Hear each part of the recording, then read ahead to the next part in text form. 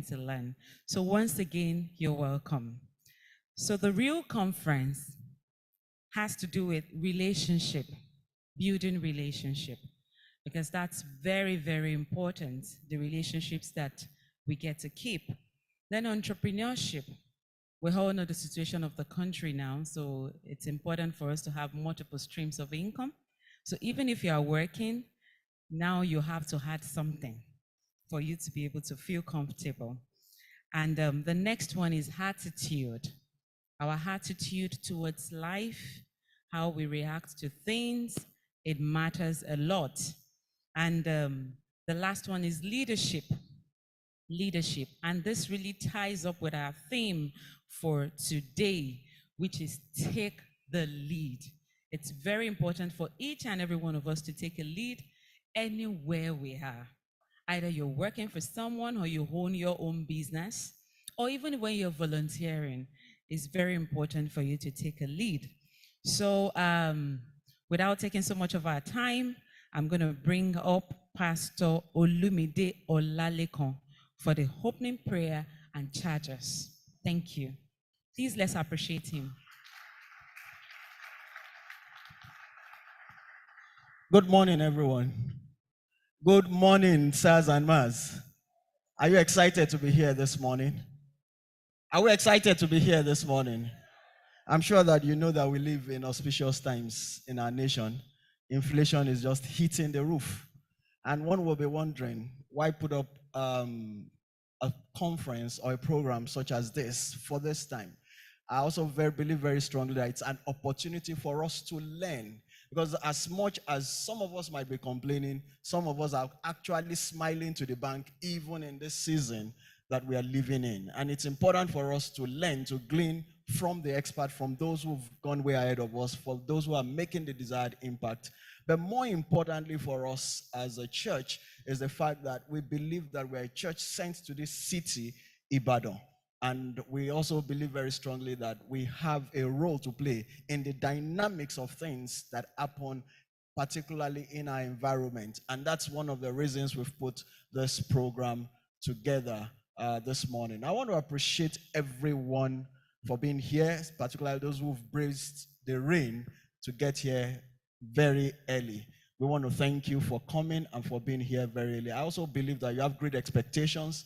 As you've seen from the flyer and the billboard that we have outside, we have right here in our midst, Mr. Bayo Adeyinka is the Executive Technical Advisor to the MD CEO of Fidelity Bank, and he's walked up the corporate ladder. We'll be listening to his story as he teaches us and touches on the angle of career and employment for those of us that are in business or those of us that are in career. Very shortly, Mr. Sun-Basaorun will be joining us. That's the Chief Executive Officer of Foodco. And I'm sure that quite a number of us will be interested to listen to the Foodco story, how Foodco moved from one shop or one outlet. So I think they have about 16 outlets now across the nation. So we look forward to having him join us in some couple of minutes. So like I said earlier, just sit tight. There's a lot for us to learn. We're having the key speaker addresses. Afterwards, we'll have the panel discussion. Then afterwards, we will have the workshop. And the workshop is very important. That's where you really write down. Not that you don't write down through the other sessions, but you write down the things that you'll begin to implement in your life after this conference. So we're excited to be here this morning. We're excited to host you. We also want to acknowledge everyone who's joined us online, because right now we have an online audience on Zoom, on Facebook, on the various social media platforms. We also want to welcome you to the R.E.A.L conference this morning. So you're most welcome. Shall we just bow down our heads as we just take a short word of prayer? Father, we want to say thank you. We appreciate and we acknowledge you for such a time as this. We thank you, O God, because it's not by chance that you have placed us on this planet at such this time. And nothing is catching you, O God, unawares. But Father, we know that you have so much great in stock for us this morning. As we go forward in this conference, we ask that, Lord, even by yourself, you will indeed minister and speak to each and every one of us, those things that will help us to move our lives forward. And Lord, you also help us to take the necessary benefit out of this conference today. Glory be to your name. In Jesus' name we pray. Amen.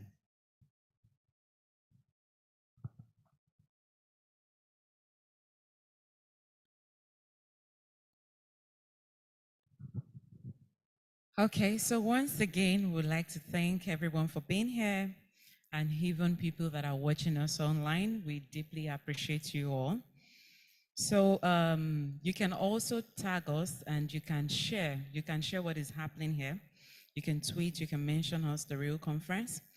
And we'll be bringing up our keynote speaker that would address us. So his profile will be projected on the screen.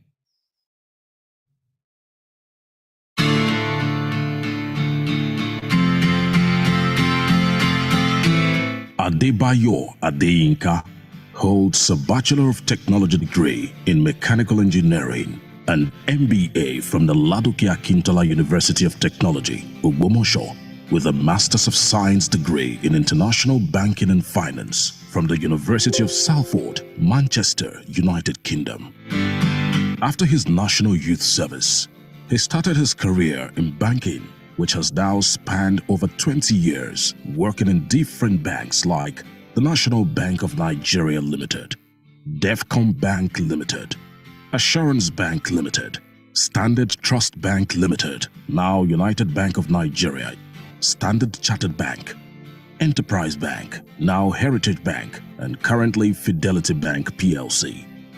He has served and led several leadership positions from his undergraduate days till date, among which are President of the Students' Union Government, Ladoke Akintola University of Technology, Pioneer Branch Manager, Standard Chartered Bank, Ibadan, Regional Head at R.E.A.L Enterprise Bank, Heritage Bank and Fidelity Bank, Southwest One, and youngest member of the Oyo State Vision 2010 Committee. Adebayo Adeyinka is an honorary senior member of the Chartered Institute of Bankers in Nigeria, a fellow of the Chartered Institute of Loan and Risk Management of Nigeria, and a fellow of the Chartered Institute of Professional Financial Managers in Nigeria. He is currently a Deputy General Manager and the Executive Technical Assistant to the Managing Director of Fidelity Bank PLC. Some of his social interventions include spearheading a social responsibility intervention in October 2017 that led to the payment of fines and release of 27 prison inmates at the Kirikiri Medium Prison, Lagos, adoption of a public school in Ibadan for the past 3 years, among others. He also led the Fund Lautech initiative, where together with a team of 4 people, they brought a national awareness to the plight of Ladoke Akintola University of Technology, Ogbomoso, Nigeria, and raised a sum of 9.4 million naira through a crowdfunding effort which was donated to the university. A spin-off which provided internship opportunities for undergraduates while they waited for the impasse to be resolved then. Adebayo Adeyinka is a thought leader and author with several of his articles in the social media space and published by newspapers. He has 3 books to his credit, with his third titled 30 Career Lessons I Learned Along the Way, released in December 2018. He's also involved in mentoring and training in business communication, leadership, and people skills. Adebayo Adeyinka is married to Abimbola and they have a daughter. His aspiration is to be among the top 10 in his career, in addition to being an example to follow, the standards to beat, a role model, and always staying on the cutting edge in all he does. Ladies and gentlemen, let's make welcome Mr. Adebayo Adeyinka to the R.E.A.L Conference.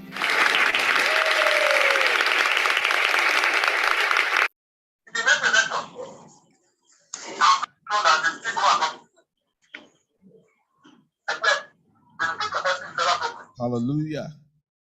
Praise the Lord. Hallelujah. Good morning, everyone. I'm very excited to be here. Can you all hear me? All right, I'm very excited to be here this morning. And, anytime I'm here at the Bridge Network, it feels like home. And I want to thank the set man. I want to thank Pastor Francis Madojemu for this privilege. I thought you put your hands together. I want to appreciate our pastor, Pastor Lumide. Thank you so much for this honor. God bless you. And I want to appreciate everybody who has taken their time out today to come and learn one thing or the other. We're going to learn from each other. I want to thank you for taking that time out to come. Can you put your hands together for yourself?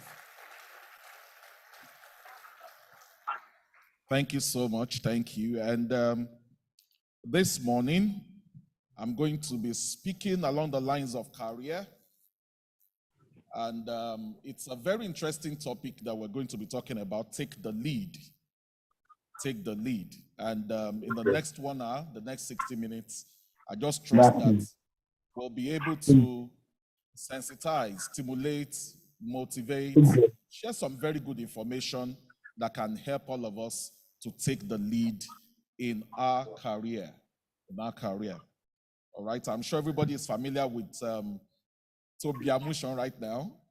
All right, our lady that is going places and that is shining like a million stars. Okay, so during the course of the next few minutes, I'm just going to be speaking on this outline. We're going to be looking at relational intelligence. I'm going to be talking about solving problems, versatility in your career, talking about setting goals, updating your goals, how to future-proof your career. And I'm going to be encouraging everybody here to have a plan B, and then we're going to end with career drivers. I'm going to just be sharing what I have learned over the course of my career, spent about 22, going to 23 years now, in banking across 7 different banks, and things that I have learned that I share with a lot of people, and how we can grow in our career and how we can take the lead in our career. But first of all, I want to start with my story. And I recall that when the introduction was being made this morning about taking the lead, one of the first things that was spoken about was relationships. So I want to summarize my career this morning and tell you in brief the story of my career. I hope I won't bore you with my story. Now, I served in a city called Port Harcourt. And I remember that towards the end of my youth service then, early 2000, a friend of mine came all the way from Bayelsa. Now, when I was on campus at the university, I was the president of the Students' Union, and this guy that came was my speaker. So he came from Bayelsa to come and look for me. And during the course of the discussion, he said, Bayo, I saw an advert in the newspaper. They are asking for people who are interested in banking. They must have a minimum of 2.2, and they should apply. And I said, well, I'm not interested in banking because I studied engineering. And this guy kept on my case, kept on talking to me, showed me the newspaper advert. I would never forget. It was Guardian on Friday. Now, for those who were familiar with Guardian those days, when they advertise for jobs, it is Guardian on Tuesday. But this particular one was Guardian on Friday. So he convinced me finally, because they said anybody who graduated from any discipline can actually apply. So on the day it was going to close, we came all the way to Lagos, went to Broad Street. I remember very well that we came there. There was a carton that was put in front of that bank. And then I bought a foolscap sheet right there on Broad Street, wrote my application handwritten with my CV, and submitted and dropped there. A few weeks later, we were called to come for an aptitude test. I wrote my aptitude test at GCI, their library. And I remember we were so many that I was wondering if there was ever going to be a chance for me. And we wrote the aptitude test. Myself and my friend, we sat on that same table. And a few weeks after the result came out, I passed. He didn't pass. And then they called me for an interview. And I remember that my friend followed me for the interview. The interview held at Idowu Taylor in Victoria Island. So he followed me for the interview. He held a Gideon's Bible. How many people here know the Gideon's Bible? All right, that Gideon's New Testament, that small Bible, blue Bible. He held it in his back pocket, wanted to follow me inside the venue of the interview, but they didn't allow him in because he didn't have a pass. So he went across the road to where there was a car wash, held that Gideon Bible and was praying for me. And then I went inside for the interview. I won't bore you with what happened during the interview, the questions that were asked, why you as an engineering student, engineering graduate want to work for a bank and all that. And then I came out of the interview. It was a panel interview of about 5 or 6 people. I came out. My friend came from the other side and said, Bayo, something told me you got this job. Now, long story short, I got the job and I started working for the very first bank in my career. Can somebody say bank number 1? All right. After a few years, I worked there, right there in Ibadan here, secretariat here. What is now known as Wema Bank, right there, that secretariat used to be National Bank. And after a few years, I was living in Ashi in Ibadan at that time. I drove home, and inside that particular compound where we lived, we had 5 bankers inside that compound. It was a block of flats, 8 flats, all right, 4 blocks, and 5 bankers were living there, including myself. So I saw that as I drove in, right after me, the eldest banker in that compound who was married, drove after me. So he came down from the car, I greeted him, and I ran to the gate just to shut the gate. And then he beckoned at me, said, Bayo, come. So I went to him. And then he said, right down our road, New Court Road, they are building the branch of a new bank there, and they are looking for staff. Would you be interested? The person who is going to be the branch manager is my friend. Are you interested? Now, I have learned never to say no to an opportunity. So immediately I said, yes, I am interested. So he gave me a handwritten card, and said, come and meet me in my office tomorrow. I will take you to the guy who is going to be the branch manager. Now, I have thought about this for a long time, and I've wondered, there were 4 other people in that house who were bankers like me. Why did he not talk to any of them about the opportunity? Why did he talk to me about the opportunity? The next day, I went to see him. He held me by the hand, and he took me to the person who, incidentally, his name would bear the same name, Bayo. And he said, this is the guy I was talking to you about. I think he will be a very good addition to your team as a team member. So the guy took me by the hand, interviewed me. He said, I like you. And then he gave me a written note and asked me to go to HR in Lagos.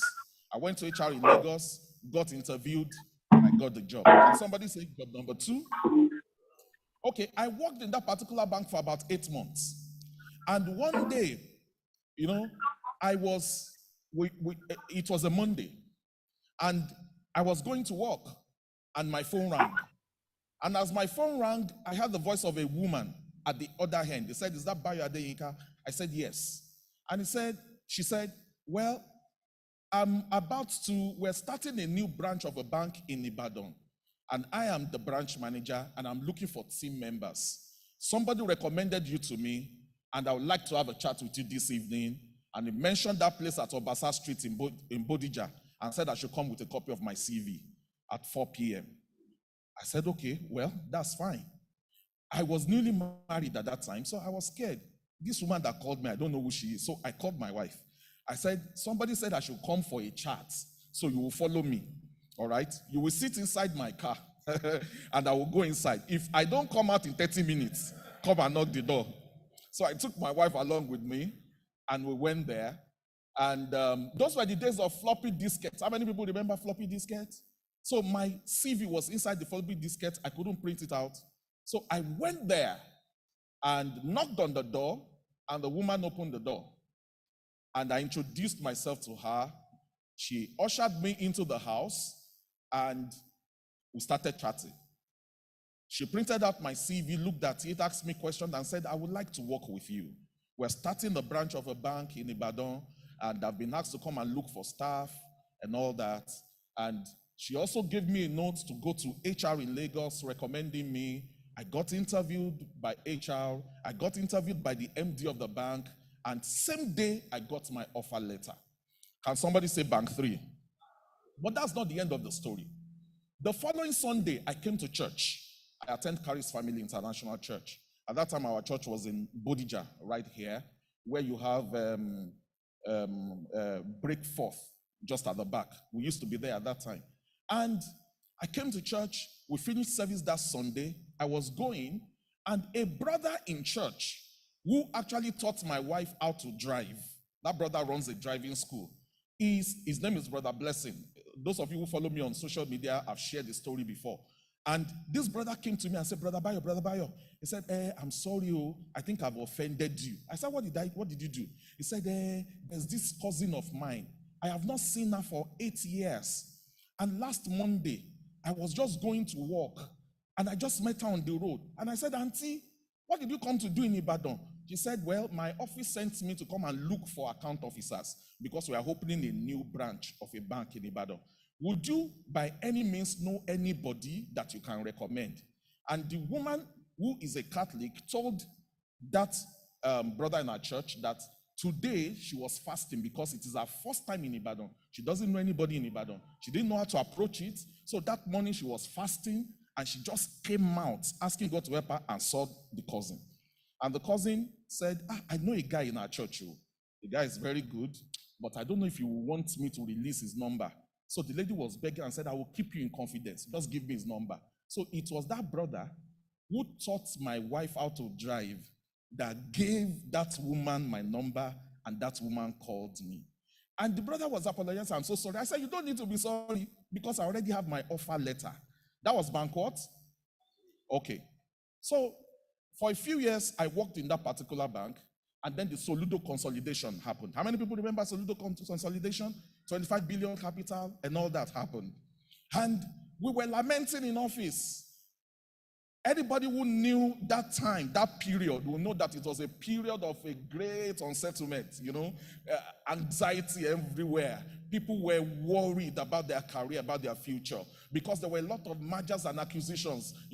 People were thinking that there was going to be massive retrenchment and massive unemployment. So a lot of us were anxious, And we sat in the office that day. I was a team lead. The other team lead also sat. Some of our other colleagues sat, and we were just lamenting about the situation of the industry.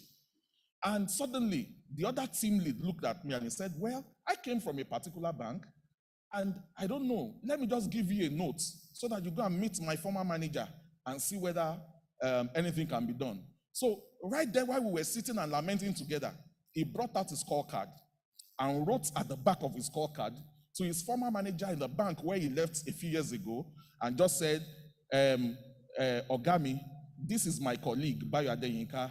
He's very good. You may want to speak to him. And he gave me the card. So I took that card and I walked from our branch where they call Fijabi in Dubai now. Okay, Fijabi. How many people know Fijabi? Right? That place was where the bank was. And I walked from that place, walked to Coco Dome. It was within walking distance, and asked to see the branch manager of this branch. So they took me in, and I said, I'm from Mr. So and so. He said, oh, okay. I gave him the card. He said, okay, sit down. And he started interviewing me. After he interviewed me, he said, I like you. I think I would like to work with you. And he said, but 3 people have to interview you. So I'm number 1, I'll take you to the second person. So he carried the file, because he had already opened the file for me with my CV, took me to the second person, who obviously was his senior in grade because of the way he spoke to him, said, Oga, please, I'm thinking of hiring this guy. Would you mind to help me please interview him? So he gave him the file, and I sat before that guy. And the first thing the guy asked was, which secondary school did you go to? So I looked at him and I said, I went to Federal Government College, Idoani. He said, what? That was my secondary school. Which year did you finish? I said, well, I entered 1985. It happened that when I was in Form 1, he was in Form 5. So we started singing our school anthem. F, G, C, E, Do, A, Ni, we greet. And we started singing. That was the interview. And as we were singing, he now said, so that they will not say I did not ask you any question. Do you have 5 credits? I said, yes. Okay. And he filled everything and carried the file and went to the third person, who apparently is his junior. And he said, This is my candidate. I want to hire this guy, so interview this guy right now and give me the file. So immediately the guy said, yes, sir, yes, sir. Quickly interviewed me. Of course, what do you think he would do? He would recommend. And then he took it back. And then I later went to head office, did interview with HR, with the MD, and got hired. That's bank number what? Number 4. So I worked there for some time, for some years. And there was a particular Saturday like this. We used to do Saturday banking then. So I came to the office to do Saturday banking. And I now remember that, oh, I have not called my former boss for some time, okay? Because anywhere I work, even if I leave, I'm always in relationship with the people that I used to work with before. So I said, let me say hello to my former boss. I'm sure a lot of you know him, my former boss, who just passed on this year, but they are Abikoye. So I just called him, and I said, Ogabode, I just said I should say hello to you, how are you, and all that, and all that. And we were chatting. And then I asked him for somebody. And he said, that person just resigned though. He left for this particular bank. And I said, hey, in Lagos? He said, no, they are building a branch in Ring Road. I said, an international bank. Building a bank in Ibadan. He said, yes. He said, in fact, they are even looking for a branch manager. Are you interested? Don't forget what I told you the last time. I never say no to an opportunity. So I said, yes, I'm interested. And let me add the spiritual dimension to this. A few months before then, I had been giving my offering in dollars in church, okay? But I won't say more than that. So let's go back to the topic. So he now said, hold on, let me quickly call the guy who is the project manager because he's my friend. So he picked his phone and called the project manager. And he called me back. He said, Bayo, you are a lucky chap. The project manager is in Ibadan, but he said he's leaving Ibadan in 10 minutes. If you can make it in 10 minutes, he'll be waiting for you at Ring Road. Now, I was at Dubai. How many people remember in the Bible how Jehu drove? So I drove my car like Jehu drove in the Bible, very furiously. And before 10 minutes, I was at Ring Road. When I got down and I saw this man who was a project manager, he looked at me and said, I have seen you before. I said, yes, sir. When I was in Form 1, he was in Form 5, the same secondary school. So he took my CV, and on Monday, they called me for a test in Lagos. I wrote the test on Monday. As I was driving back, getting to Guru Maharaji, he called me and said, have you seen the result of your test? I said, no. He called me back, he said, you passed. Your interview is Tuesday. I drove back to Lagos on Tuesday. I did an interview. On Wednesday, they called me to negotiate salaries. On Thursday, we kept negotiating salaries. On Fridays, I went to do my medical test and I picked my offer letter. Okay? One of the fastest interviews I've had just within a week. That same day, I can't forget that same day, I got an offer letter from another bank that same particular day. 2 offer letters in a day. So, and I resumed in that bank as the first branch manager in Ibadan. That's bank number what? Number what? I want to be sure that I'm not boring you with my story, but I'm going somewhere. Bank number what? Can you shout it so I can know you're following? Bank number what? All right, so after some time, I worked there for a few years and got redeployed to Lagos, started working there. And after some time, I started working in a particular branch that was the biggest branch of that bank in Nigeria and West Africa. And the person I was reporting to was made an executive director at another particular bank. In fact, the day she was leaving, I was the MC of the event. And a few months after, I received a call. And he said, Bayo, I have a problem with one of my regions right here, and I hope you don't mind coming to head the region as the regional head. You know, I looked at myself, and he said, you see, that job, it will come with a Prado Jeep, and then it will come with some other things. Are you interested? I looked at the woman, and I said, what kind of question is that? In my family, my generation, nobody had driven SUV before. You are saying that the job will come with SUV, and you're asking me. I said, yes, of course, I'm interested. All right, one thing led to the other. I did my interviews and all that, and I got hired. That's bank number what? Number 6. So I worked there for a couple of years. And after working there for a couple of years, this same person went to another bank, all right, and was working there, and then called me again to come and lead the team as a regional head. And then I went. That's number what? Number 7. That's where I am today. Now, I have told you all these stories. In all these stories, you will see that hardly will you hear I beg to apply in any of my story. In my career, I've hardly written any application apart from the very first one that I wrote. And that is why I am starting this particular seminar with relational intelligence, which is exactly what the lady who started this was talking about, relationship. If you want to take the lead in your career, you have to invest in relationships. You can start your career with emotional intelligence, but if you are going to sustain it and climb the corporate ladder, you're going to be talking about relational intelligence. Emotional intelligence can just take you a little bit, but to climb that ladder, to continue to take the lead in your career, you will be talking about building your relational intelligence. It is very important. God will bless you, but God will only bless you through people. So you need to invest in your relationships. For instance, now, how many people even know the name of the person sitting near you? Except maybe you are friends, and this is the way you normally sit in church. You know, all of us have our seat in church. That seat that belongs to you. All right? Invest in relational intelligence. RQ, that's the relationship quotient, is greater than IQ. Is greater than IQ. You need to understand that. You need to invest in building relationships. IQ can be a starter, but RQ is what is going to sustain you. That is what is going to sustain you. You know, if you look at what I wrote here, people will freely share opportunities with you once they are comfortable with you. That's when they'll freely share opportunities with you. So you want to climb the corporate ladder, you want to take the lead, I encourage you, be friendly. Be friendly. One of the things you can also do, join alumni associations. Be very active. When there are opportunities, they will share with you. When there are openings, you will get information.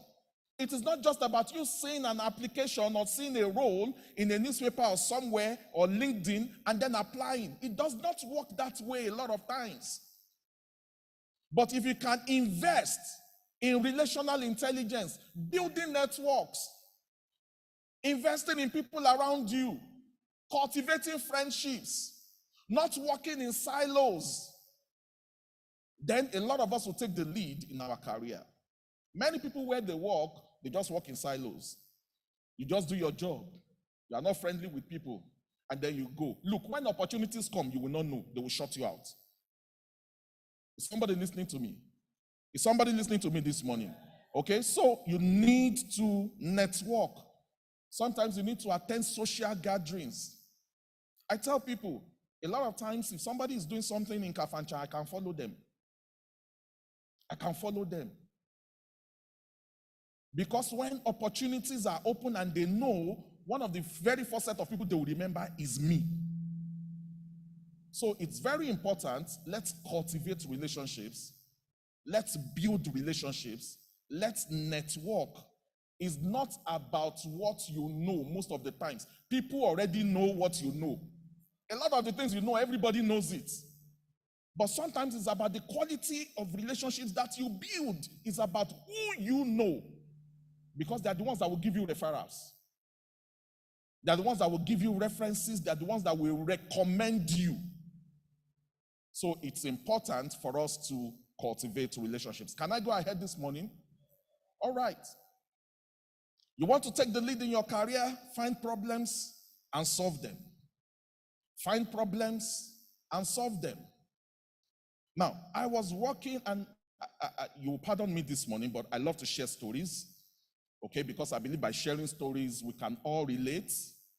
And I believe that's one of the reasons why 2/3 of what Jesus shared in the Bible were parables, so that people can relate through stories. So, I was in Lagos. I'd been redeployed to Lagos. In fact, as a matter of fact, what happened was I got dissatisfied with Ibadan. I felt that my career had reached a plateau, because by 6 p.m., I'm done. I get home. At that time, my wife was not even in Nigeria. You know, and at that time, I just felt that I had already outgrown Ibadan. And I had that feeling of discontentment, that feeling of dissatisfaction within me. So Fortunately, there was an in-house advert advertising the role of a branch manager in Lagos. So I wrote, and I said I wanted that branch. I applied internally. And the HR lady called me and said, but why would you want to leave Ibadan? It's the same role, it's the same pay, it's not a promotion. Why would I said, I'm already dissatisfied with Ibadan. I believe there can be more. I believe there can be more. It's not just about leaving work at 6 p.m., going to eat pounded yam and starting to work. You go back home and start watching African Magic. And then you get so fat after some time, and then what other thing can I be here? So I spoke to her. And she said, okay, this branch that we're advertising has an issue. There have been 3 branch managers that have been hired and fired because that branch has not been doing well.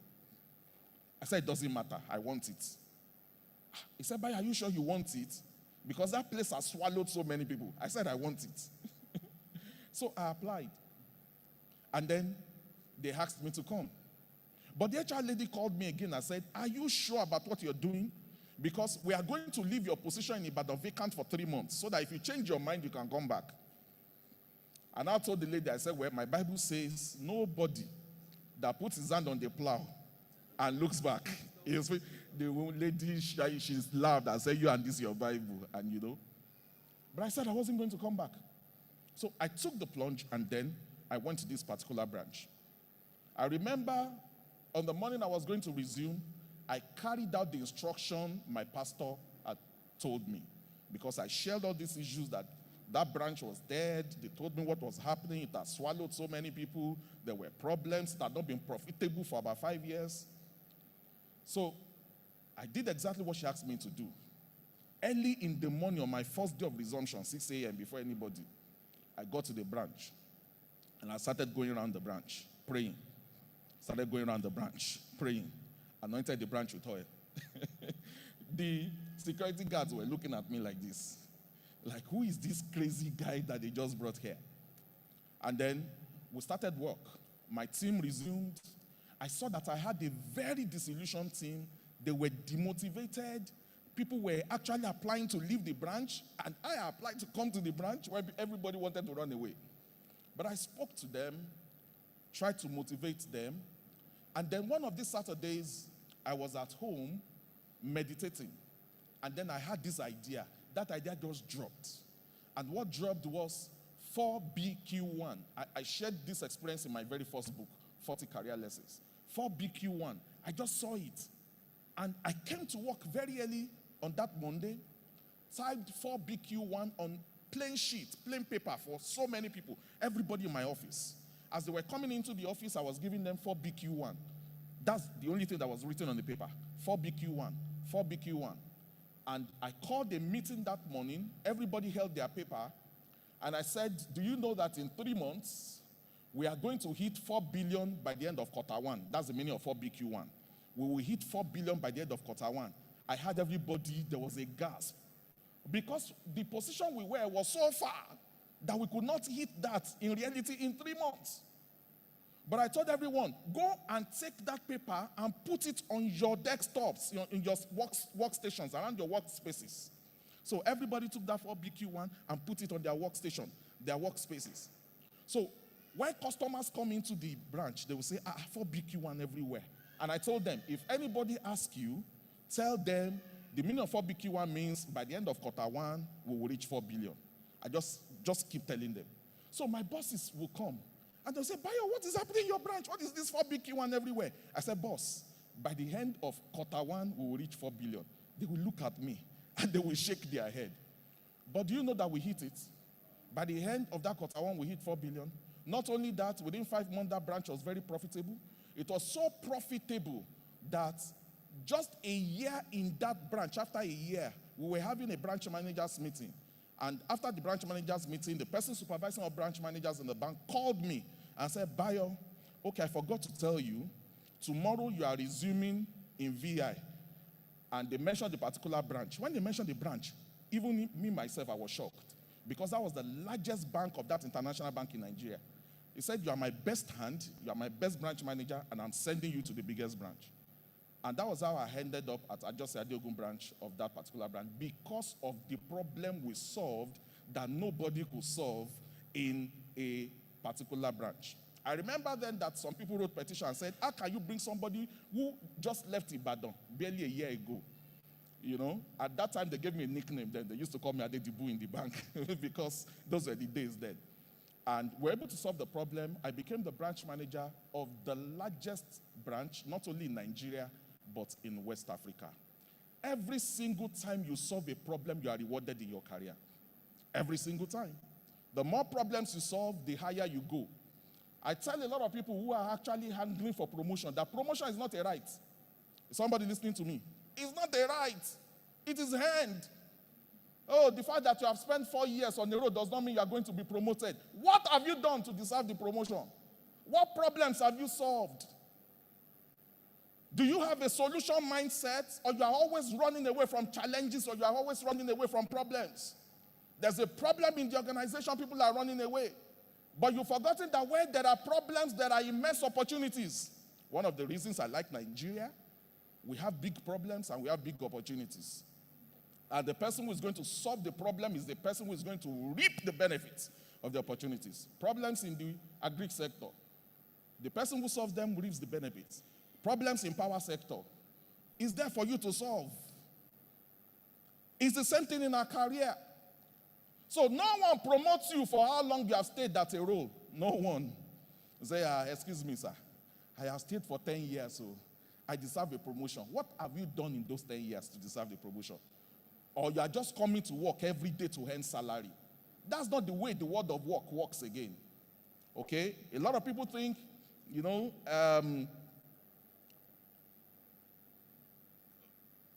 I just come to work, do barely to get by, and then expect that because I'm counting days and years that I'm going to get a raise or get a promotion. It will not work that way. Every time you solve a problem, you get rewarded. Every time you solve a problem, you get rewarded. How many people here remember the story of David and Goliath? Let's go into the scriptures. David and Goliath. 1 Samuel chapter 17. David went to the scene of the war, not actually to fight the battle. He was sent on an errand, but discovered there was a national problem. Goliath was a national problem. Everybody was running helter-skelter. But he asked a question, a pertinent question, which showed that David had the solution mindset. The question he asked was, excuse me, sir, what is going to be done to the person who solves this national problem? If you are going to rise in your career, that is the kind of problem, the kind of question you should be asking. Excuse me, manager. Excuse me, GM. What is going to be done for anybody who solves this problem of our company? That was the problem. That was the question that David asked. He said, what is going to be done for the person who defeats this Philistine? And they told him 3 things are going to be done. They said the king has promised that anybody who solves this problem, his family will be made rich in Israel. Can somebody say number 1? He said the king also promised that anybody who solves this national problem, he will be the king's in-law. He will marry the king's daughter. Can somebody say number 2?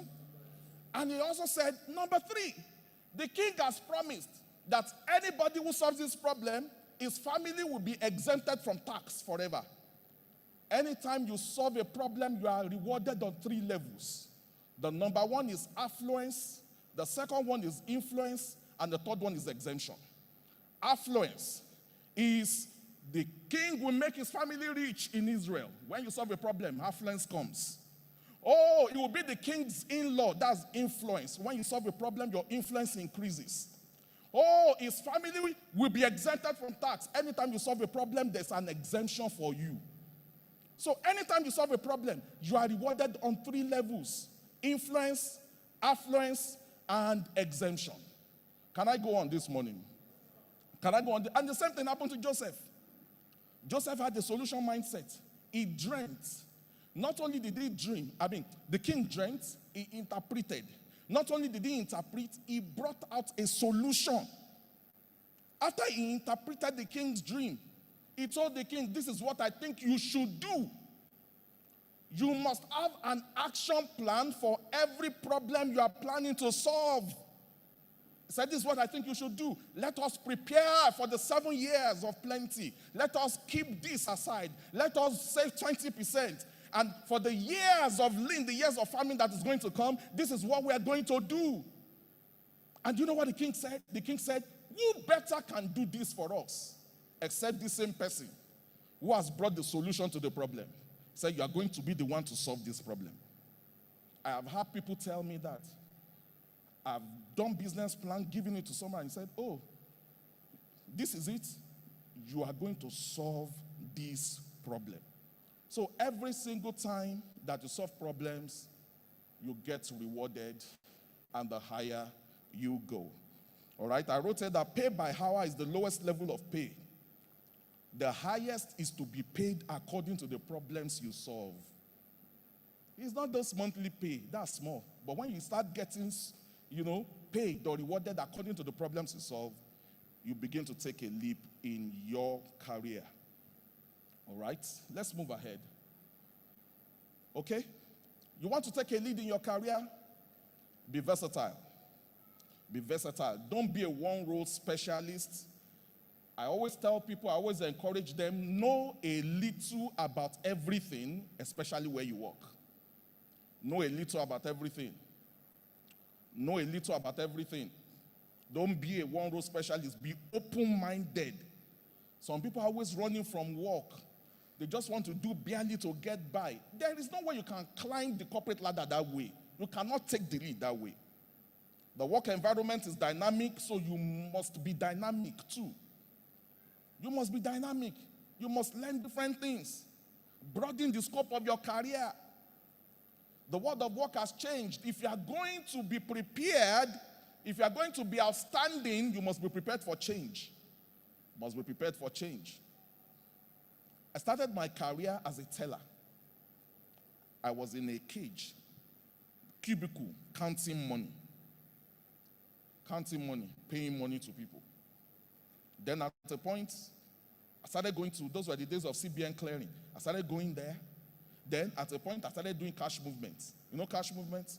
When you will sit between two policemen, and then you go to central bank to go and move money. I remember one day, we went to move money from CBN to Dubai, and we were coming. I was sitting beside two policemen, and my mom at Dubai, I just bought something. I was about to cross the road, and our car was going at that time. And then she saw me between two policemen. The 2 nylon bags she carried, she dropped it on the floor like this, bam, and put her hands on her head. When I got home that night, he said, oh God of I said, Mommy, come and give me another job. But from there, I tell people, it is not how you start that matters. You must make continuous progress. Ensure you are going forward. Ensure you are not stagnant. And one way you can do that is not to just specialize on one role. It is to try to know a little bit about everything. When I was a teller, I would be counting money like this and paying people. But because I believe God gave me a special ability to be able to remember faces and names, once I pay you once, I don't forget your name again. So when you come again, I just say, Mr. So, how are you today? So a lot of people are shocked. How did you know my name? I said, I paid you 2 days ago now. And that was how I started building the friendship. So right there, we were about 4 tellers, but the queue in front of me is usually very long. They will ask other people, yeah, come to this place. They said, no, we want to be paid by Bayo. Because we'll be gisting. As I'm paying you, I am gisting with you. I'm asking you, how are you, sir? That's your daughter, Daddy. I hope she's fine. So, oh, she's fine. She's in school now. And we're talking, and all that. And it was while I was working there that one of my branch managers now saw me and decided to write to Lagos that I want this guy to be in marketing. That this guy will be very good in marketing. And when they wrote, another branch manager wrote again and said, I want him. So there were 2 different branch managers, 2 different locations who wrote to HR and they wanted me. So HR now wrote me and said, 2 people want you. Where do you want to go? And I know both of them very well. Both of them were people I look up to. I didn't want to offend anybody. So I decided to use tact. So I wrote back to HR and said, any decision of my managers is okay by me. One wanted me in Ibadan, one wanted me in Oshogbo. So the one in Ibadan who saw my response quickly responded and said, Bayo said he's coming to me. And that was how they moved me. So continuous personal development and training is a must. You must continue to train yourself. Don't wait for any organization to train you. I have a master's from University of Salford. I paid for it by myself. I didn't wait for any organization to send me to Harvard. I paid for it from my savings. When I was in Ibadan, I was doing one advanced Excel course somewhere here in Mokola, twice a week. By my own savings, my own money, I paid. I said I wanted to learn more. And I went and I paid the guy, a personal tutor, and I would go to his office for 2 hours, carry my computer there, and the guy was training me. I have a certificate in project management. It was from my own money. I was in Ibadan then. Every Saturday, the class was in Lagos. I will go to Lagos every day. Every weekend, and then come back same day. Because by Sunday, I have to be in church. Continuous development and personal training is a must. Don't wait for anybody to train you. Don't wait for any organization to say, okay, this is our training module or our training guide for the year. It will not work. It will not work.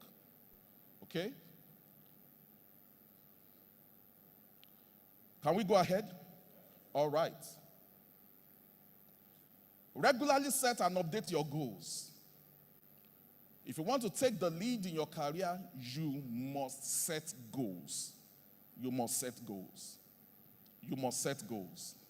In 2007, I decided to revisit my goals. Every year, I always set goals. I have a book for goals every year. So that particular year, at that time, I decided to revisit my career goals. Some career goals I had set for some years. So I sat down that day and said that I wanted to be a GM by 40. That was my goal when I was starting the career. I said I wanted to be a GM by 40. At the time I was revisiting my goals, I set that goal when I started at 25. And by the time I was revisiting this goal, I was already an assistant manager, but I was 32 years. That was 2007. So I sat down that day and I started thinking. I was meditating, I was thinking, I was reflecting. I said, there are only 2 ways for me to achieve this, because at that time I had only 8 years left. I said, it is either I wait for promotion or I promote myself by moving. Only 2 ways. Move horizontally or move vertically. Only 2 ways. So I sat down, reflected, and decided the course of action that I believe would be best for me. And that was actually what accounted for a lot of the moves that I made. It was deliberate because I had my goal that was in front of me that I was pursuing. So you need to regularly set and update your goals.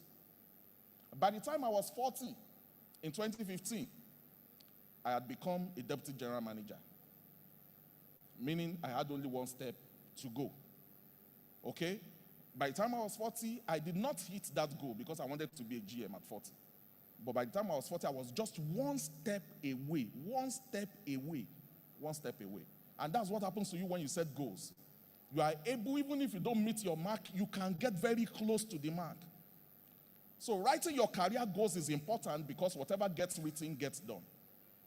So usually I ask people, you should be able to sit down and ask yourself, where do I see myself in the next 5 years? Where do I see myself in the next 10 years? Where do I see myself in the next 15 years? And then you write your goals, and your goals must be smart goals, smart goals, smart goals. They must be specific, they must be measurable, they must be achievable, they must be realistic, and they must be time-bound. Smart goals. We don't have time this morning, but if you follow me on Twitter, I actually broke this down, how to set goals, goal setting, and all of that. You can go and look for it. All right? So your goals must not be ambiguous. It must be very, very specific. Very, very specific. Where do you see yourself in 5 years? Where do you see yourself in 10 years? And how are you going to get there? Your goals must be measurable. It must be measurable to the extent that when you hit those goals, you will know, yes, I have hit those goals. There must be key performance indicators. There must be milestones by which we know that you are getting closer to the goal. Your goals must be action-oriented. Break them down bit by bit, plan by plan. If possible, on a yearly basis, so that you can measure it. They must be realistic. They must be capable of being executed. Not something that hangs in the sky, and they must be time-bound. You must have a deadline. You must have a deadline. You must have a deadline. If you regularly set and update your goals, you will be able to take the lead in your career. You will be able to take ownership of your career. You want to take the lead? You need to future-proof your career. Now, the world of work has changed a lot. The world of work has changed. So many things have changed. When COVID came, a lot of disruption also came, and some jobs vanished, literally, and some new jobs were created. So many jobs or roles are being phased out or extinct. There were some years back, if you wanted to type something, you will go to Gates in Ibadan here, and in Gates, you see a lot of typewriters lined up in front of what used to be ABC Chemist those days. Okay? And you see those typewriters. How many people have seen a typewriter before? And then they will put the paper and the stencil. And then somebody will type, pa, pa, pa, pa, pa, pa, pa, pa. And then they will move the thing like this. But the job role of a typist is extinct. It's extinct. There was a time, it was a job role to be a lift operator. You will sit inside, somebody will sit inside a lift, and that's their job. They will just press, where are you going, sir? Floor 2. They will press a ping, and they have a stool, they will sit on it. It takes you there, they will come back, and that was somebody's job. But now, people press lifts by themselves. Nobody needs any lift operator. And so many other jobs phased out. So the traditional career model has changed. Even with migration happening now, people are working from home. People can determine how they want to work. I know somebody who is actually supposed to be in Canada working, but because he's working for home, he's working from Nigeria. He came to Nigeria and he's working. And they are paying him. So there is a shift from resource-based economy to the knowledge-based and tech economy. Now, these are the characteristics of jobs that will be under threat or that are under threat. Look at this table very well. If your job, low wages, low educational requirements, low skills, or very little creative or social requirements, if your job falls inside that bracket, it is under threat. It is under threat. All these ones are going to go. If your job can revolve around this bracket, then your job is under threat. Now, how do you future-proof your career? How do you ensure that 5 years down the line you are relevant? 10 years down the line you are very relevant? Anytime they call you, you can operate across different, can I say governments? Someone like Daniel, who was relevant with about 5 different presidents or kings, and he was still there, constantly functioning, always relevant. People still calling him.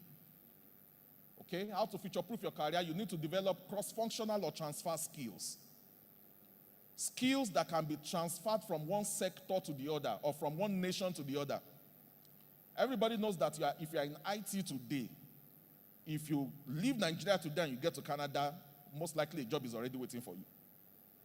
Nobody will ask you to come and be flipping burger. But there are some jobs that you have in Nigeria. If you go somewhere, you will first of all flip burger. Do you understand what I mean by flipping burger? You will flip burger. You will work at McDonald's, washing plates, because you don't have the required skills. So that's why a lot of people have to be reskilled. They will go to school again or get some certification. But there are certain jobs that if you do them right now, you have those skills, and you go to another geography, you will still be relevant. Okay? So develop cross-functional transfer skills. You need to have a broad range of competencies. A broad range of competencies, skills, and abilities. It will keep you being relevant. Know a bit about what others are doing, and then be aware of your environment and sector globally. Let's talk about another aspect that I love to talk about, especially when I'm talking about career with people. You know, no matter how good you are on your job, your career will end one day. It's not a curse. That's the reality. Okay? And in your job, 3 different things can happen to you. You can quit, you can retire, or you can be fired. Okay? And for so many people, losing a job can be very traumatic, especially if they are not prepared. It can be that's why you will see somebody will lose their job, and within 6 months, you already know the difference. You already know the difference because a lot of people are not prepared. Unfortunately, no organization prepares their staff for a job loss. So what do we need to do? And this helps you to prepare. I always tell people 5 major areas you need to focus on. We've spoken about the first one. Okay, I call it ISROT, I-S-R-O-T, ISROT. The first one is ideas. Don't neglect your ideas. Don't neglect your ideas. Don't neglect your ideas. Work on those ideas you have. Okay, you want to write a book, it's an idea, begin to work on it. I have written 3 books, it doesn't interfere with my job. I still sell, okay, and I still write. One of the things that I do is anytime I interview people, I ask them, apart from this job, what other things do you do? Because I want to be sure that they are versatile and they have some other things that stimulate their thinking. I'm not saying use the job of the time of your employer to do some other things. No. But I just want to be sure that you are versatile and you are hungry and you are passionate and you are a person of ideas. The second thing is your skills. What can you do better than most people? What can you do better than most people? Can you sing better than most people? I used to have a branch manager when I was a regional manager. This guy could sing. This guy could coordinate a choir. This guy could play the keyboard. This guy could play the guitar. This guy could play the drums, very versatile. Today, he has one of the largest choir in Nigeria. He leads choir all over, and I used to encourage him. I used to encourage him then. Today, the choir to sing at many major festivals around Nigeria, and that's what he does now. He has left banking. His videos are online that maybe if I mention his name, some of you might have even come across his video. Sang at a lot of public functions with his choir, and it's very, very good. Okay? So what can you do better than most people? There is something you can do better than most people. Work on it. Relationships, I've spoken about them. Value relationships. I had a guy who worked with me who decided that he was going to leave banking and decided to speak to one of the relationships he used to manage. So he spoke to her and said, "Ma, this is my final week in banking. I just want to try my hand on some other things." The woman said, what do you want to do? He said, "I don't know yet." He said, "Okay, pending the time that you know what you are going to do, take this check." And they wrote a check for 2 million and gave this guy. And then the guy came back after some time. He said, "I too, I want to set up a microfinance bank." Well, long story short, a lot of the relationships that he managed, invested in him. Today, this guy has a very thriving microfinance bank as the MD CEO in Lagos. In fact, he sat with me for counseling early this year. He called me, he said he wanted me to counsel him on some things. So we went to an eatery and we sat. And the first thing I asked him was, "What did you make last year?" He said, "Last year, my profit last year, after we took away all expenses and we are building a new head office for my microfinance bank, my profit was 30 million. And that is very good, not bad at all, for a microfinance bank that is not even up to 3 or 4 years. All right? So, relationship, value relationships. Opportunities, look out for opportunities. Be passionate and knowledgeable about the area of opportunity you want to explore. And time. What do you do with your spare time? What do you do? Even if you are a civil servant, what do you do with your spare time? What do you do with your spare time? All right? I think we're going to stop with career drivers. Career drivers. These are the major career drivers. You can either be driven by compensation and pay. Some people are driven by salary. Okay? Some people, it is work-life balance that motivates them. For some people, it is the reputation of the company. For some people, it is promotion and recognition. For some people, it is the leadership and people. And for some people, it's the opportunity to do interesting work. I tell people, when you just start your career driver should not be compensation and pay. Don't be motivated by money. Be motivated by the fact that you want to learn. But over the course of your career, your motivation will change from one thing to the other. I am not saying being driven or being motivated by money is bad. No, it is not. But when you are just climbing the ladder, it is not just about money. It is not just, and that is where a lot of people miss it. Because you earn that money for some time, and then you are no longer satisfied. So these are the drivers, and it moves, it changes from time to time.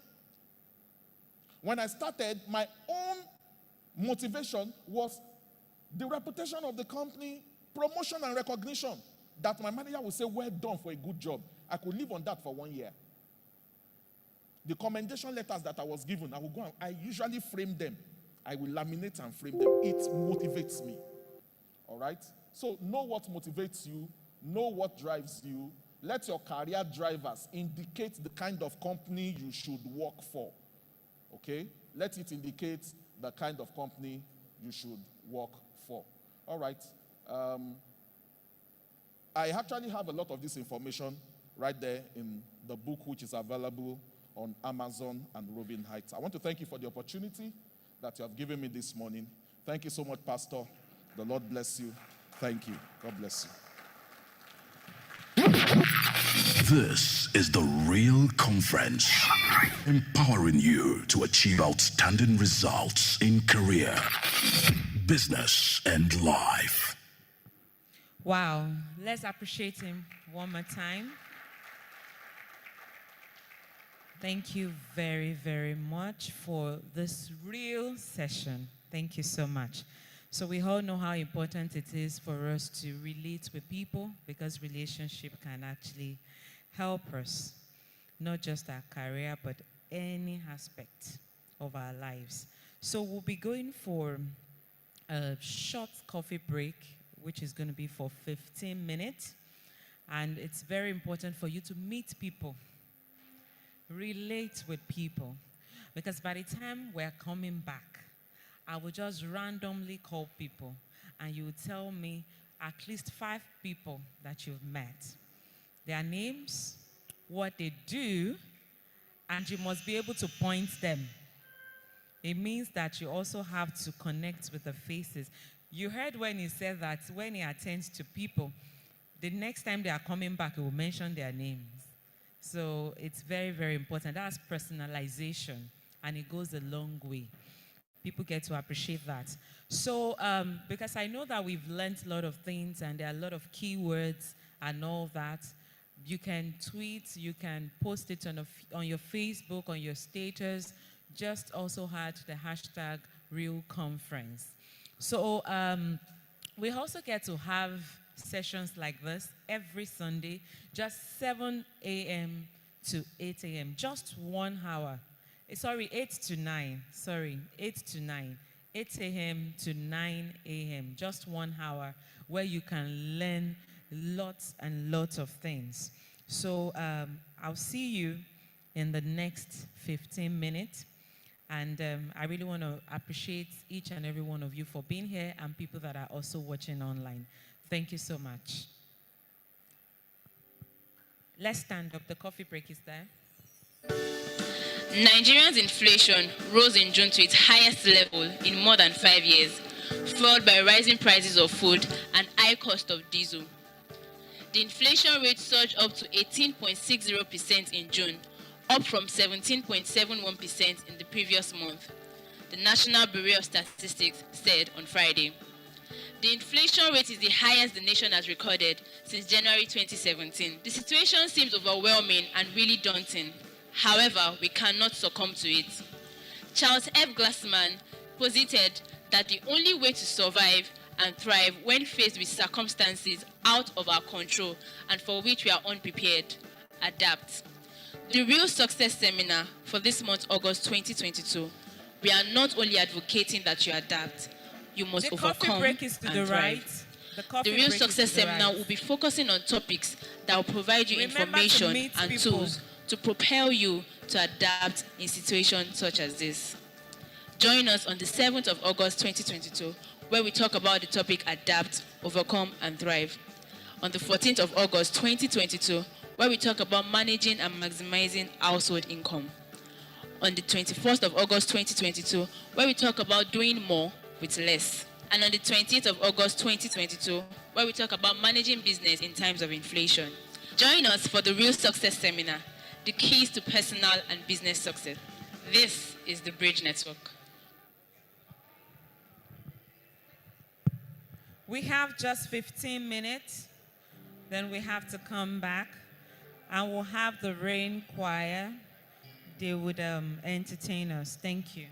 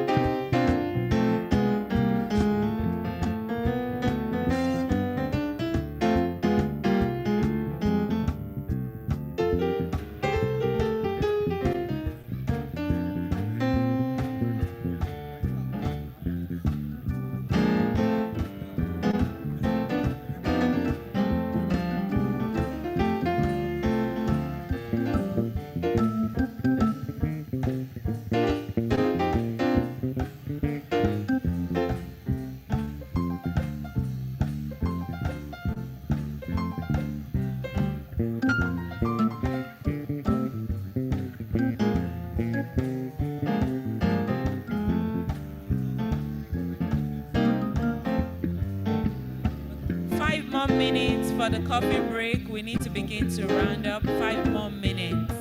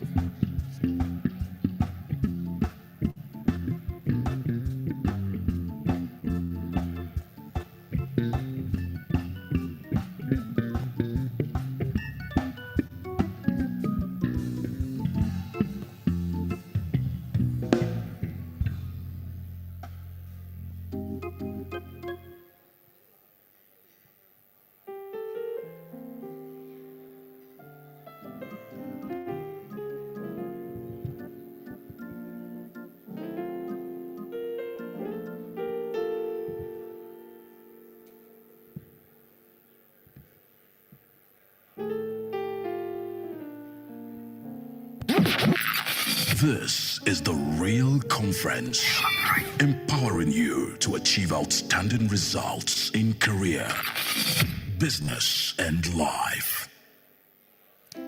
So you're welcome back. The coffee break is over. So now remember that I said that I'll call people randomly, then you mention 5 people. So before I call people randomly, who wants to volunteer?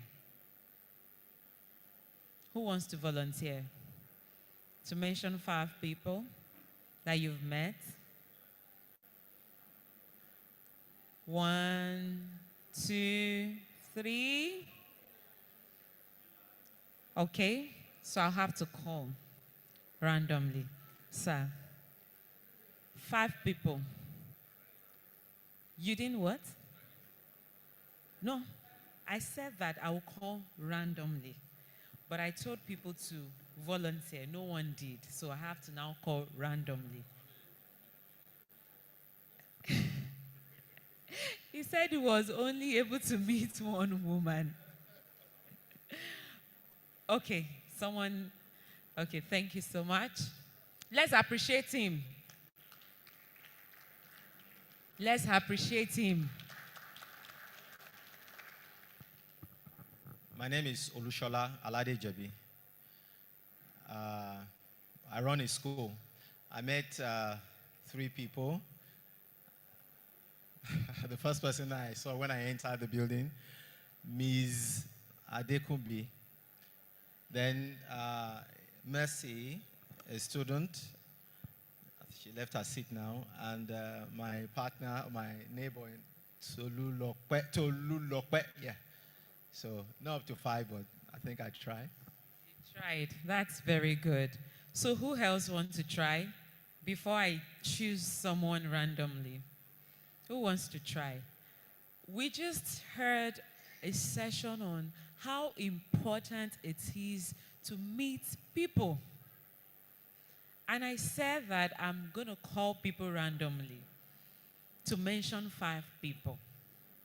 And we're here and we're finding it difficult to tell us the people that we interacted with.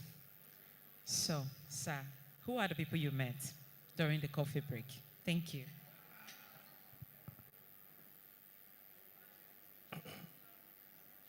I'm Oluwafemi Abodorin. I met just 3 people. Okay, but although we had a deep conversation. One, Mr. Solomon. He finished from Taisholari. He studied LIS, but he's into agriculture. I'm also into agriculture. And I met Mr. Theophilus. He finished from the school, forestry. And he's a waiting copper. And I met one Mr. Daniel. He's into real estate. And I'm also into real estate too. I'm into real estate and we invest real estate money into agriculture. We convert real estate money into agriculture. And that's what brought me and Mr. Solomon together this morning. Yeah. That's nice. Did you guys exchange numbers? Okay, awesome. Because if you meet someone that you feel can turn to any other thing in the future, it's better if you also exchange numbers. Okay, so the R.E.A.L conference, we already said that our theme for today is Take the Lead. And we've heard our first keynote speaker, we've heard how he talked about relationship. That is very, very important. And he also talked about how we have to set our goals, how things that we do can lead to others, and how solving problems can also help us out. Because when you solve problems, you will get rewards. So those are some of the keywords that we've learned from the first keynote speaker. So we would quickly do something now, because I can see that we're all just relaxed and all that. And I said we should meet people. And I saw that most of us probably just enjoyed our comfort zone and we didn't bother to meet people. So what we're going to do now is to try something and we guess what that person is saying. So we'll be divided into two. This side is one group and that side is another group. So each group, I will call on somebody and you better guess what that person is describing. I'm starting with you. It's as if you knew I was going to call you, right? Call. So you better be ready to guess whatever she's describing. Please come. What's your name, please? I'm Sarah. Sarah. Okay. That's very nice. You know, there are different ways of us knowing people so that you can always remember their names. But because of time, we won't be able to do so many. So for this group now, I'm going to give her a word. She will act it out. Then you guess the word. Okay? All right.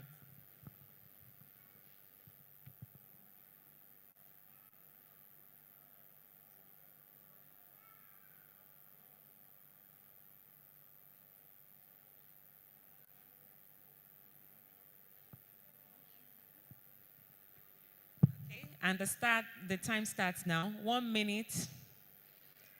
Within 1 minute, you have 1 minute, 60 seconds for you to guess. You can be here. You can't talk to anybody. You can't. You can't talk to anybody. Describe. You can't say the word. It's called taboo. So you just have to describe. You have 1 minute, and your time is already counting.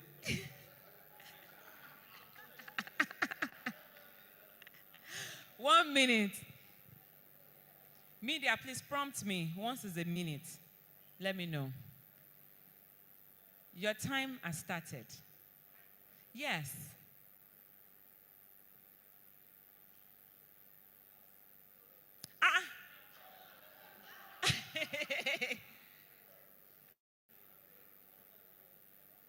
I'm going to give you another chance and give you another word because you mentioned it is a taboo. You are not to say what it is. You are to act it out. You have to act it out and they guess. That's the whole fun, yes.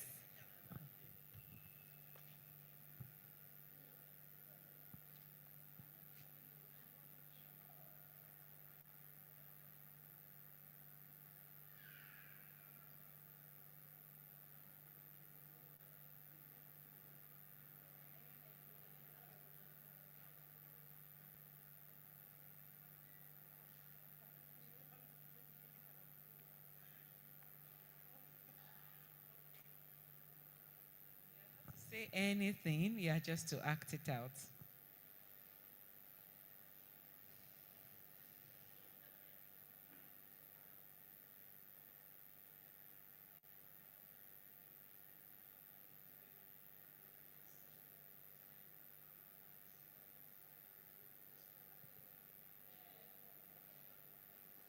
I think it's because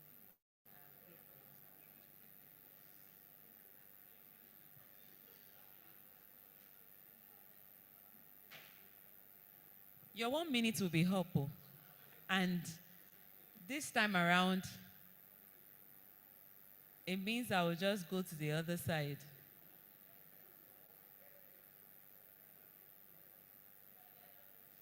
You are not doing anything. Even I don't know what you are doing.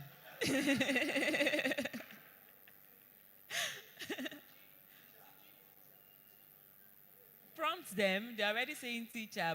So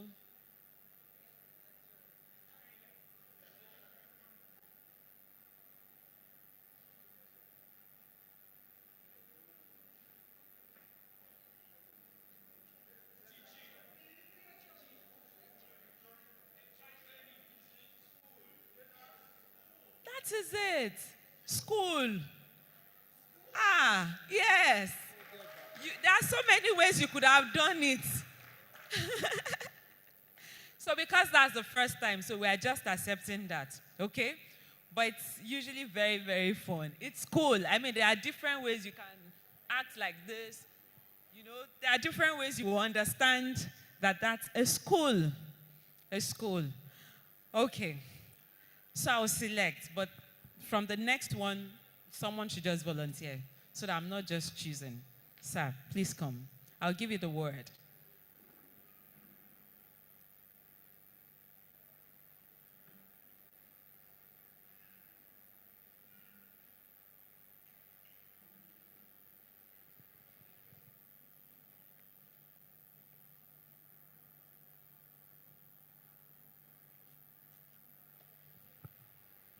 Remember, you are not to say, you are just to describe.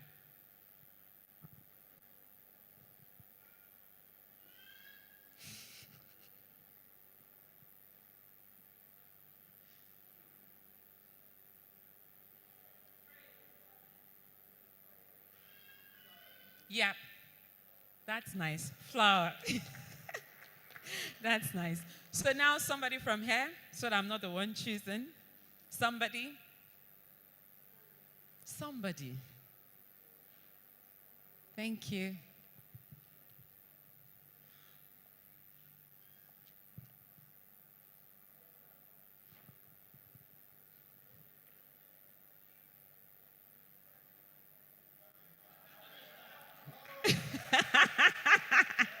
Now you see. Okay, someone from that side. A representative. Now it's 2-1. A representative. Thank you, sir.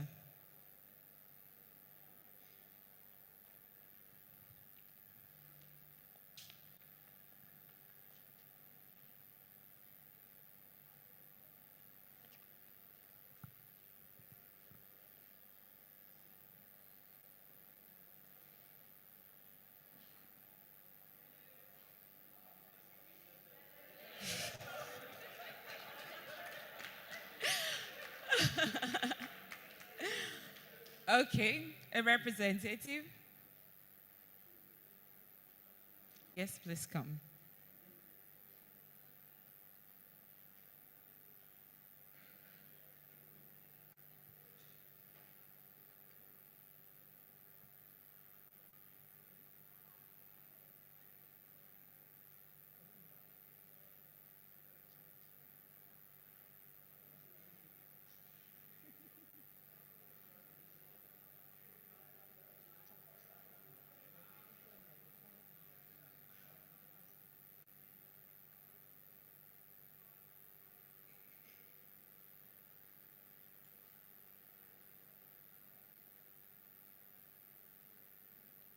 Go and pick something. Drop it. You can only act it out. Yes, drop it, then continue acting it out.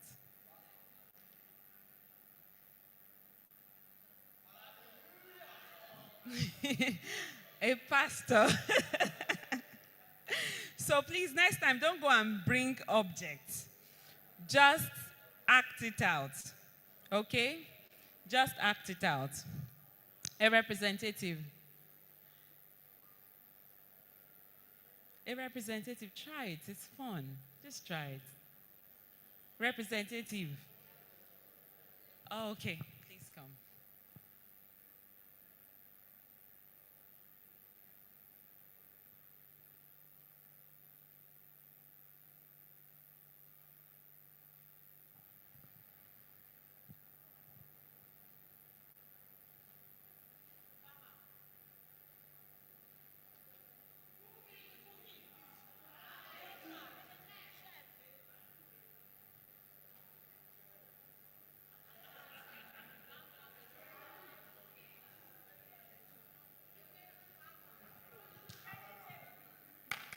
Awesome. Vegetable. You tried.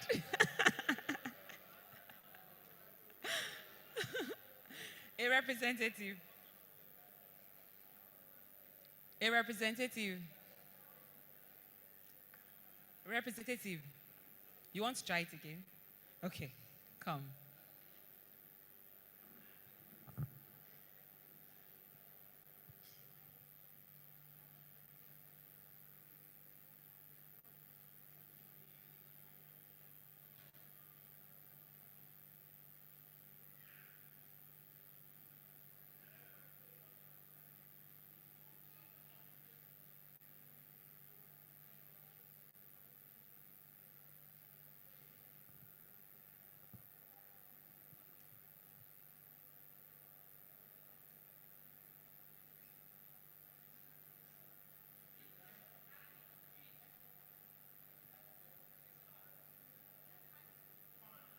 Yes, fan.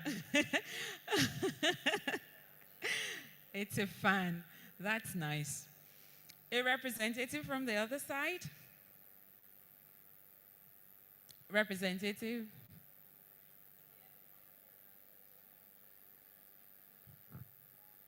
Come. They nominated you. So come out.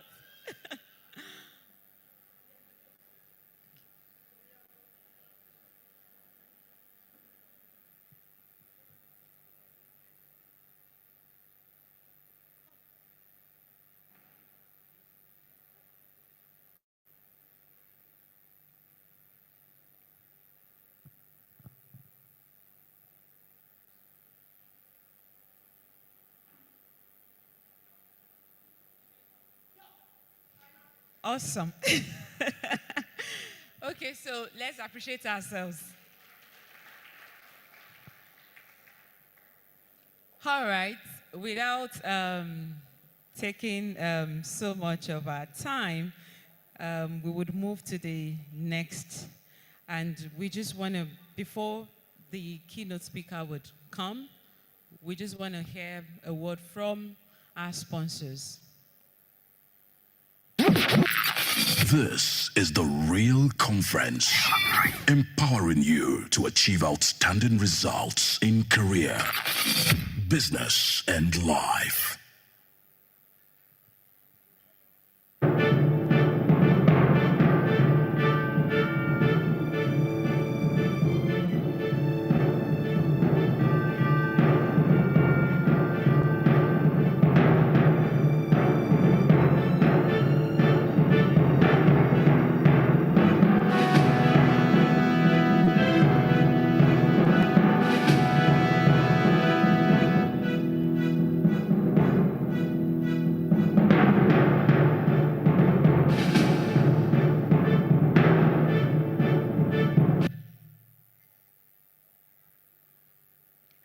Okay, so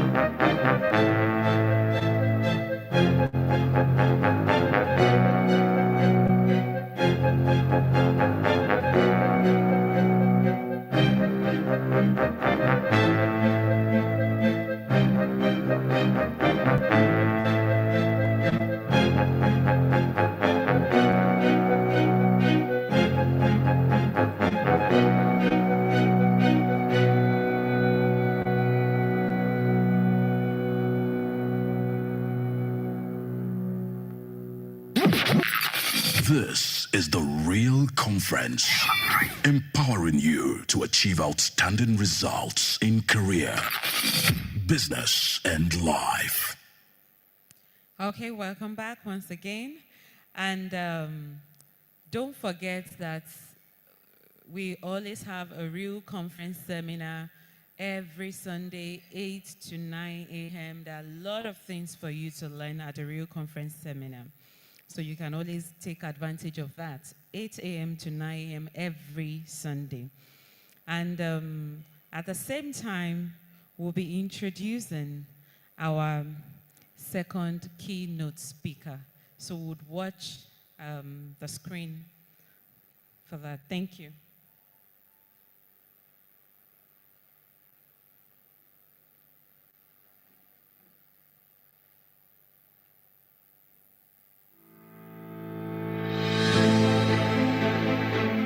Sun-Basaorun is the Chief Executive Officer of Foodco Nigeria Limited.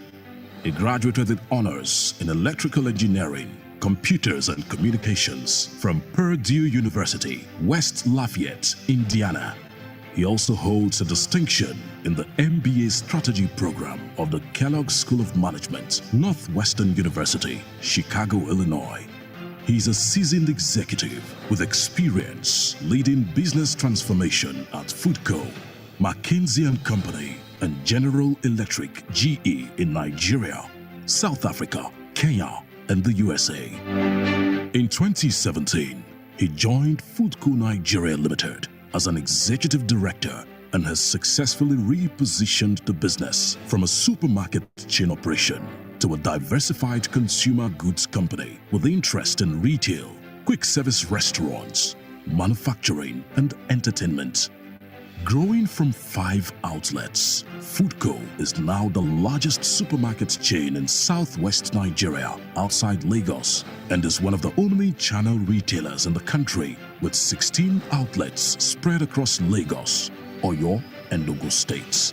Under Sun-Basaorun's leadership, Foodco was listed among Africa's fastest growing companies by the Financial Times of London and was consecutively named Retail Company of the Year at the Nigerian Business Leaders Awards (MBLA) in 2020 and 2021. The company was also recognized as the Retailer of the Year at the Marketing Edge Brands and Advertising Excellence Award in 2020. Sunfresh, Foodco's flagship premium bread, was also recently recognized as Africa's best premium quality bread by the African Brand Congress, ABC. Ladies and gentlemen, let's make welcome Mr. Sun-Basaorun to the R.E.A.L Conference.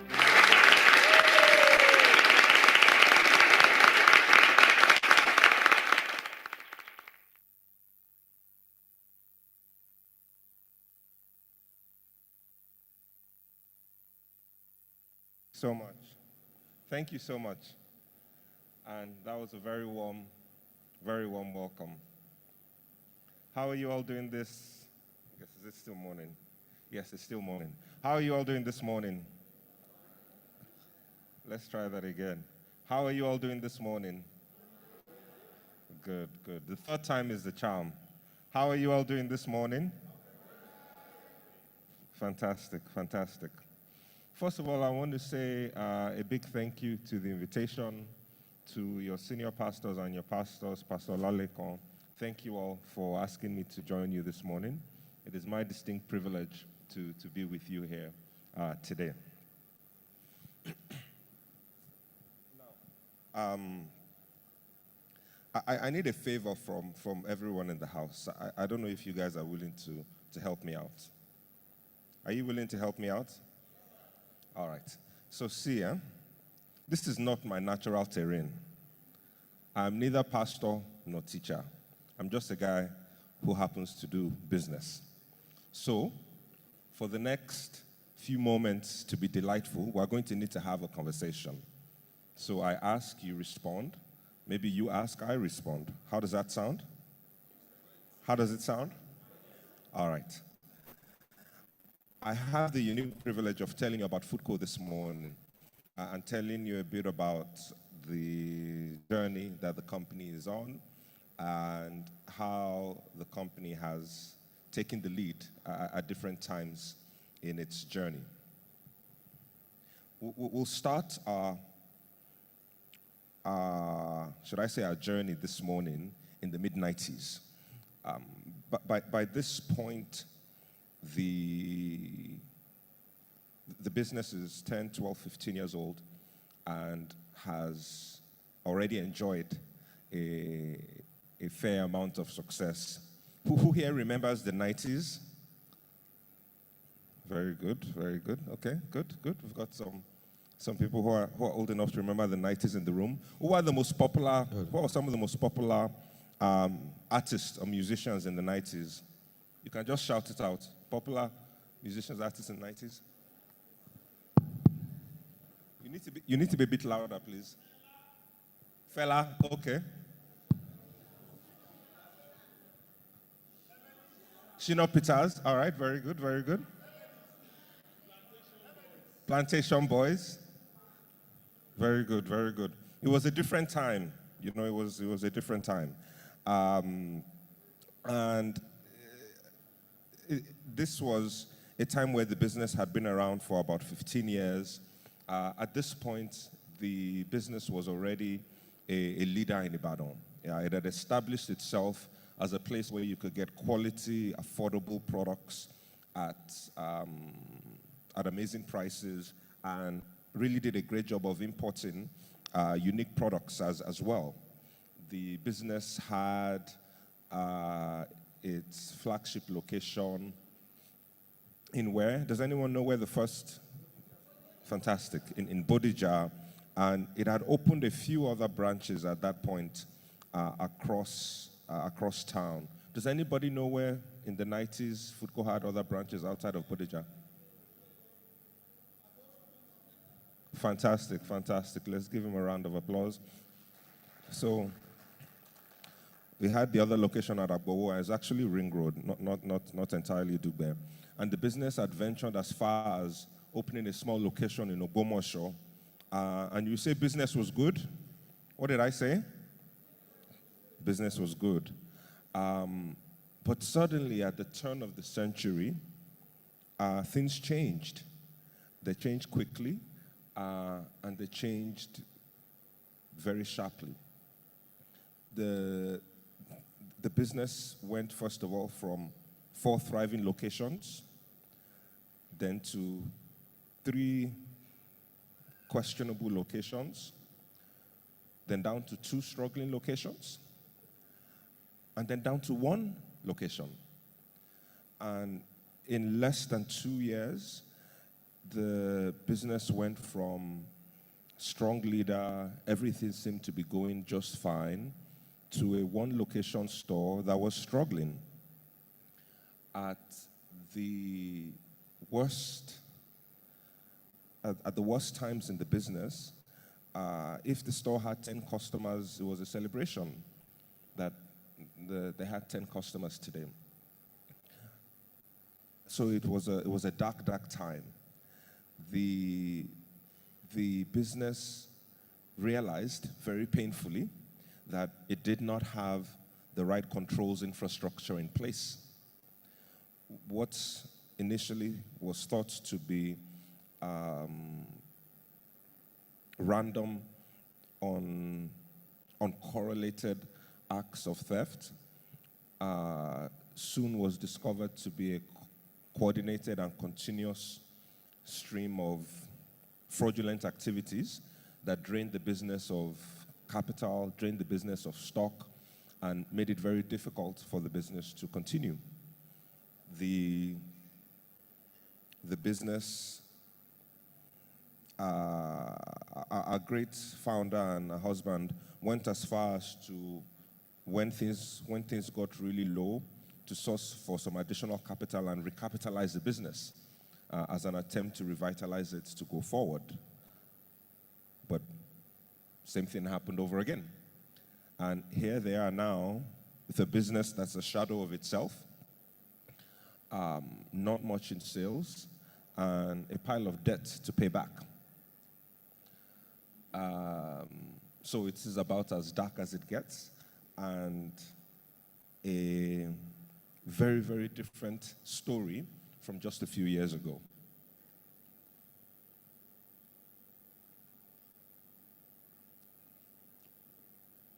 So, if it were you, and you were the entrepreneur in this situation, what would you do? You can just put up your hands, and you have to speak loud so I can hear you. If it were you, what would you do? Good. Pack up, shut down.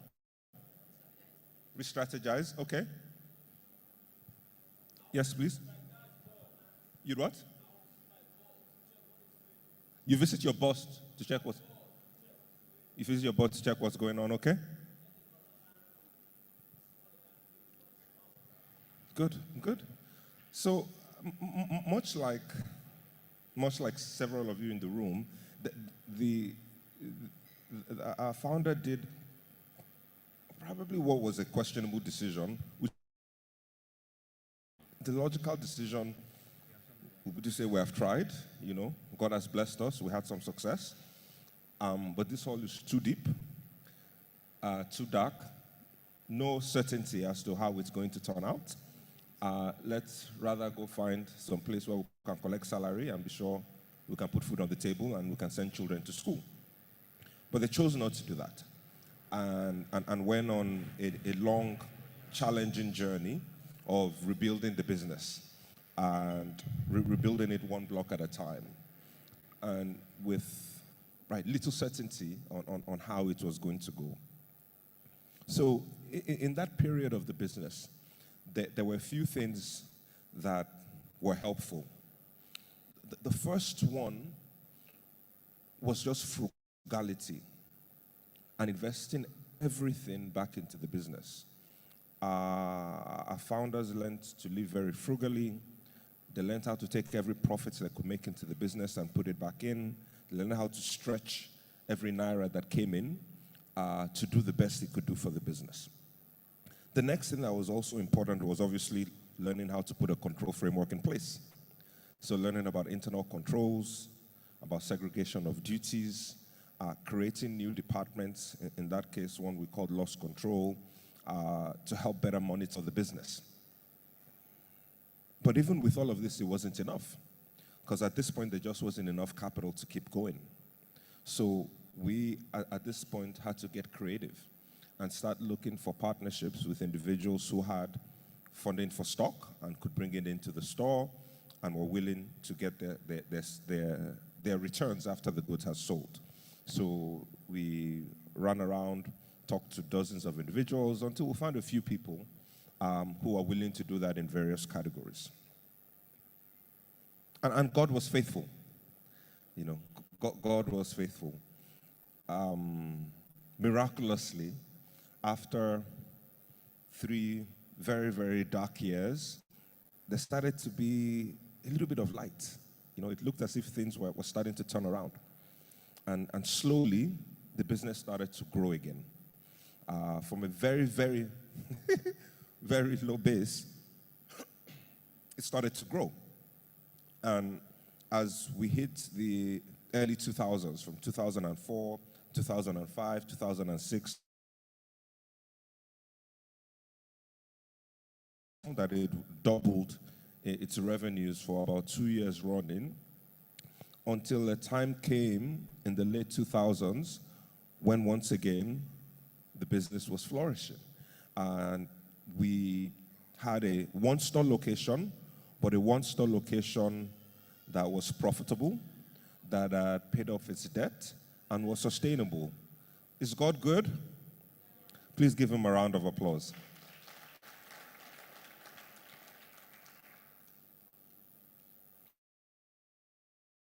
The first chapter of the story I wanted to talk about today is the death and the rebirth of the company. So here the business is, right? The year is 2008. The dark times are behind us. The business is once again strong. Those who are new to Ibadan, I don't even really know the history of the challenges the business has been through, and see, this thriving location and start wondering, this is a good branch, this is a good business. Do you guys have any other locations? It's not always easy to get to you. So the discussions and the stories about expansion began once again. But at this point, we also did something that was important, which was set up a board. And in retrospect, it was a thoughtful decision. Because at this point, the business might be thriving, but it's just one, good supermarket, but still one location supermarket in Bodija. But we went ahead and put in a board and got some individuals who are knowledgeable within business to come and provide counsel and guidance on how the business should proceed. But we go through a process and decide, look, it's time to expand. We go on for about 2 years trying to find the right location. We struggle for a while, but eventually find a location that we think is the right place to be. Does anyone know what the second location Foodco opened was? Anyone? Any guesses? Fantastic. Please give him a round of applause. So the location was Jericho. And again, this is 12 years ago now. I think at that point there was maybe like one ShopRite in Lagos or something. Yeah, maybe one or two ShopRites in Lagos. So the concept of a mall was just very new. The store opened to be the biggest supermarket anybody had seen in Ibadan. It was called Superfood Co. It was big. It was unlike things people had seen. The business invested a lot of capital in it. The one location was more than 2 times the size of all the 3 old locations from years ago that had been closed. I mean, it was huge. There was a lot of excitement that, here we are again, right? We're back on this journey. And we opened the store. And a year after opening, the business is generating less profits than when it was just one location. Start looking at yourself that will send us message. Maybe we should just have sat down where we were. We were happy. The business was easy to run. You can see everything in one location. Here we are. We've invested a bunch of money, acquired this big new location, and you're making less money than when you had one location.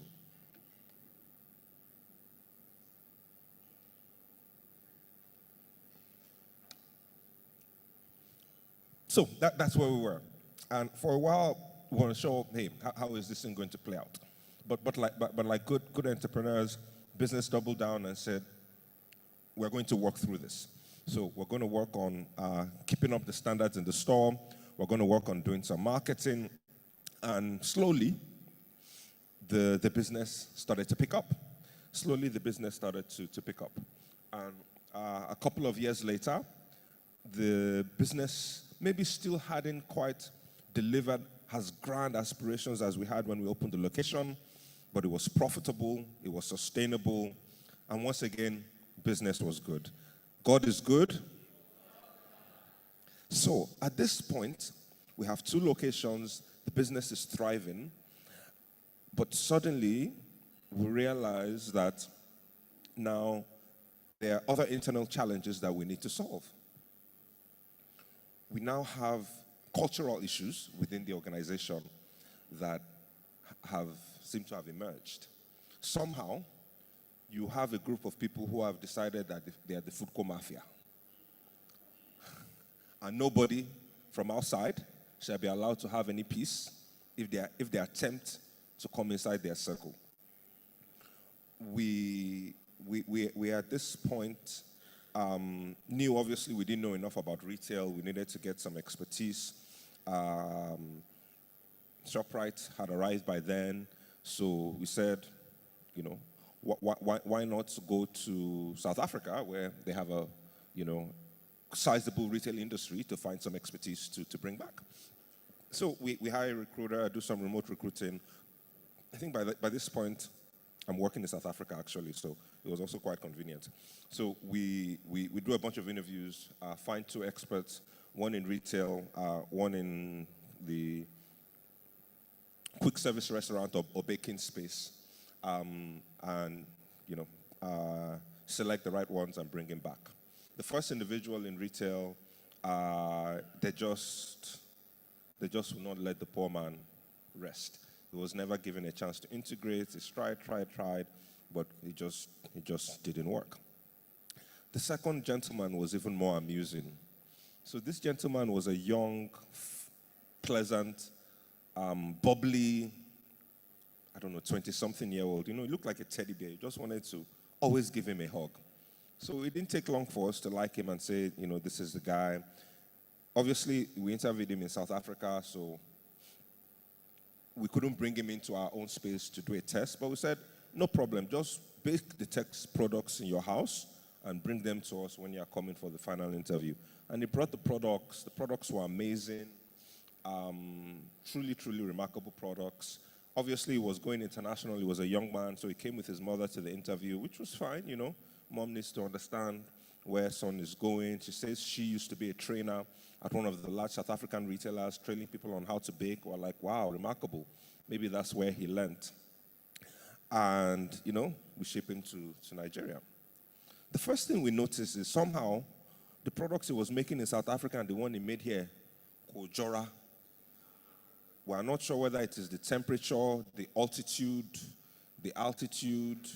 the thickness of the air, but the products were just not the same. Until we realized that those wonderful products he brought, it was actually mommy that made the products and not him. So we ended up with neither of the individuals working and had to go through a period of trying to infuse the right cultural values within the company. Having to how to teach people better ways to relate, struggling to identify who were the individuals who were most problematic and trying to exit them from within the system, and going through a very difficult process of changing the way people work and the way people behave.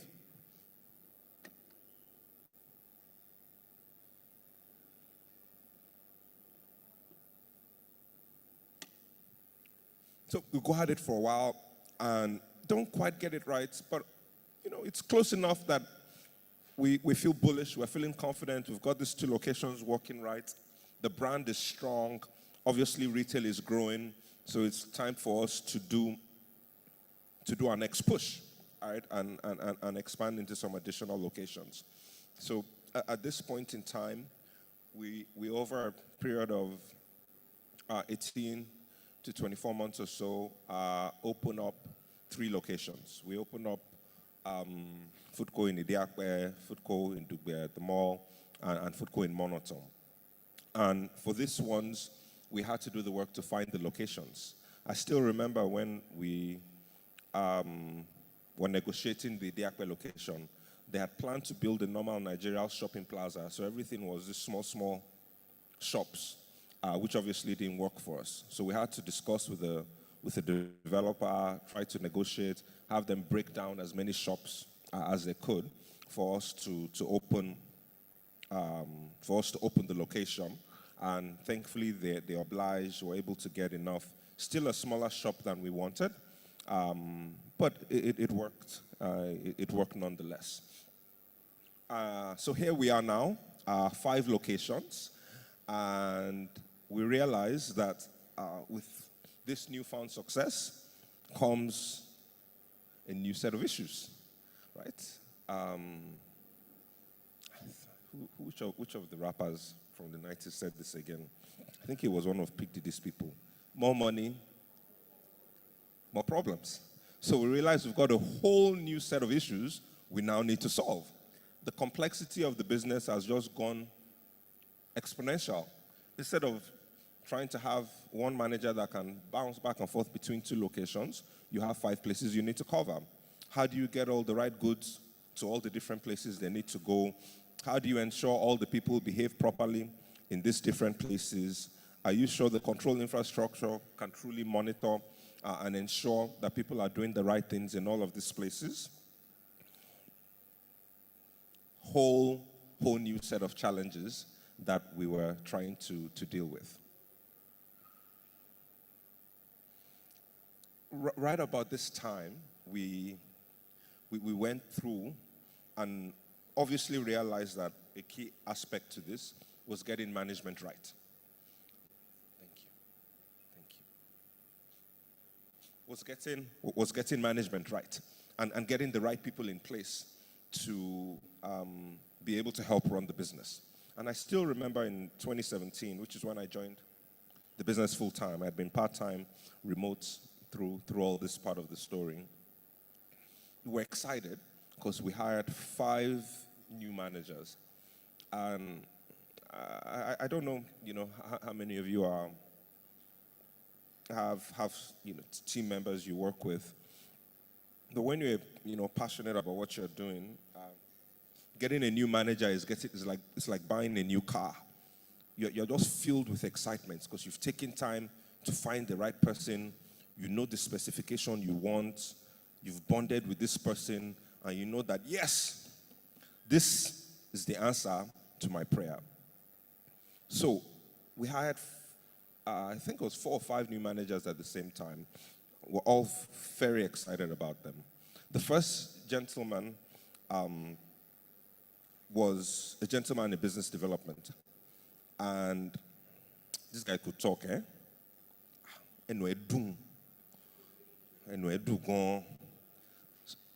But suddenly we realized that the talk to do ratio of this gentleman, there's something a little bit off. After a while, came to realize that that's pretty much all this guy did, was just talk. I still remember one of the last interviews or feedback discussions I had with him when we realized that, bros, this thing isn't working. And his solution to the problem was to go join another unit where things were already working and everything was fine. I'm like, how does that make sense, bros? So you just go and join them and sit there, Abi? That's the way you want to solve this problem. So that was one of the individuals. There was another one who just wouldn't get along with anyone, right? She knew her stuff, but getting along with people just was not her forte. So cut the long story short, we realized that identifying the right kind of talent, sourcing the right kind of talent, integrating the right kind of talent was completely non-trivial. So we had to then go through a multi-year process of learning how do you determine the right kind of talent you need, how do you screen that talent, and how do you help the talent integrate properly into the organization, and how do you monitor that you've done it right. And we still haven't figured it out all the way, but we've learned a few things. We've learned a few things as we've gone along. All right, so 2017 is the year we're in now. And in addition to this management adventures, we are opening a new wave of stores. So this now is about the 3rd expansion push that we're going forward. Here, it's very obvious that retail has a ton of opportunity. ShopRite has been on fire across the country. Quick service restaurants have been on fire. I've carried my bag, from whichever part of the world I was to come and sit here to ensure we can do this thing properly. And we are opening our first location as part of this wave. And the location we wanted was in Apata. We had a few actually, because we did some analysis, ranked different locations in town, had a few priorities. This one just happened to be one that seemed we could close quickly. And the one we wanted, I guess what's the word? The organization wanted to give it to us. It was owned by an organization, but it seems the wife of somebody's somewhere powerful wanted the same location. Says she had it. They said she's had it for 4 years, but there was nothing happening in the place, just decrepit. So we went back and forth. Eventually, they wouldn't concede. So we went to this other location and we opened it. I don't know how many people have been to our Akpata location before. A few people. All right. I like to joke that if you want special attention, complete personal service, go to Foodco Akpata. You might be the only customer there when you arrive.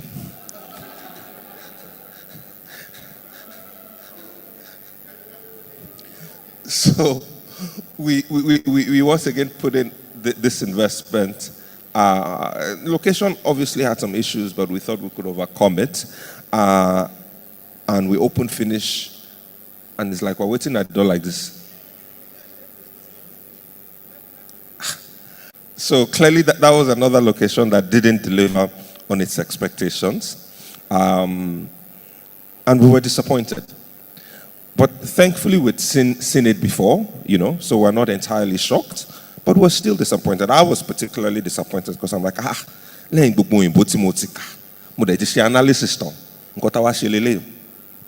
so I was a bit disappointed. Took us a step back for a minute to decide, are we really sure about this thing that we want to do? But we took heart and said, hey, we need to stay the course. And we went forward the next year to do 2 other locations that we had actually been talking about for a while. The first one was in Ring Road, where we had had an internal debate in the company for many years as to whether we should go to Ring Road or not. Some of us thought we should. Some other people thought, oh, the competition there is too strong, it won't do well. And that year, one of the things we did was, as part of supporting our new growth initiative, well, we launched a sizable marketing campaign, surveyed, 1,200 individuals or something. And the data came back, a resounding question of, we want you in Ring Road, why are you not here? So thankfully everyone was like, oh wow, maybe we should have done this before. So we conclude on going into Ring Road. Pretty much every building on Ring Road that was vacant or slightly vacant, we investigated, talked to endless number of landlords until we finally settled on the location that we wanted. And due to different delays, we ended up running both the Ring Road and Akobo projects at roughly the same time. The locations actually opened within 45 days of each other. We hadn't done that before, not done it since. And here we are again, holding our breath. We've spent a bunch of money. Now instead of doing one, we're doing two. At this point, we've actually even borrowed money to get enough capital to be able to open both stores. And then we're holding our breath, wondering how would this thing turn out, right? Will it be like the last one? Or will it be what the analysis says it's supposed to be? What do you think happened? So God was good, and both locations turned out to be roaring successes from the beginning. So please give them a round of applause. They fulfilled on their aspiration and really gave us renewed confidence that, hey, this thing actually can work. We can actually scale this business. We do have an offering that people want, and we can figure out the right places to go and open up this business.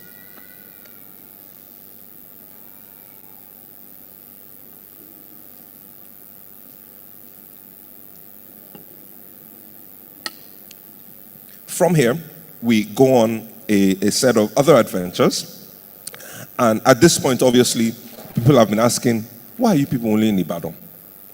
You've been running this business since what year? And you're only in Ibadan. And your mates that have been here 5-7 years are all over the place. Why are you only in Ibadan? So at this point, we've been getting endless questions about it. And obviously, we knew that we had aspirations to leave Ibadan. But after you've been through what this business has been through, you don't run around like a chicken with your head cut off.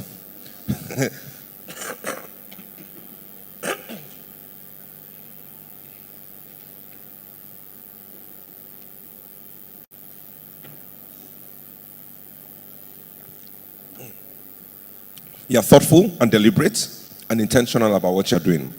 You understand the upside, you understand the downside, and if anything, frankly, we might end up a bit too risk averse. But because of that, we were slow in what we were doing. So eventually, we do the analysis and try to decide, hey, where are we going to go? And we knew we wanted to go to Lagos. We knew we wanted to go to the Southwest.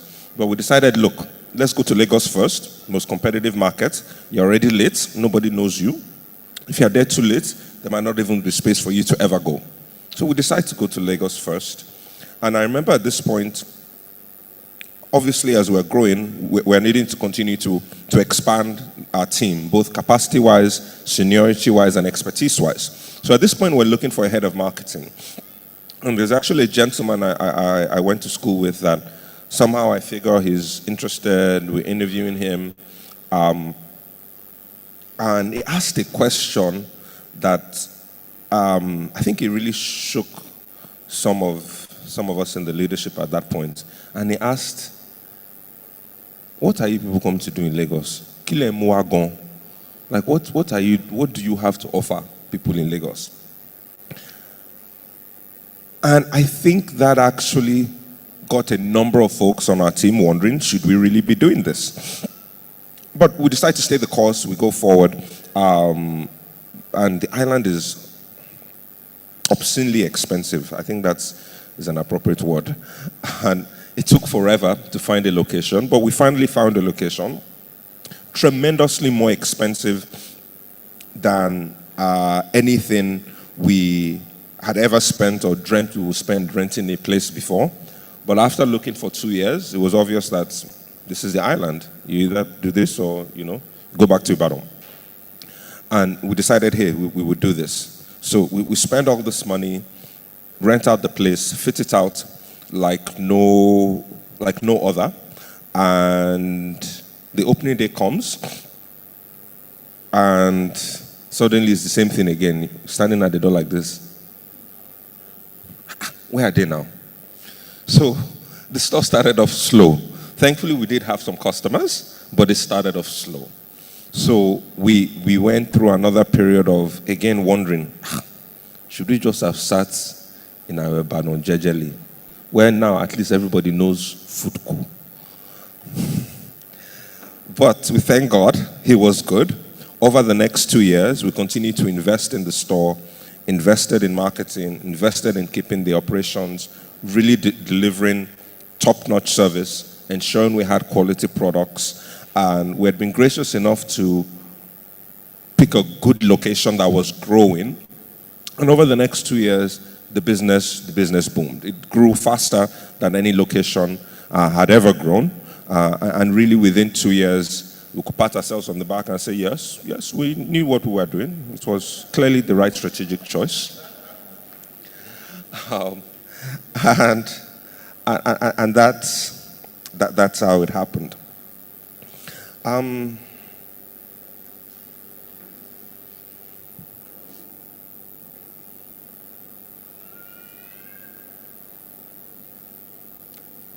So, a few things we have learned over the years. Is it all right if I share a few things we've learned on this journey? Is it all right? All right. A few things we've learned on this exciting journey. And for, as one of those people who went to business school, is one of the things that they do a terrible job of teaching you in business school, is business and life are not a straight line. And in many of the moments of doubt and question, you really have no idea how things are going to turn out. You don't know which way it's going to go. But really that's the benefit and the power that we have as Christians, that in those times, it's fine. Right?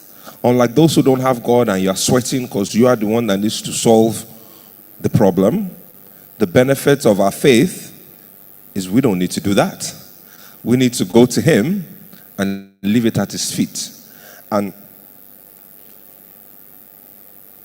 one of the prayers the prayer I used to pray is, Lord, help me survive this. Just make this thing end quickly. Let us pass this tunnel fast. And recently, I've been redoing The Purpose-Driven Life by Rick Warren.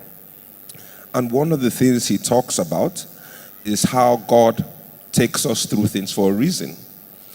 And how God is more concerned about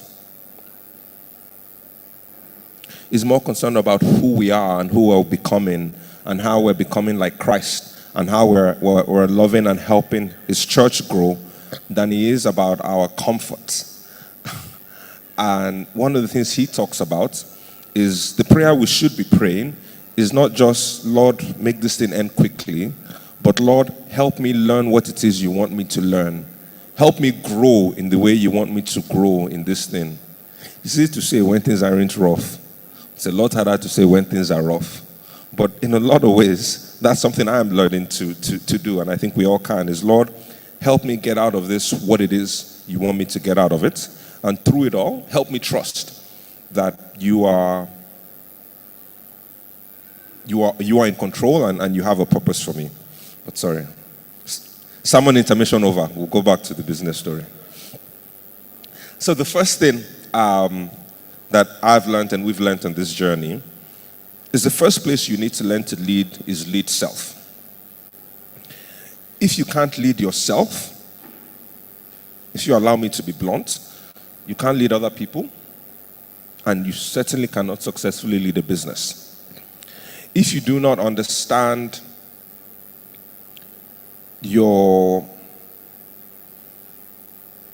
yourself well enough to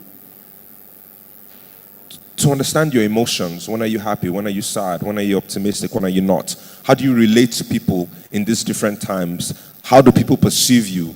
What are your strengths? What are your weaknesses? What are the things you can do on your own? What are the things you need help with? If you can't get an understanding of those things, you will struggle. I remember when I was a young professional, one of my early, should I call him mentor now, described me as a bull in the china shop. You know, just lots of energy, but without really the wisdom of knowing how to manage this energy and how to direct this energy. But thankfully, they were good. It was a company. I got feedback. I got training. So I learned how to engage with people and manage energy in a positive way. So the first thing you need to figure out is how do you lead yourself. The second thing, which I didn't talk a lot about today, is leading with customers. I think for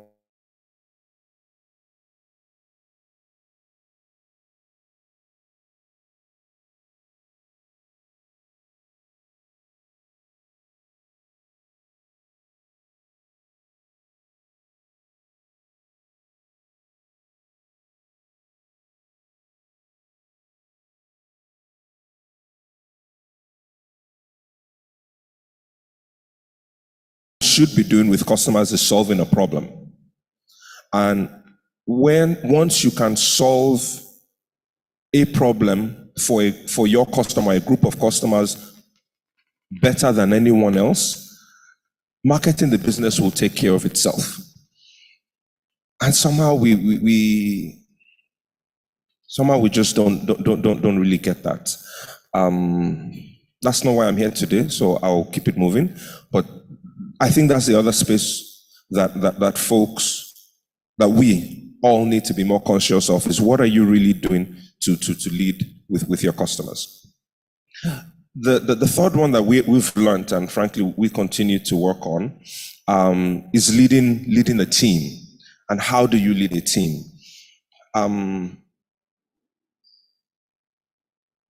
There's a massive difference between being a manager and being a leader. Almost no relationship between the two. We use the word interchangeably, but there's very little, those two words in my view have very little to do with each other. I don't even know who came up with the word manager.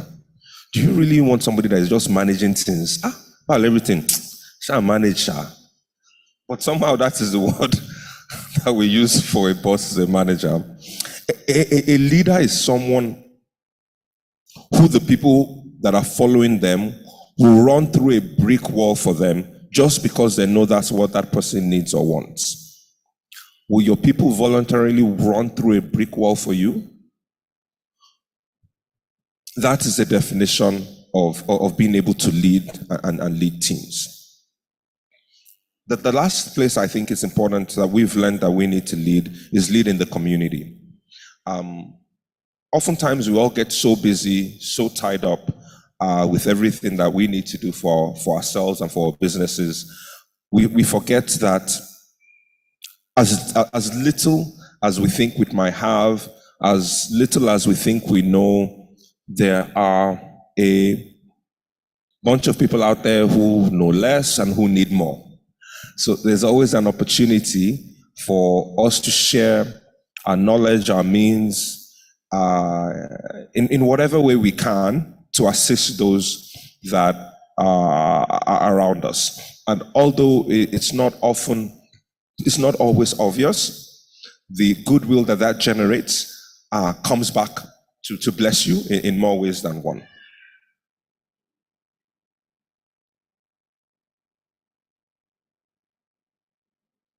All right. So as I bring this towards a close, I'll very briefly just touch on three other places we've opened. We opened in Ologweru, I think that was 2019 now. On that particular location, we've owned the land for, I don't even know how many years, a very long time. Our founders had the wisdom of going in to say, hey, this is a location that will boom. Let's acquire some property there. But several of us, I think myself in the lead, never thought it was time, right? That look, the development here just doesn't justify the capital that is required to put down a store. It's very expensive to build, very expensive to run. But we go back and forth, and eventually we decide it's time. Half because we were convinced, half because I didn't have a better location to do, and we wanted to grow. I said, yes, let's go ahead and do it. And God blessed us. Obviously, it was a smaller store. We had less expectations, but it met those expectations, and it's been growing phenomenally well since then. A bit after that, we went to Abeokuta, and this obviously was, fresh, new risk dimension again. Obviously, we hadn't been to Ogun State. We looked, the location we wanted. That's another story. We got, and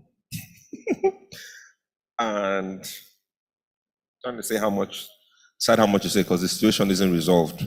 But the negative part of Nigerians showed up. We agreed contract with somebody. We finished making payments. Then you come back and you start changing the terms of the signed contract. Like, this is it now. And you can't sign any. How can you be changing it after we've signed and we've paid? Anyhow, something went wrong with that site, and we still honestly haven't even resolved that. So we end up opening first in a location that's supposed to be a secondary location. And once again, I'm holding my breath before opening, not really sure how this thing is going to go. But it turns out God was good, and it was a remarkable success. From day one, the people of Abeokuta has welcomed us with love, and I've really been excited about what we have to offer. God is good. More recently, actually, this past weekend, we opened in Ikoyi. So our newest, most expensive, most beautiful flagship store. Please, you can give it a round of applause. If you're in Lagos, it's worth a visit. It's a really beautiful store. Looks great, has a lot of stuff. People there are great. And the restaurant is just absolutely gorgeous. For you Instagram people, your Instagram will thank you that day. And once again, we find ourselves on a new journey. We've got a new location, starting off softer than we'd like, and definitely softer than it needs to be to justify the incredible investment that has gone into it. But the good news is at least we've seen it before, right? And with faith, with perseverance, with hard work, just as God has seen us till this point, we are confident that He will see us forward as well. Thank you for your attention.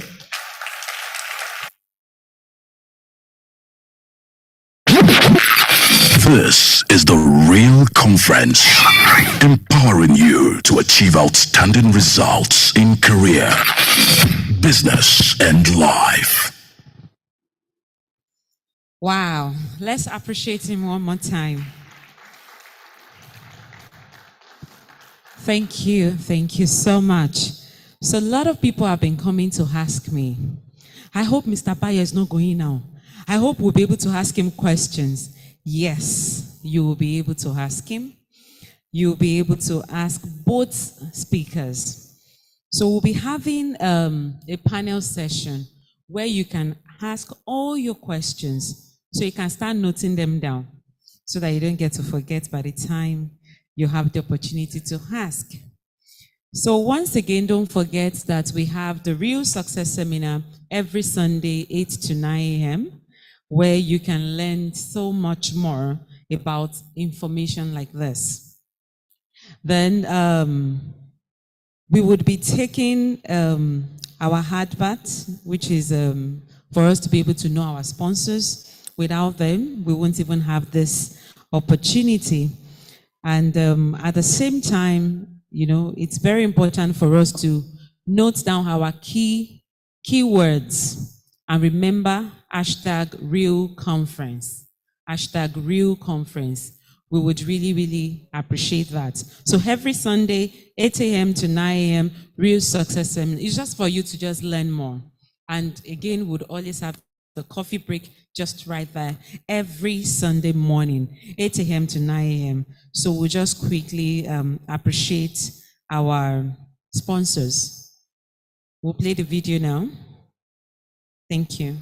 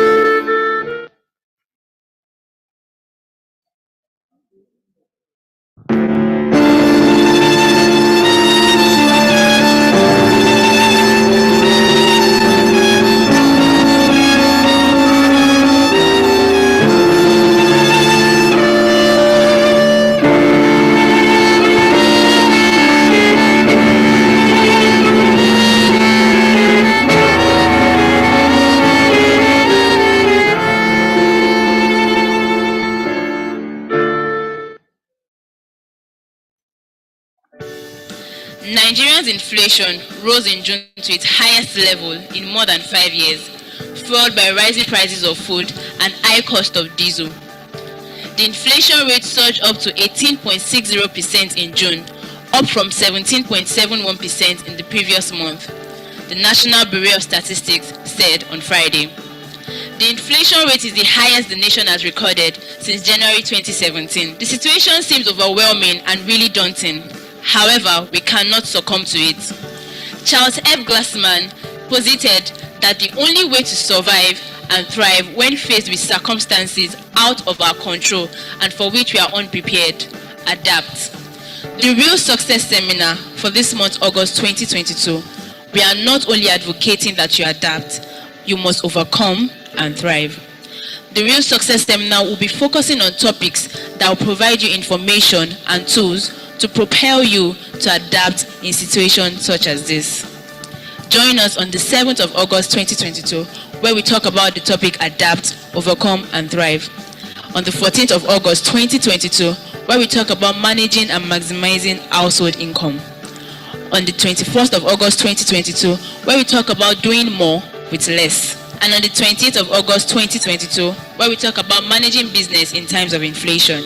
Join us for the Real Success Seminar, the keys to personal and business success. This is the Bridge Network. Let's appreciate. This is the Real Conference, empowering you to achieve outstanding results in career, business, and life.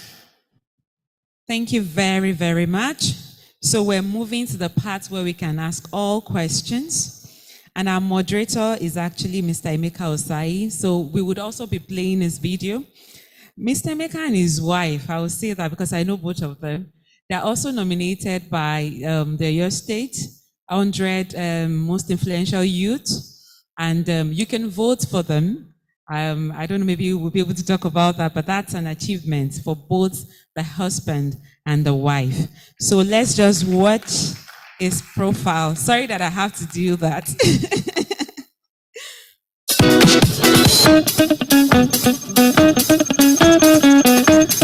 Emeka Ossai is the founder of Campus Labs, a social enterprise focused on designing and implementing solutions that address the curriculum gaps in Nigerian higher institutions with a strong focus on entrepreneurship, employability, and technology skills for young people.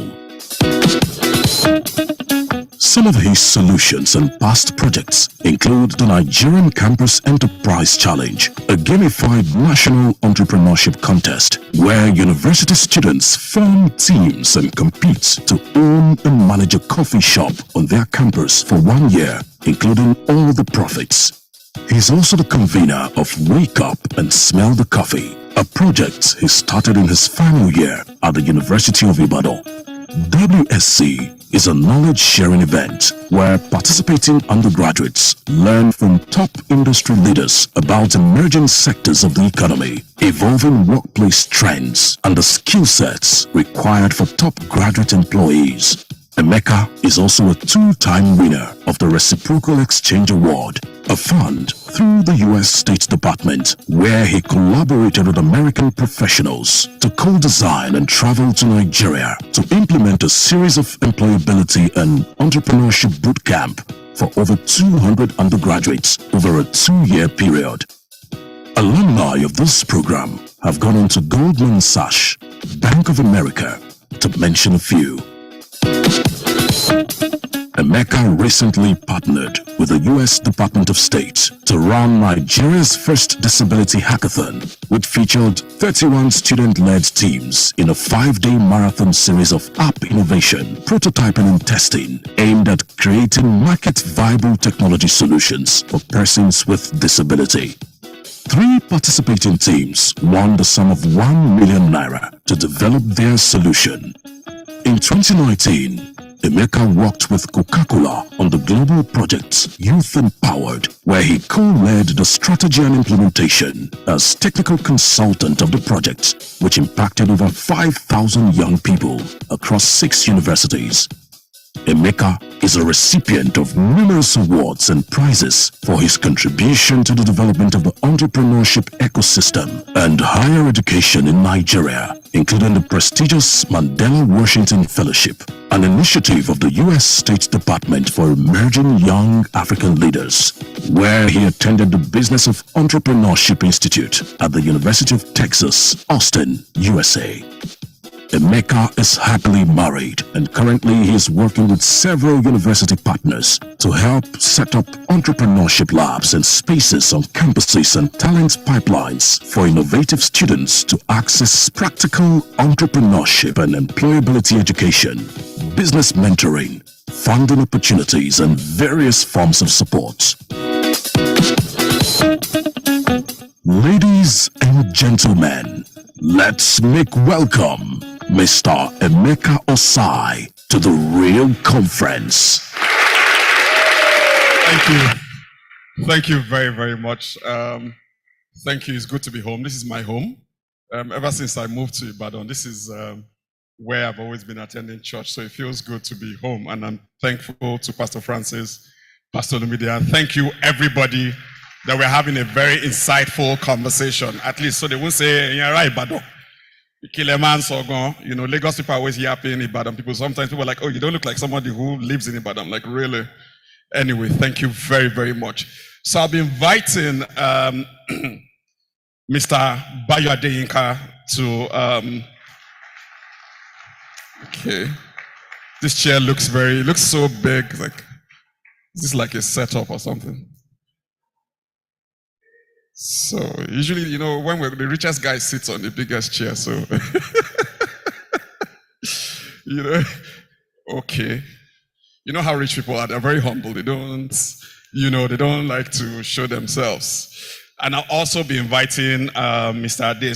Sun-Basaorun. I almost said Sun-Basaorun. Please. Thank you very much. Okay. So it seems like there's a conspiracy. You know, when I'm not the owner of the fair, so thank you very much, everyone. And okay, wow, all right. I hope. Okay, Pastor Lumide, I don't know what's happening. I don't know.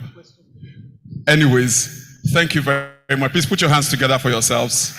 And it's great. This is a very insightful conversation, and. My goal here is to, they say conversation enrich is understanding. and the goal of this conversation is to take everything that we've been listening to, and the conference team is tagged Take the Lead. And how do we take the lead, in our careers, in our businesses, in, different areas of our lives. And the interesting thing is that I listen to both speakers, and, there's a recurrent theme that runs across across both conversations. First, Mr. Bayo comes from a very interesting industry, very tough industry.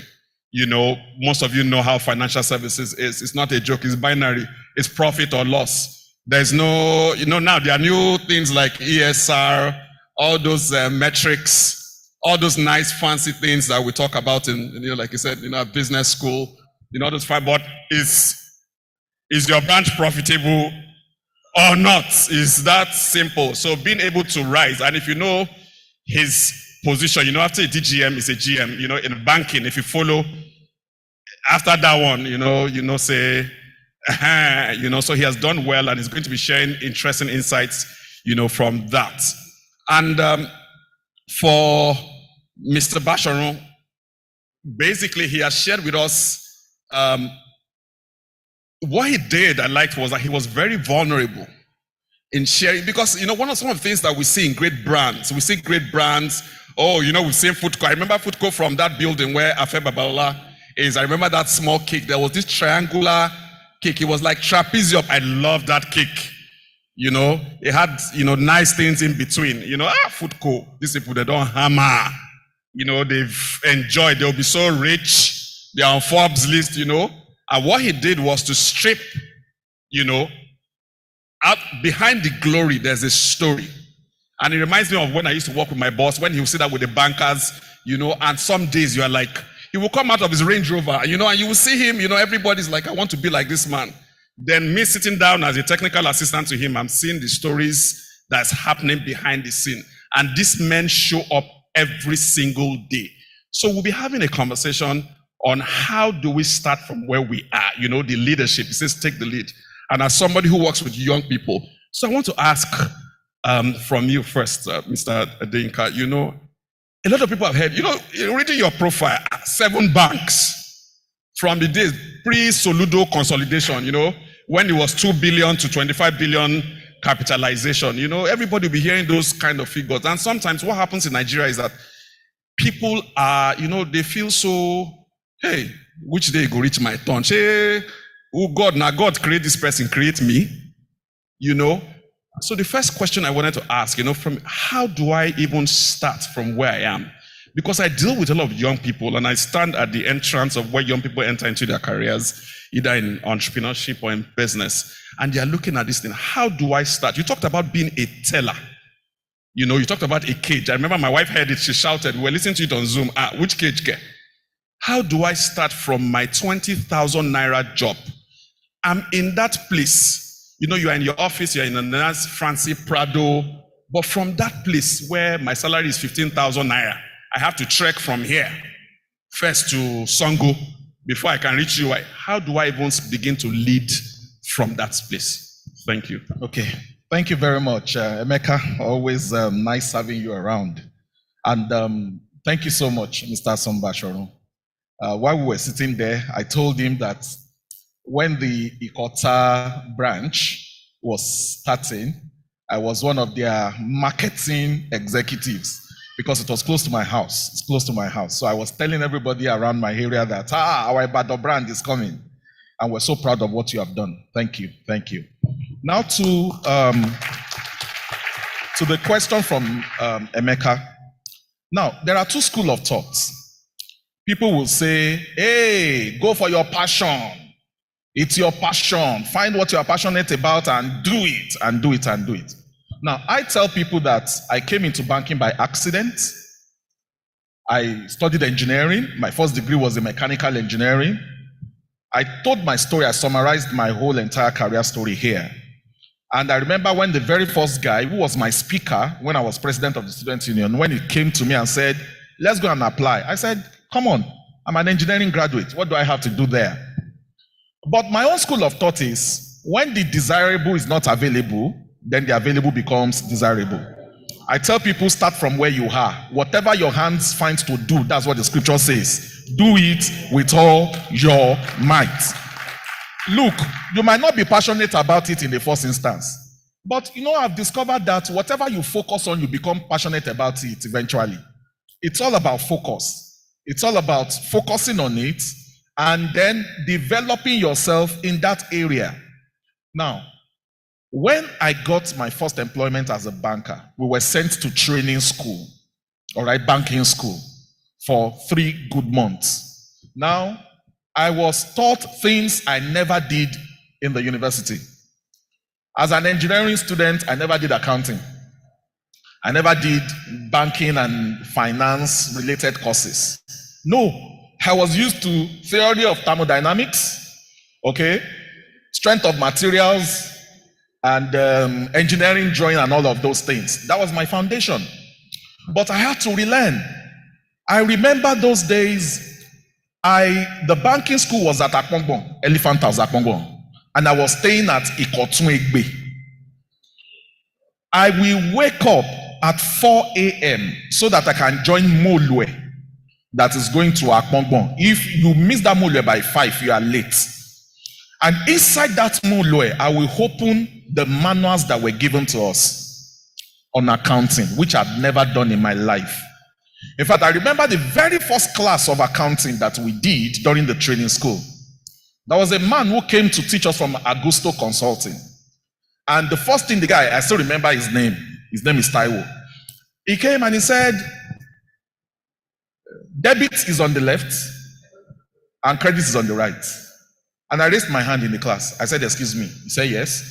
I said, sir, why is debit on the left and credit on the right? He said, that's accounting convention. That is how it has always been. But I am not satisfied with the status quo. That kind of answer does not satisfy me. Maybe because of my training. And I said, no, sir. I said, for me, credit can be on the left and debit on the right as long as you know which one is credit and which one is debit. And everybody started looking at me. But that was me. I was willing to learn. I opened my mind. And we were 66 or so in class. About 20 were already chartered accountants. Half of the class read banking and finance related courses. Only 5 of us read engineering. 2 of us mechanical engineering. 1 computer, the other one electronics or whatever. But I poured myself into it. I focused. I just thought I had just one chance to make a success out of it. If anybody listening to me, wherever you are, if you can just sit down and say, I have only one chance to make a success out of this, and you pour yourself into it, believe me, eventually you begin to be passionate about it, and you can make a success of it. By the time we did our final exam in banking school, I came 5th out of about 60-something people. Now, in fact, I actually came 3rd, but there was a tie. 2 of us had the same figure. So eventually, I came 5th. And for me, I was very proud of it that, so I could do this. So I want to encourage you, start from where you are, give it your best shot. As you do that, you begin to discover other qualities in yourself. You begin to expand. While we were, and I believe this sister will allow me to share this, while we were having a tea break there, a sister approached me and said, this is what I do. What other things can I do? And as she was speaking to me, a secretary and all that, something just boomed in my mind. One, proofreading, editing. What you are doing is a reservoir of other things that will spring forth. If only you pay attention to it and then you are able to do it. Now, I am a banker, but I discovered that, I relate with people. I go out to meet people like Emeka now to come and open an account with me, communication skills, writing and all that. So out of this reservoir of banking, I write books, I speak, okay? I have YouTube channels, so many other things that come from just one reservoir.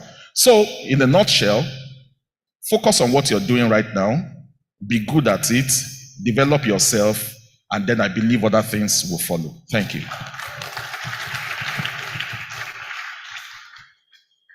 Thank you, sir.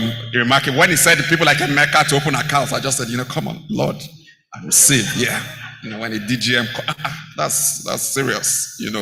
I remember, if you know, Mr. Kuleshoba will come to my boss's office back. So when I saw him as MD of, I said, I should have been closer, you know. So when he says, that's why I'm trying to, you know, don't mind me, I try to add a bit of humor.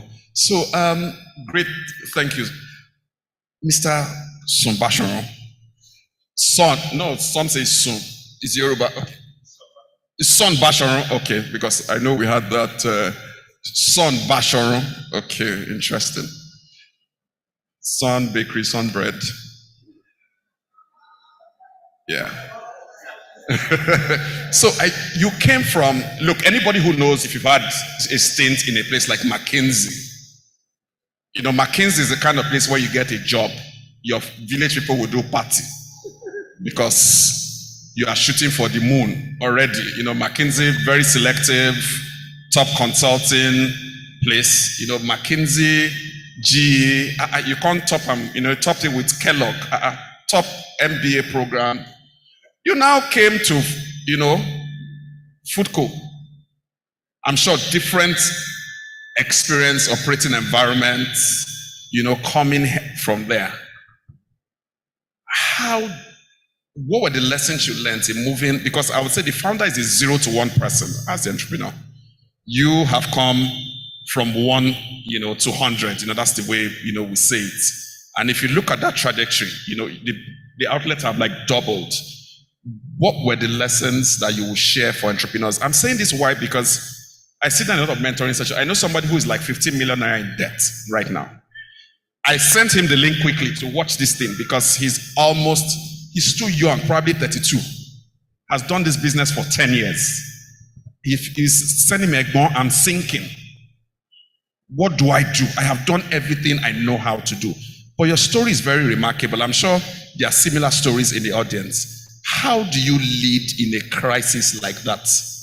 You know, how do you maintain your sanity and move a company from a place where there's a lot of struggle, you know, non-performance, to a place where, you know, at some point it seemed like you had a hockey stick in growth? How?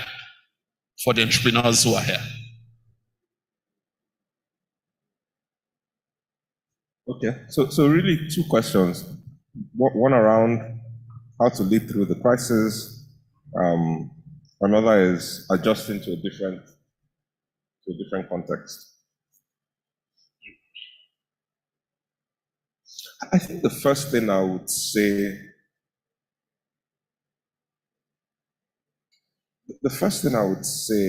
I'm sorry if I could make a comment on the last question. Thank you, Bayo. I thought that was a phenomenal response. Permit me, sorry. I'll come back to your own question. I also worry about young people sometimes. They seem to have forgotten the essence of what is just talked about. I look at, and I'm not old though, you know, I'm still a very young man. I look back about the people that I came up with, and those who have been most successful, I could tell 20 years ago that there was something special about these people, and that there was something special. I could just tell 20 years ago, and 20 years later, it turns out, indeed, there was something special about these people. And the tenets he talked about of hard work, dedication, and focus are some of the things that these people showed them and have served them well. And we see the same thing I see the same thing in my organization all the time. Not everyone is the same. Those who succeed first because they invest themselves in whatever they're doing, and they actually think. They apply their minds to what it is that's in front of them. So for those who are listening, I hope you paid attention, because that was quite a remarkable answer. All right, so I think the first thing for me that I find value in is knowledge is power. There is,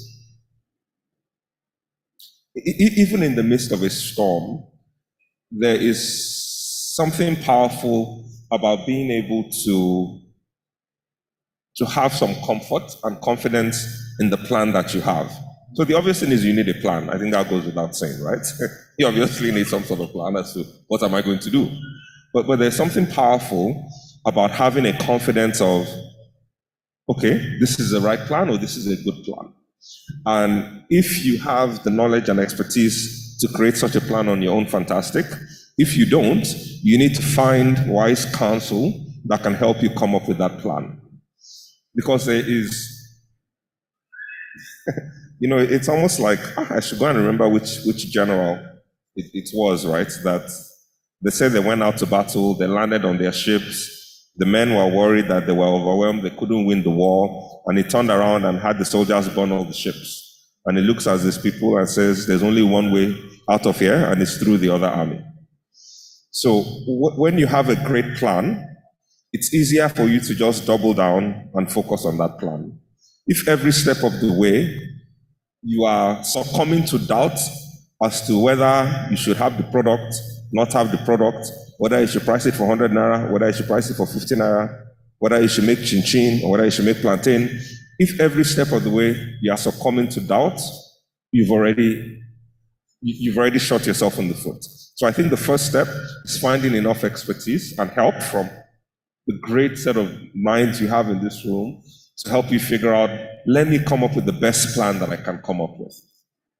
I think the second thing from there, in my view, is to just face forward. The road is tough, the road is hard, but if you have a good plan, then the next thing you can do is just face forward and implement that plan. I think the third thing that's helpful is, should I call it wise counsel or checkpoints? As important as it is as not to self-doubt yourself through the way, it's important to be able to step back and say, hey, this is the plan I came up with at the beginning of the year. It's halfway through the year. Is it working? Is it not working? What part am I implementing properly? What part am I having problems with? Where do I need to adjust? So having some process for taking checkpoints on how the plan is going, what is working, what is not, is critical. That's why for public companies, everything is a quarterly cycle. Every quarter they release results, every quarter they talk to investors, every quarter they have a board meeting, and every year they announce a plan and a forecast for the year. If you follow public companies, it's just clockwork, right? It seems a bit rigid until you understand the discipline that brings to the execution of every sort of plan. The problem when you're a small business owner, you're the oga, you're the investor, you're everything, is you do whatever you like. And sometimes it's very easy to lose that structure. So finding a way to implement that structure is the other thing that's critical to helping you succeed. Because with that structure and with those checkpoints, you can use it as a means to find fresh ideas, whether it's because you are getting input from people or you're actually taking time to think for yourself. I think the last thing that's important as people of faith is to trust God. Because at the end of the day, a crisis is tough. It drains you emotionally. Obviously, it would have drained you financially. But you need to trust God and say, God, although I don't see the end, I will live my life the way I'm supposed to live my life. In spite of what I'm going through, I'm going to continue to emulate Christ. And I'm going to trust that although I don't know where this is going to end or where this is going to end, I'll trust that your plans for me are of good and not evil to bring me to an expected end. Thank you. I just wanted to, before I come back to him, what was the cultural shock for you when you came from a different working environment, into, food co, and how did you, kind of like go around that challenge? Yeah, I like to crack a joke when people ask me this question and say, and I remember one of the issues I had my first week full time here, and I've been part of this business about 18 plus years now, so it's not like it was new, but there's still a difference in when you're doing something full time and when you're not. I remember my first full time week here. One of the major issues we had to deal with that way is the sockaway somewhere was overflowing. I'm not sure if they can hear you. Okay, can you hear me? Okay, no, I said I like to, I remember this story every time people ask that question, that one of the things that happened my first week when I was full-time was there was a major issue I had to resolve. So I went from, talking with fancy CEOs in very nice air-conditioned offices to my first big crisis that week was an overflowing soakaway. So I'm standing there in front of the soakaway talking to the plumber, talking to the branch man. So that's the sort of adjustment that one has to make. I think for me, the most important thing has been humility.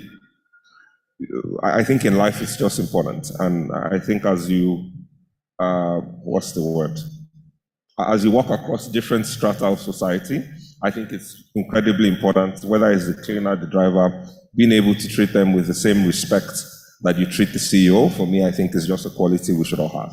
So for me, that's the first thing that's been helpful.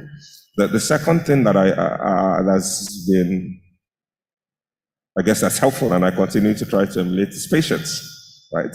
Because the capacity and expertise that you find in one context is different from what you find in another context, but regardless, work still has to get done. So you need to have the patience to deal with it. The third thing, which frankly I need to continue to work on, is just helping to coach and develop people. Because one, it's important in every environment, but when you're in a small business, which I'm sure many of you are, and your expertise, your skill, your knowledge far outweighs that of some of your team members, then you're either going to continue to speak over their heads and you'll get frustrated, or you have to figure out, how do I teach this person enough that over time that gap can close. Awesome. So more like, and I think the real success seminar was talking about adaptive leadership.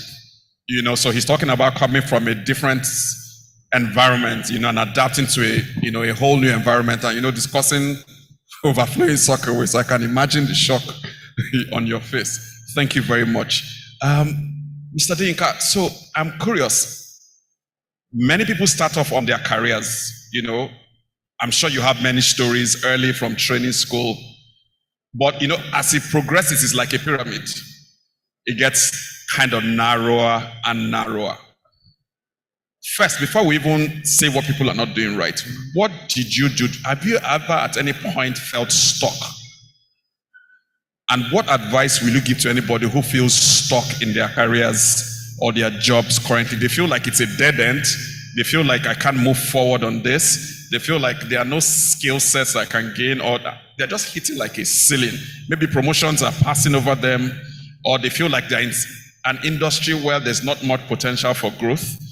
What would you say? How should that person lead themselves out of that situation? Thank you very much, Emeka. Great question. But permit me to start this way. From the last question you asked, I just want to make it very relatable and very practical so that people can understand that you can start from where you are. Because I get that question from a lot of people. How do I move from where I am? What do I need to do? Even if the industry that you actually want is not where you are. So many years ago, I was working in that particular bank that was just across Coco Dome. And I was a team lead. They used to call us profit center managers then. And there was a particular security guard, a door guard that would stay in front of the door, open the door for customers and all that.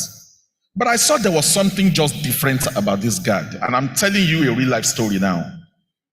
And anytime when maybe we're about to close the door to customers around 4 so that our own internal work would start, this guy will sit and I will see him reading books. There was something different about this guy. He was always very neat. His boot was always well shined. He was very courteous to customers. So there was this particular day, and I shared the story in my book here. There was this particular day, I was about to go out, I saw him reading a book by Norman Vincent Peale.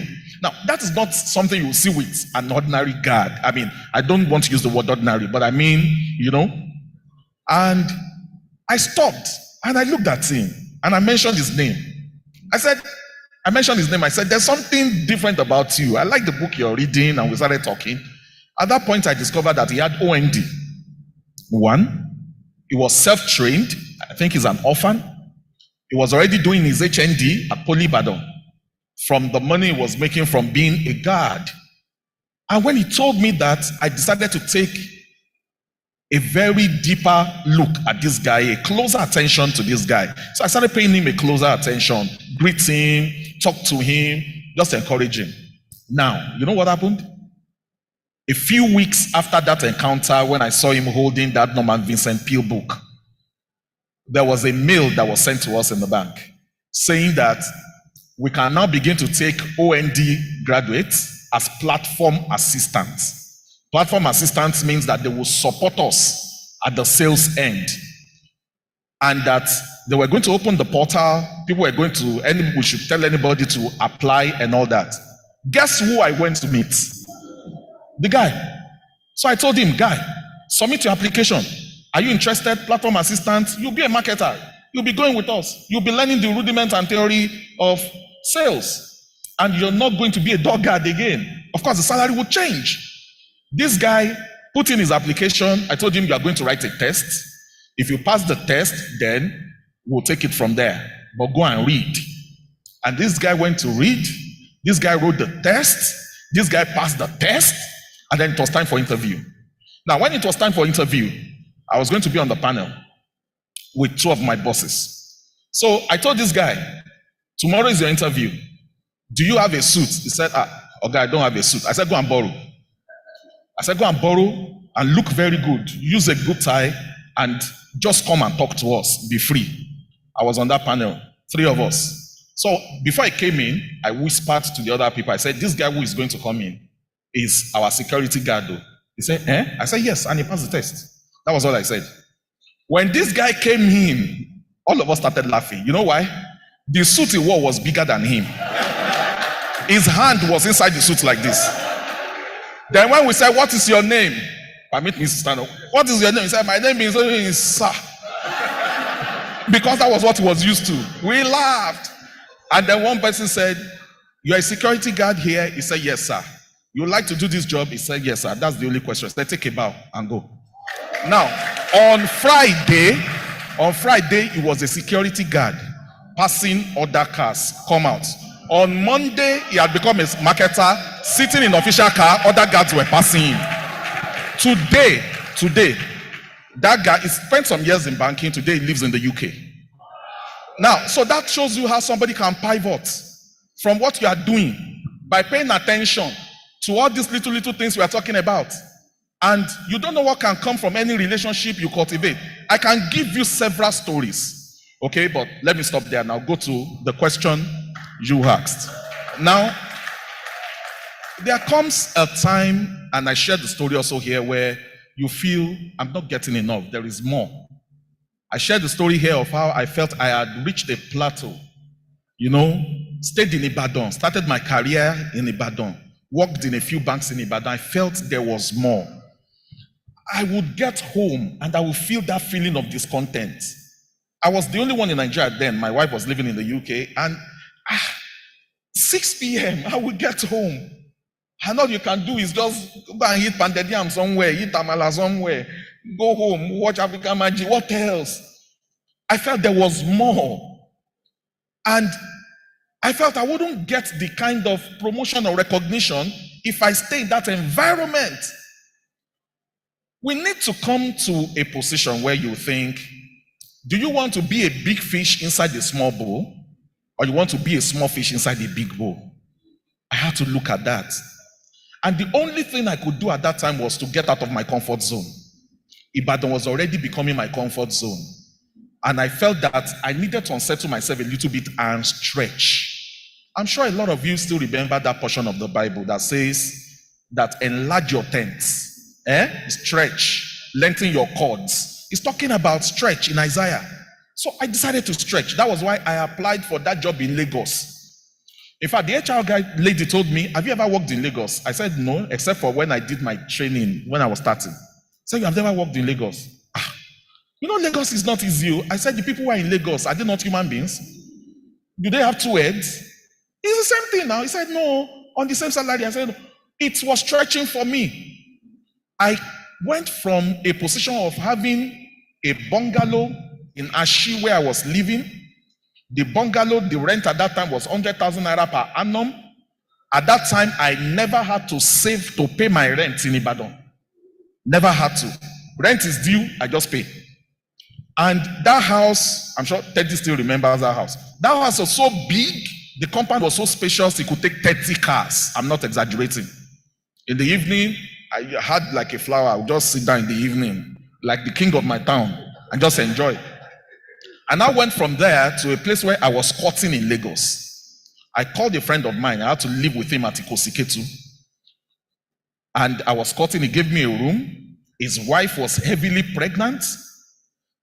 And what I did then, so that I would not overstay my welcome, is every weekend for 6 months without fail, every weekend, Friday, I carry my load from Lagos. I come back to Ibadan because my house was still in Ibadan.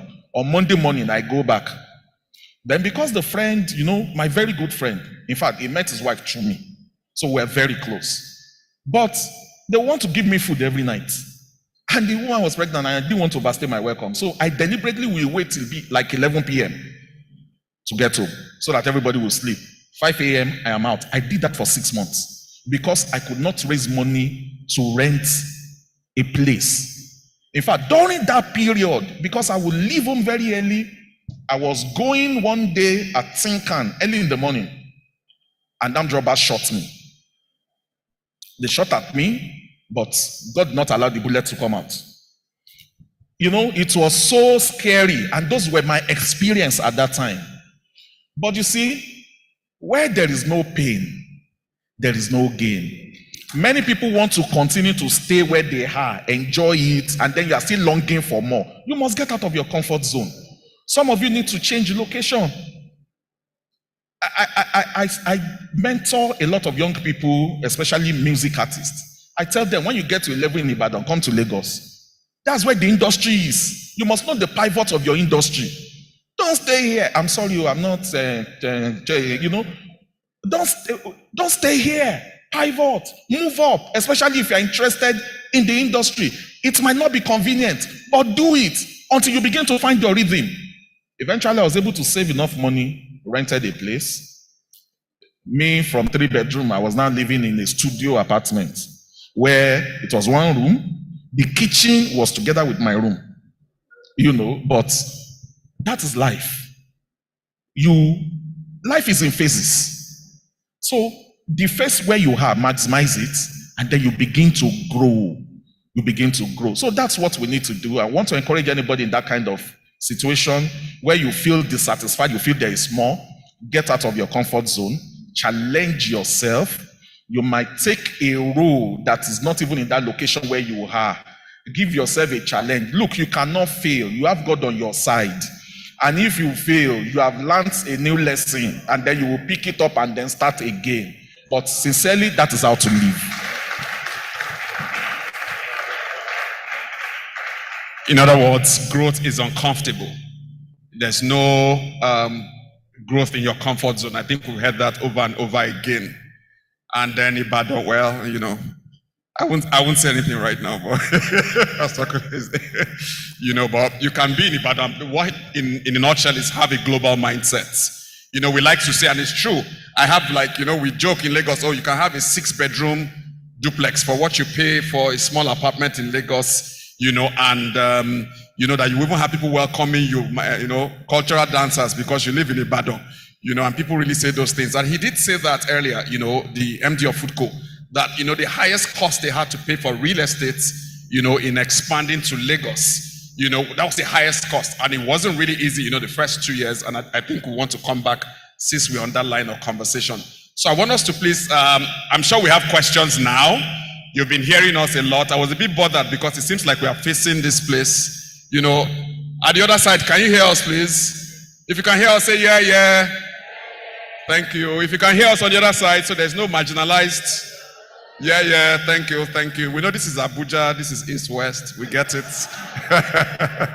It's fine. So while Mr. Sun-Basaorun is also, maybe you can help us build on that question, please. prepare questions, and then you want to ask questions relating to career growth, entrepreneurship, even other areas. Because the challenge is we are in an era, you see the trend on Twitter, jackpot, jackpot, jackpot. There's so much gloom in the air, and people feel like they can't make any progress within the environment. But in the same era, I'm looking at a business expanding, and that's the kind of conversation I really want to hear.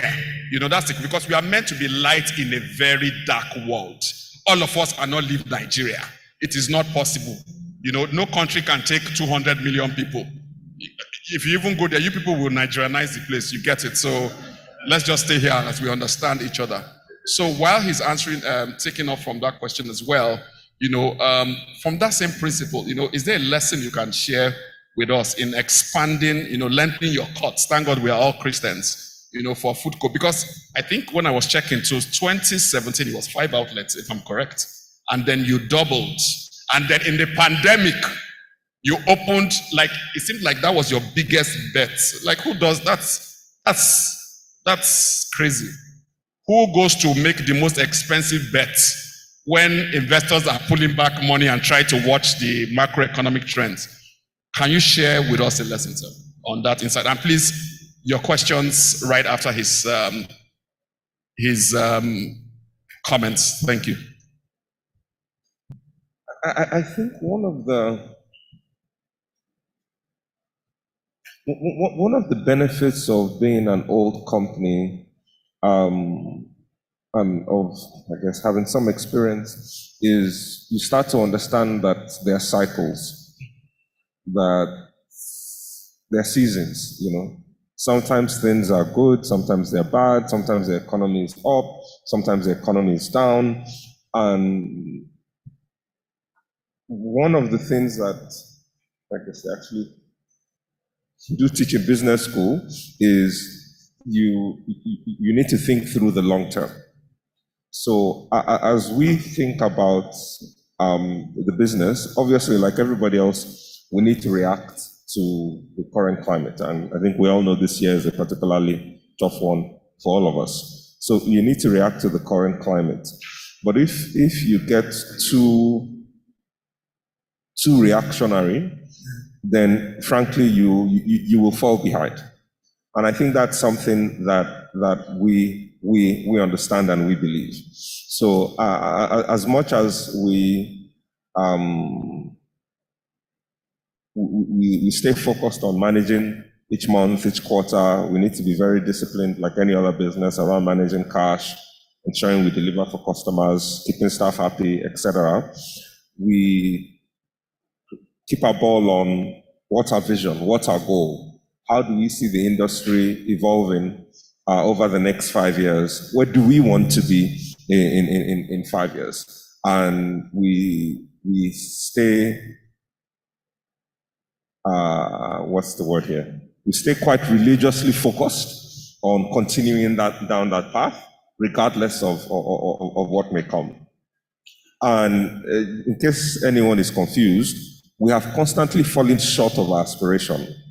Constantly, right? We haven't had a year yet in the last 5 years where we achieved everything we set out to achieve. Not one. But we continue to make progress, right? We're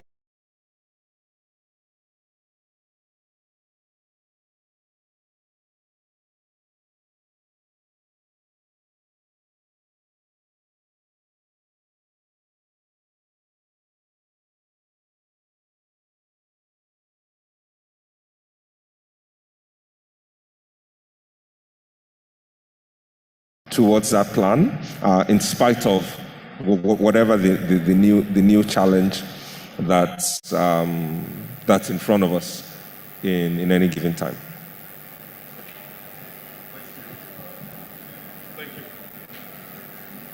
Okay, thank you very much. One thing he said was, we are constantly falling short of our aspirations. And it seems like the principles, it just cuts across. Because you said something, you wanted to be something at 40 GM. And that if you set that aspiration, even if you don't get there, you will go far from that aspiration, and that's something I see that ties, both presentations. Right now, please, can we put our hands together for our wonderful guests? And myself too. Yeah, at least I've given you some dry jokes. Okay, thank you. And for yourselves too now, thank you very much. You don't believe in yourselves? Thank you very much. Thank you.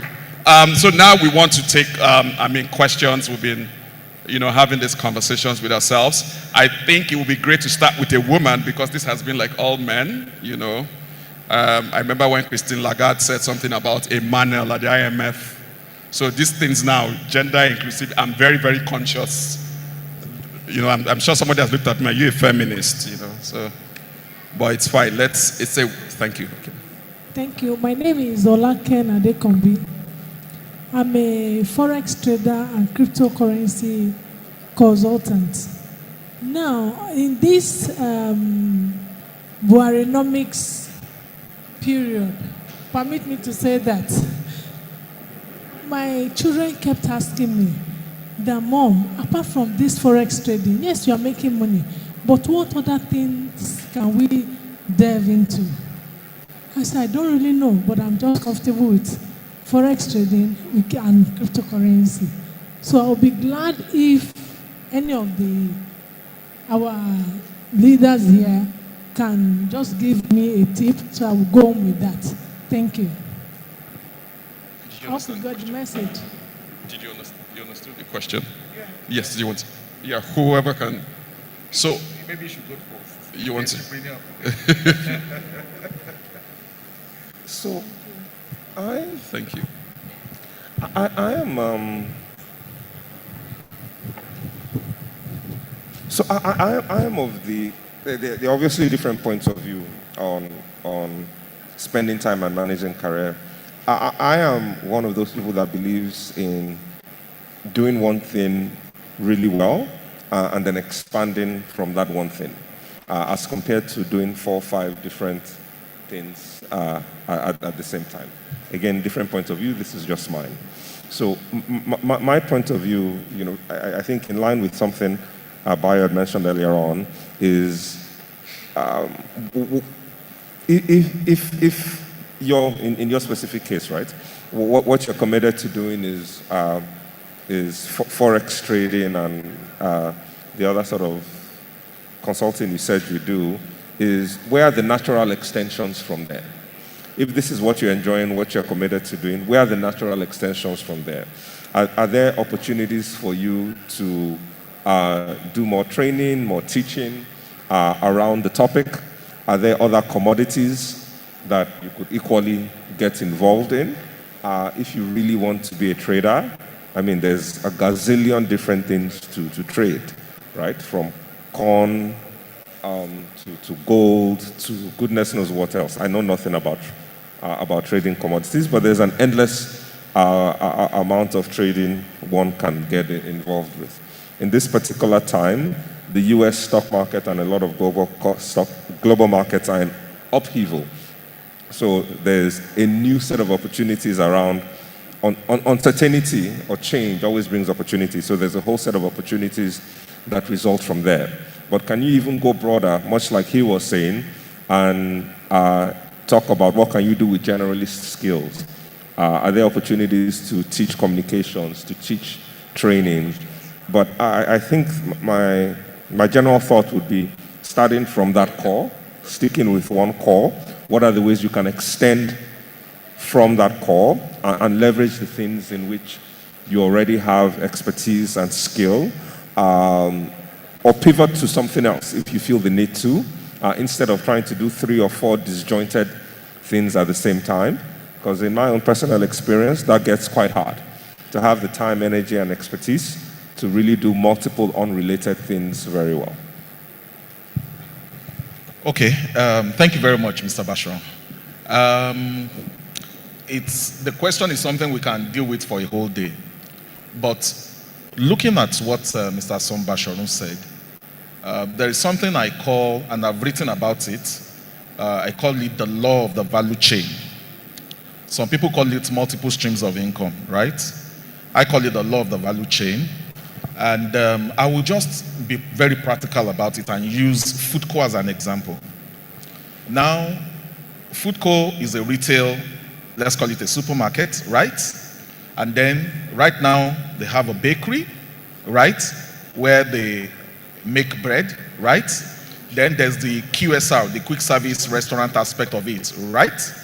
And then I think maybe there's pharmacy or so now, right? So what I usually encourage people to do is, instead of trying to do too many things at the same time, can you look at what you're doing right now and look at the value chain surrounding it? My wife runs a school. So I tell her, in that school, you can also do consulting, okay? Help other people who want to open schools, train people. I know people who come from Ibadan here to come and do training in Meadow Hall in Lagos, teachers, all right? Nobody, that space is vacant in Ibadan. Nobody owns that space. Because I know when a lot of people migrate from here to come and do training in that particular school in Lagos, a lot of people from Ibadan. So if you own a school, can you do consulting? Can you do training?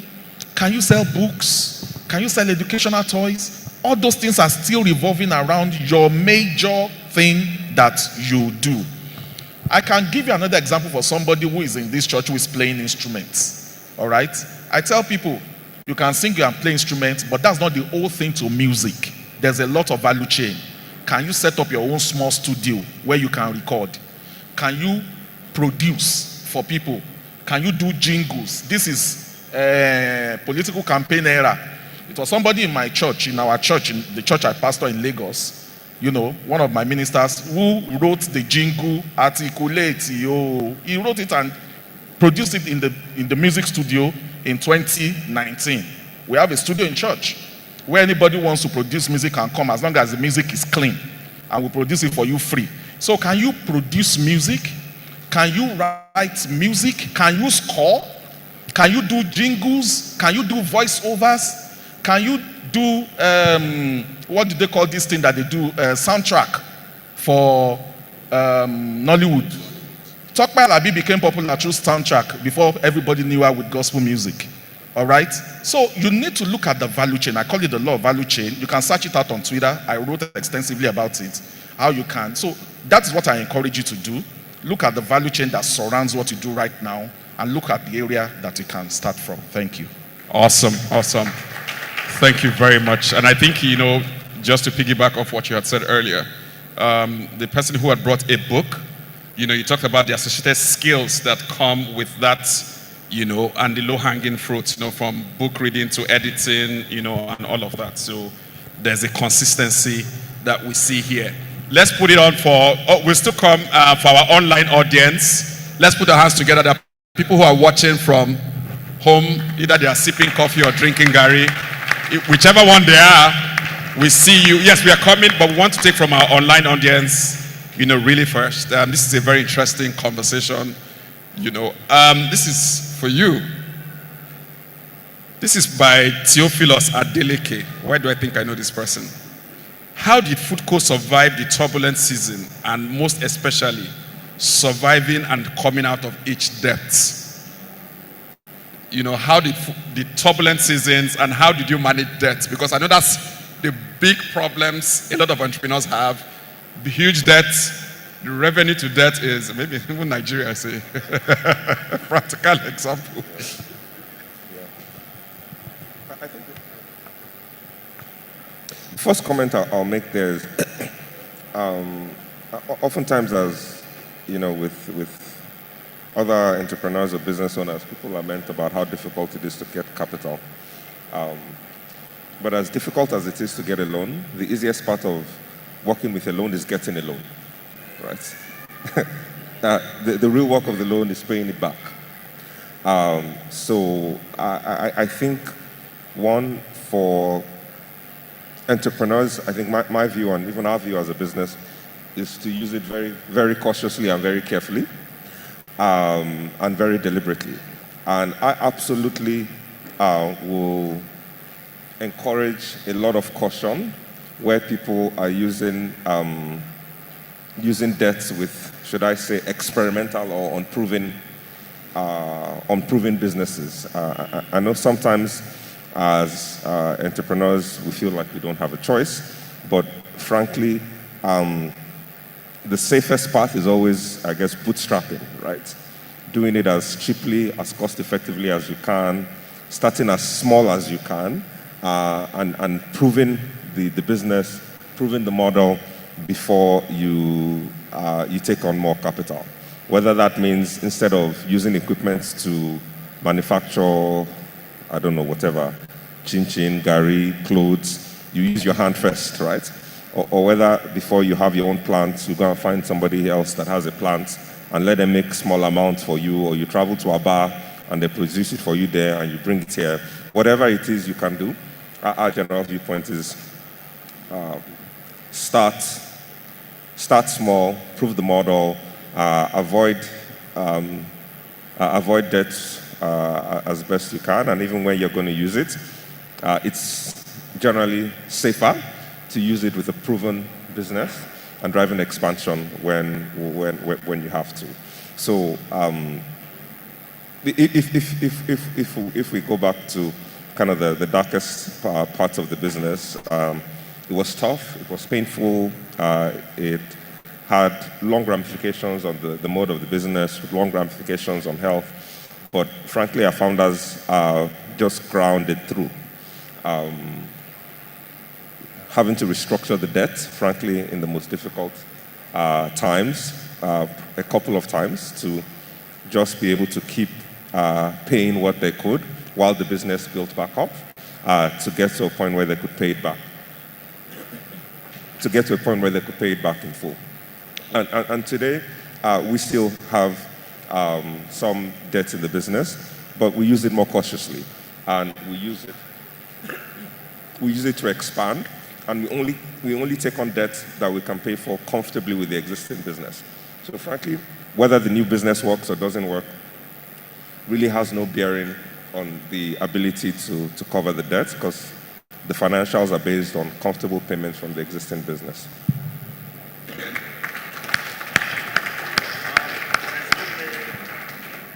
There's no way I'll let that question skip, because I have a banker on my left.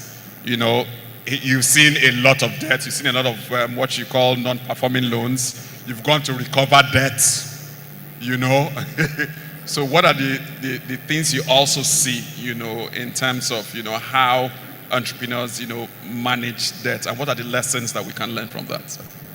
Okay, thank you very much, Emeka. I think one of the first things I advise people, especially when you find yourself neck deep in debt, is please be very honest with your bankers. Be honest with your creditors.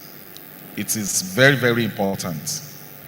There's a saying, and I will say it in Yoruba, Oku okin farapamo feni to ba ma sin or to ba ma we. All right, which means that you don't hide your issues from the person that you think has the potential to help you resolve them. All right, so you need to come clean. If you are in a hole, don't dig it deeper. Some people would rather keep on pouring additional debt into a hole rather than looking for how you are going to restructure with your bankers and see how you are going to get out of it. At times, you need to cut excess spending. All right, you need to look at waste and plug all leakages. At that time, it is not very convenient for you, because some of the excesses that you may have been indulging in over the years, you need to cut it. So I usually tell people, in such a time, you are owing. You should not be going on vacation. You should not be going on vacation abroad because you are owing. It's not right. It is just unconscientious. That money can go into some other things.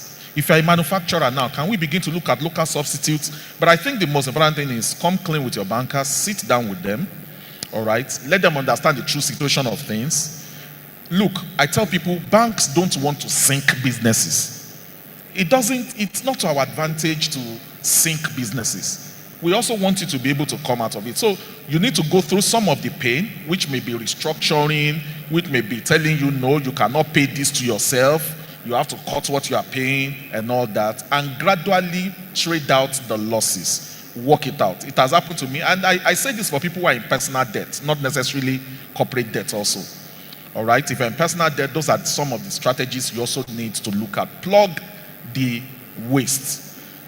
Eat at home or eat from home. You are owing money, and then every day you must drink Coke and Pepsi and all that. You know. So those are some of the little things you can plug, you know, and you can plow back into your business and ensure you pay back. And more so as believers, integrity is important. That's why a lot of people don't want to lend money to Christians. Integrity is important. Don't run away.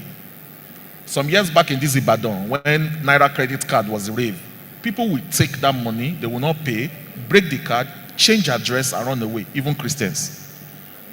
I was owing at that time. I went back to the bank. Those are the days of Sokundogoji. You understand? And some of us made terrible mistakes. All right? Wealth Solution, Treasure Line, and all that.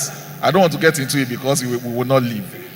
But I went back to the bank and I said, can you restructure for me? Okay, because I took that money and went and put it in. I said I was going to blow and put the money there. And I really blew. But I went there and restructured. For 3 years, my salary was going to paying debts. And my wife was in the UK, she was sending me £100 every month. That was what I was using to live. But I stayed true to it, especially because I'm a believer. I paid down. I have my name to protect. So don't run away when you're in trouble. Don't commit suicide when you're in trouble. Okay, you are owing money, you want to kill yourself. Do you know what the future holds for you? How much are you really owing that you want to go and die? You that you are still going to be a billionaire. So don't kill yourself. Come clean. Sit down with people. Be accountable to people. Find 2 people you can be accountable with who will be asking you, oh yeah, this money, put it here. This money, put it there. In 2, 3 years, 4 years, that will be gone. And then you will start on a clean slate. Thank you. Awesome. Yep. Okay. Interesting conversation. And so more questions, and I'll come over there. Don't worry. I see you won't be marginalized. Don't worry. The center will marginalize you. Okay, so this question is for Mr. Sun-Basaorun. So I will ask so that we can really move. We have 18 minutes to go. For you is, how can one revive a dead business? I don't know what the specifics are, but I maybe if there were more details, but maybe you can extrapolate. And for you, Mr. Adeyinka, is how does one enroll for mentorship? I guess this is for the banking industry or maybe financial services, to speak broadly. Yeah, I think I don't want to sound harsh, but I think the first question one should always ask is, should the business be revived? Should the business be revived? Not every dead business should be revived. So the way I would answer that question is, a business runs in trouble at the end of the day, it's cash. I think every business owner understands that. It's not the fact that you're losing money is the problem. It's the problem that there's no more money left to pay for supplier, to pay salary. That's when the music stops. So the business being in trouble is because there's some problem with the money flow. But it's not always the same as was that business providing a product that customers loved and really wanted to buy. So that for me is the first place I would ask the question when you talk about reviving the business is, whether you are a fashion designer, right? Did people love your outfits? Even it doesn't have to love all of them. Did you figure out which kind of outfits you could make for which customer? Was it that they loved? Was it the R.E.A.L? Was it the children's clothing? Is there some angle where that business has really found a way in which it can differentiate itself, and it's clear that customers were willing to pay for that product over others? And as harsh as it may sound, if the answer to that question is no, then before you worry about reviving the business, the question you should ask is, what are you reviving this business to? And what is it that's going to give this business a chance to really achieve success when it comes back? Once you answer that, Then it's the principles Bayo was just talking about that come into play, which is how do you manage cash in order to help the business be able to succeed.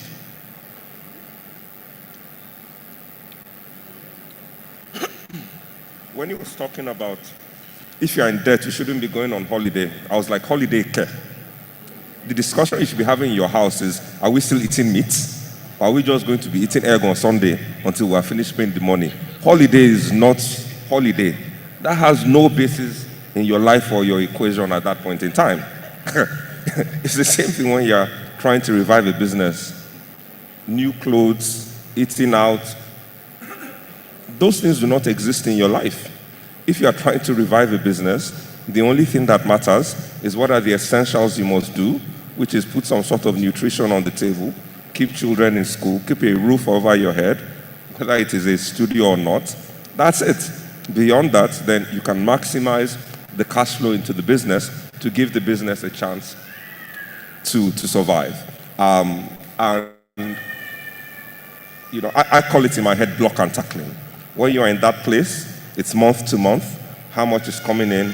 How much is going out? How do you stretch it in order to make things meet till you get to the next milestone? But the key is you need to be sure you are on a journey that's worth going, which means you understand clearly and have a reason to believe that at the end of the tunnel, this is a business that can succeed and be viable. Thank you very much, sir. So, it reminds me of just before that, you know, that thing that trended on TikTok and Instagram. Don't worry about my future. You know that, let my future come. They were eating, you know, which I think was a terrible trend and we were laughing, but, you know, people just want to run away from reality and, you know, and they will have big food and all of those things, you know. Anyways, over to you. Okay, so on mentorship. I think that is something that irrespective of where you are, whether career or you are an entrepreneur, it's something everybody must be interested in, mentorship. I actually wrote a whole chapter in this book on mentorship. I was blessed that early on in my career, I met somebody I chose as my mentor and who helped me in my career to no small extent. And I'm talking about the late Bode Abikoye. I speak about him very fondly, because when I say that if there is someone who had a very great and remarkable impact in my career, is one of the 2 or 3 people that I'm so glad that our paths crossed. He taught me how to write. He taught me how to write. I would write memos, bring it to him in the office. He would correct them and tell me to go and rewrite. And I can write a single memo 10 times. He would never be satisfied. But do you know what? He already wrote the memo. He has sent it to head office. I wouldn't know. But he wanted me to learn. Sometimes till 9 p.m., 10 p.m., we were writing. So if a lot of people credit me with good writing skills now, a lot of people will read my articles and say, fantastic. You taught me how to write. And I think mentorship is something we should not joke with. Now, I tell people, I can't be everyone's mentor. The mentor you desire might not actually be able to mentor you practically, because there's a limit to how many people you can take. But people can mentor you through their books. People can mentor you through their videos. People can mentor you through their articles. So I tell people, when you follow some people on social media, be deliberate, be intentional about what you feed yourself, the people you follow. Those are mentors, and you don't know they are mentoring you unconsciously. All right? So I choose the people I read. I'm deliberate about the people I follow. Okay? So people can mentor you remotely. You may never meet them in this life, but they can influence you through their books, through their articles, through what they write and all that. So mentorship is very important. I would say look for that area where you want to expand your knowledge, where you want to be mentored. Look for somebody who has done remarkably well. That person might not be perfect. You are not looking for perfection. All right? You know, follow that person or those people. Secondly, if you have the opportunity of coming close to your mentor, please be careful. Some people, what they need is a sponsor, not a mentor. Because the next thing they do is to come and ask you for money. No. Mentorship provides wisdom, not finance. All right, so you need to make a clear distinction whether what you need is a sponsor or a mentor. One of the mentors I have, and I met him in year 2001, he has mentored me for that long. I was still in Ibadan here. I was anchoring the service in our church. He was a first timer. He came to church. And then, no, I preached that day. Pastor asked me to preach. And then after service, he sent for me. He said, young man, I like the way you spoke. What is your name? And I mentioned my name to him. And he said, I would like to know you a bit more. Monday, he called me on my phone and said, where's your house? I want to know your house. And then he drove all the way to Ashi to my house. I had one small furniture. I used to sleep on the rug and sit on the rug. Some of you will know my story. Because that furniture, it was with corporate Ajo money, 40,000 naira. So it was very expensive then. I hardly sat on it. So I prefer to sit on the rug. So he came in. I had to go and buy. Those were the days you buy all this tree top. Who knows the tree top juice? And you mix it with water. And I gave him to drink. And that was how our relationship developed. He invited me to his house and then he started mentoring me. When I go to South Africa, I stay in his house. And he has mentored me for that long, and I have never asked him for money one day. One day. A lot of the things I know about real estate, about all that, he taught me practically. So please, it's important when you get a mentor, please do not take advantage of your mentor. All right? Please maximize your mentor. What you should seek for is wisdom, but people can mentor you through different ways. Thank you.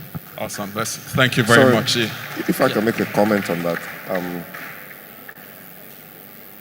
So I think sometimes I think we get a bit too philosophical about mentorship. A lot of the things I've learned in my career, I've learned by watching my bosses and my peers and learning to emulate what they do. Not because they decided they were going to mentor me for 5 years, but because this guy is whatever, right? He's the CIO, and watching the way he runs meetings, I'm learning the way you run an effective executive meeting. This guy is the partner on the study. We are going to the client together. I'm watching the way he engages with the clients, and I'm learning a better way to engage with the clients. Because I get up, and when I do my engagement, after I'm done, I go back and ask him, hey, what did you think? What can I do? What can I do differently? So I think sometimes we get a bit too philosophical about this. Mentorship is around how are you learning the key skills and competencies you need to move to the next level. So the key thing is learning about skills and competencies. And it starts with you trying to develop an awareness of what it is you need to learn. So if you're in sessions like this and others where you can identify what it is you need to learn, or frankly, if you have the privilege of being in a job where you have a superior, I know people whine and get worried about it sometimes, but it's a privilege because you're in an organization where somebody, whether it's your direct superior or his peer, there's somebody who is going to have skills and competencies that you can learn from. It's really taking advantage of all of those interactions to continue to build out your skills and your competencies and not getting fixated on the one miracle worker, right, who is going to descend from heaven and touch you on the forehead, and then suddenly you become, Superman. So I think it's important to just break that down a bit in our minds. So it's great to find that wonderful mentor, but that wonderful mentor is not always the answer or the full answer. Getting little pieces from multiple people you engage with is just as important. Thank you very, very much. Wonderful questions, but we have a lot of questions here. For the people, somebody sent something for the app for Foodco, so I passed it on. Just in case it works out, 2% in the company, not a bad idea, okay? Don't forget. So I passed it on to him, and then he says yes. So that it's not all on this side as well. Okay, Mr. Adeyinka has a question. Okay, so let me go to him so that we can hear from So it's a bit interactive as much as possible. We have 16 minutes, so 30 seconds, sir. Okay. Like real quick. All right. I'm Wale by name. In your expansion journey, that's for Foodco, I believe you must have tried a lot of funding method.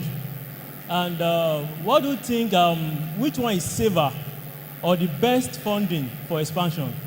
Is it loan, investors, or personal savings? Thank you.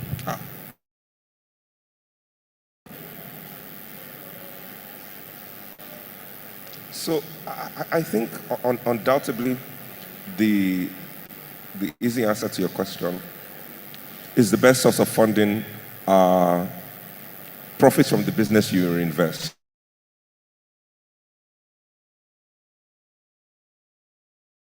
Limits naturally stage gates your rate of growth and comes with no expectations or liabilities to anyone because it came from the business, you put it back in the business. That's by far the easiest one. I think beyond that, the type of funding that's right, frankly, depends on the stage your company is in. For many companies, the first source of funding obviously comes from the founders, whatever you can save yourself. If you're a two-spouse household, I think it's a beautiful thing. One person is working, the other person is investing in the business. You are managing kind of the risk to the overall family. It's always a blessing where you can have a family set up that way. But often then, being able to take money from some family and friends is usually a good thing. It has to be managed carefully. But that is often kind of a low-risk way to expand the business. I think beyond there, frankly, it's around understanding the right kind of funding for what you're trying to achieve. There's, what's it called? I guess for the young people in the room, you take it for granted, but for those of us that are slightly less young, we remember a time before the internet, right? In today's world, in 3 hours sitting in your room, you can learn almost anything. And you can learn most of it without even spending $1. And by the time you spend $15, $20, goodness knows the amount of knowledge that is accessible to you is unreal, right? For a company like ours, when we started the company and the company was growing, there was no internet. So access to information was difficult. But now, if you say, hey, I'm trying to raise capital and I want to learn about raising capital, by the time you've read a bunch of web articles, you are quite informed. By the time you've bought two books, you know a lot. You know what is venture capital. You know what is term sheets. You know what are preferred shares. You know what is a convertible. By the time you've done some reading about debt, you also learn the various kinds of debt. So the other thing I would say beyond that is if you want to go forward and you think you need capital, is you need to get educated. You need to develop an understanding of the various kinds of debt, the various structures, the various risks. So when you start talking about, let me approach an investor, you understand what is even the nature of the agreement I'm going to have with this investor. Are they going to be a common stockholder? Am I going to have a preferred share with them? Is it even not really going to be a share? And it's going to be some sort of debt instrument. You have enough knowledge so you even understand how to structure it. Or if you want to go raise debt, you understand what kind of debt can I get from the bank? What kind of debt can I get from developmental finance institutions like BOI? If you don't know about those sort of things, you should learn about BOI, about DBN. They're development banks that offer subsidized loans. So that sort of learning will make you more informed, so you can then pick what is the right kind of finance that's right for your company. Okay, so I was about to, so in a nutshell, understand the various kinds of capital that's available to you, and then know which one really, works for you. Just to add, I think Olorekun has something on venture capital on YouTube. There's a lot of resources out there, because sometimes people also go and get themselves into something that they should not be involved in, and eventually, thank you very much for that. So I'll come to Mr. Adiola. We have 10 minutes. 10 minutes. So I just wanted an interaction from the audience, then we come back to the questions here, and then we'll wrap up like real quick.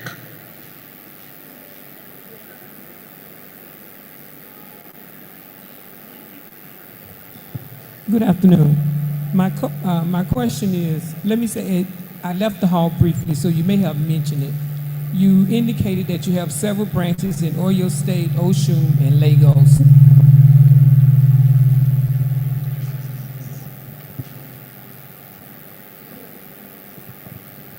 You indicated that you have several branches in Oyo State, Lagos, and Osun. Are any of those branches, or do you offer franchises? And if you do, what's the startup capital? So, short answer is no. At this point, we do not offer a franchise. At some point in the future, we might, but today we do not. But I think franchising can be quite a great way to start a business. So I think if you're interested in it, I applaud it. And I think there are a few, right? There are a few businesses around that do franchising. I know Chicken Republic did quite a bit of it at one point. I don't know if they still do. So I think it's a great question, and it's something that if you're interested in, I think is worth pursuing.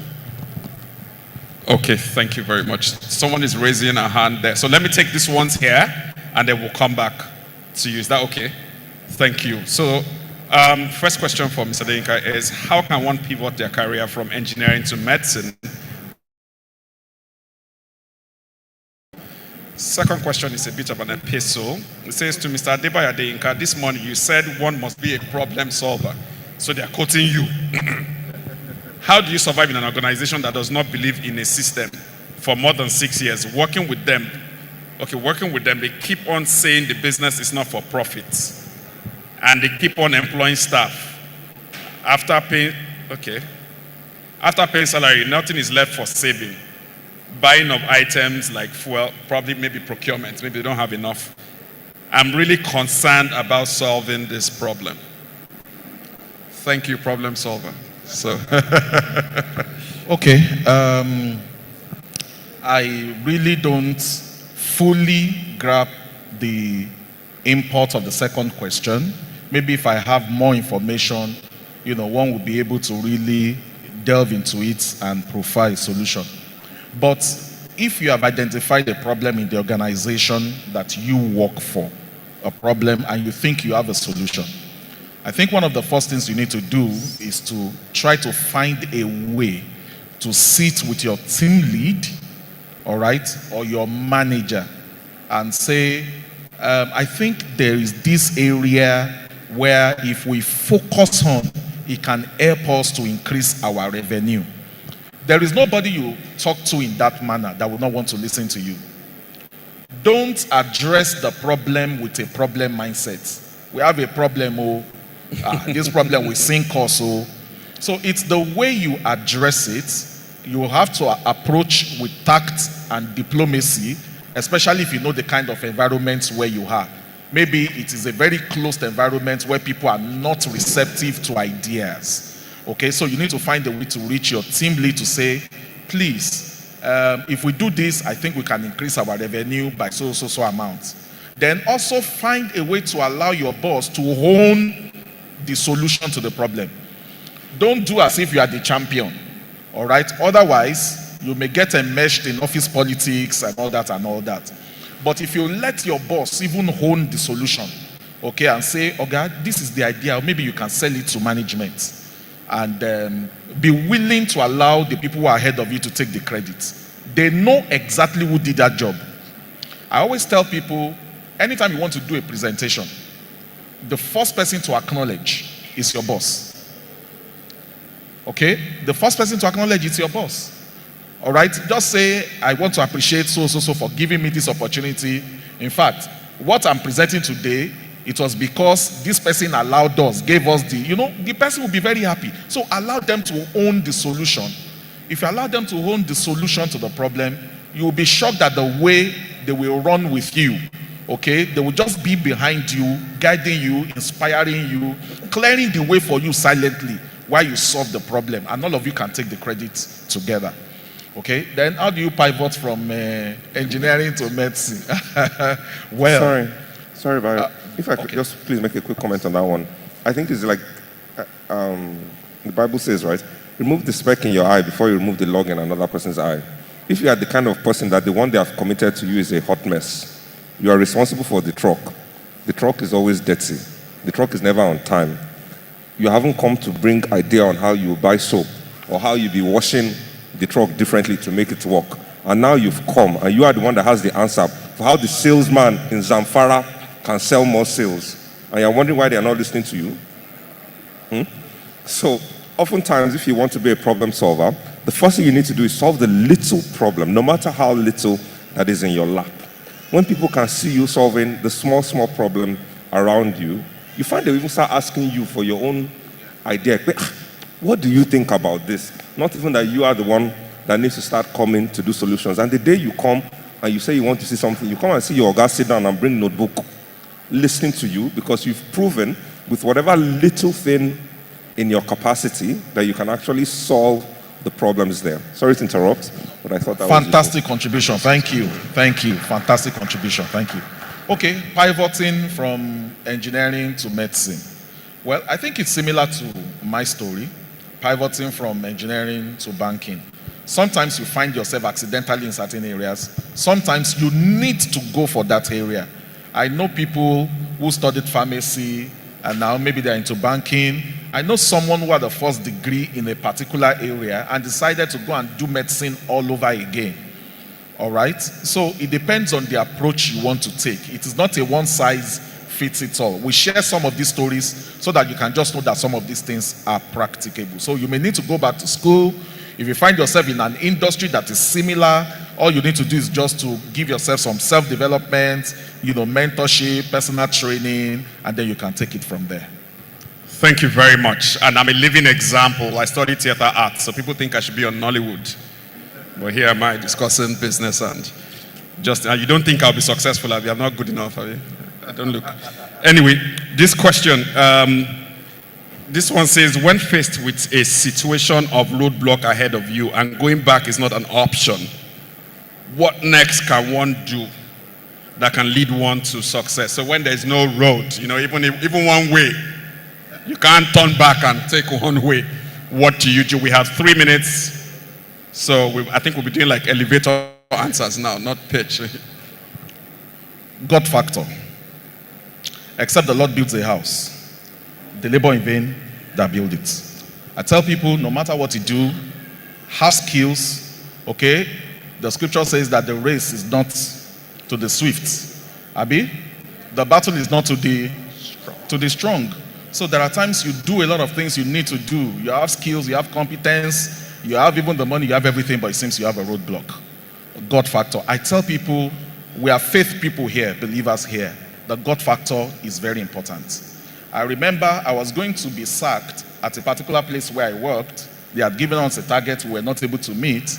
And then they gave us, I described it in this book also, 30 days, or we're going to be fired, 30 days. And you'll get to work in the morning, you open your computer, the first thing you see is 30 days to go, it drops.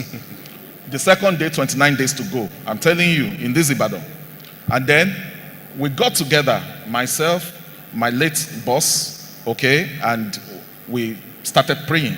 We prayed, we fasted, and then we deployed some strategies and started to work. In 30 days, that branch made profits. I tell people, there was another time we had a deadline, impossible deadline. And the minister came to our church to come and preach. I wanted him to pray for me because something was going to happen, And after he preached, architect Adebayo of Latter House was the one who came then. I went to meet him in our church office, and I told him what the problem was, that he should pray for me. And then he looked at me and said, Brother Bayo, God said, sow a seed to break the siege. That was what he told me. Sow a seed to break the siege. And he kept quiet. And I kept on looking at him. I thought he would ask me, kneel down, let me pour oil on your head, lay my hands on you, lay my legs on you, pray for you. But he said, sow a seed to break the siege. He said, that's what God said. And I was very hungry. I went home very angry.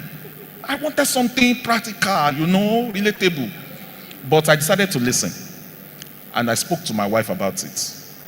And I took my salary for that month, everything.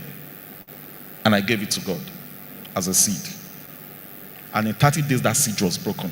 I got another job within 30 days. and so many things. So I tell people God factor is very important. Sometimes we need to anchor our lives on certain things so that when certain things happen, you can go back to God. And like Dorcas, you raise that thing as a memorial to God and say, God, this is it. Oh. So God factor is very, very critical. Important. Thank you very much. In a nutshell, there's an instruction that you will get as a believer, from God that can take you out of that situation. Really? What? We shouldn't take more questions? Yes, I think we don't need to take more questions. We need to, or we shouldn't. What's our producer? What are they saying? Because it seems like it's very interactive and people, I'm a stickler for time, so. Let's round up. Of course, we will round up. Okay, the African way of rounding up. Now let's round up. This is for you, Mr. Sun-Basaorun. So we'll take in 30 seconds. This person says, how do you get, this is a people problem. How do you get people, employees that are, in my business, there are abundance of evil people who hurt businesses. Then, what kind of characteristics? I think basically, how do you detect people who can hurt your business? And you did mention something in your presentation about how, sometimes, this almost like a gang up and, a toxic culture in the business. So we are out of time, but can you maybe in 30 seconds, maybe keywords? I think that the first thing to remember, right, and I guess I'm also a recovering engineer, is every action has an equal and opposite reaction. So if you're concerned about how your employees are behaving, the first thing you should ask is, how are you behaving? How do you treat your employees? How do you greet them? How do you listen to them? What sort of environment are you creating in the office? That's step one. Because if there are issues there, now long story, right? It's just not going to come right. So step one is really looking at yourself. I think the second one is listening. If you're concerned that there's issues going on, have you had a one-on-one discussion with everybody to understand their point of view on where the issues are and what's happening? Are you paying attention to the emotional cues in the meetings and outside the meetings so you can understand the dynamics? Because as long as an organization is less than 20, 30 people, one person can understand the whole dynamics of the company by just talking to everyone and paying attention. So I think that's kind of the first step. The second step from there is to realize that truly not everybody belongs in the organization. And sometimes it's tough because if you have only one accountant, you have only one seamstress, if the person goes, your business is in trouble. So you are faced with this challenge of, if I ask this person to go, who is going to sew the clothes, who is going to do whatever. But as a business, you need to realize that the adverse impact of one individual, no matter how critical they are, can have ramifications way above whatever positive they're doing. So if you find yourself in that situation, you need to quickly figure out, is this somebody who can change? If I give them input, give them some sessions in which to monitor their performance, can they change? If they can't, then frankly, you need to show them the door and bring in someone else who can. The other thing that's important, that I guess is implied in what I said, but let me state it clearly, is you need to give people feedback. If you haven't told people what the problem is, you haven't given them ideas on how to behave better, you haven't written down their issue, you haven't had a session to follow up with them on how have you worked on what I told you the last time, then frankly, the person to blame is yourself. Because the first thing you need to do is help people see the issue, give them the feedback, follow up on it, and then if they're not willing to adjust, frankly, then you know you need to make a change. Thank you very, very much. We've had to, I'm so sorry. We have tons of questions, but I think we have a good problem. It means that I think we did very well. I think our guests really gave you, they were very insightful. Please put your hands together for them. I'm sorry we can't take all the questions. I'm really I feel so terrible, that we can't take questions from there. But thank you very much, our wonderful guest. It's been a wonderful thing. But just 30 seconds elevator departure, because I think, what is that one thing that you would like to tell the audience in 30 seconds? I'll start with Mr. Adebayo. Okay, I think I'll just talk about what I spoke about the last time. The God factor. No matter how much you want to achieve or how much you have achieved, please don't forget that. Right? When you are in a hole or you don't know what to do, please ensure you have an anchor that you can hold on. When I started my career, one of the first things I used to do was to share Bibles. I would buy Bibles in my office here in Secretariat, and a certain missionary will come and take the Bibles from me every month from my salary. There must be something you are doing from your salary every month, all right? That you are doing for God, you are doing for the kingdom, you are paying somebody's school fees, there's something. So that I can stand as a memorial when things are tight. So when those things are tight, there was a time I had to pray. I said, God, if they sack me, I won't be able to buy Bibles, so let them sack me. But they must have an anchor. So that God factor, if you are committed to the kingdom, God will be committed to you. Thank you. Thank you. All right. Mr. Sun-Basaorun. I think the first thing I would say is ask for feedback and grow. If every period, every quarter, every 6 months, you're not learning something new about yourself, not just technical, but behavioral, that you are not growing, and over time you run into trouble. 2 is you need to stay the course. In the challenging times, I guess we know the trite saying, right? Tough times don't last, tough people do. Sometimes you just need to stand and make it through the storm. And the third thing, which I can't overestimate, is wise counsel. You need people around that can help you see what you don't see. They don't need to be 50 and CEO of, goodness knows what. They just need to be smart, care about you, and know something a bit better than you. That's all it needs to be. And you need to be able to go to those people, particularly when times are dark, because when we're tired, when we're stressed, when we're overwhelmed, we don't see very well, right? Because our minds are all jumbled up. And having a few people you can go to that you can share things with, that can bring a different perspective on what's going on, is a lifeline in those times and situations. Thank you very much. It's been a wonderful time with this fantastic gentleman. Please put your hands together for them. This is the real conference, empowering you to achieve outstanding results in career, business, and life. Please be seated. Thank you. We will all know that this is really a real session, right? Thank you so much for being real. We really, really appreciate it. So we just want you to help us present gifts to some people, and we also have a gift for you. So the first person that I'm going to call is the person that came here first today. And the person came 8:50 a.m. That's 10 minutes before the time. And the person's name is Mrs. Bumi Akingbade.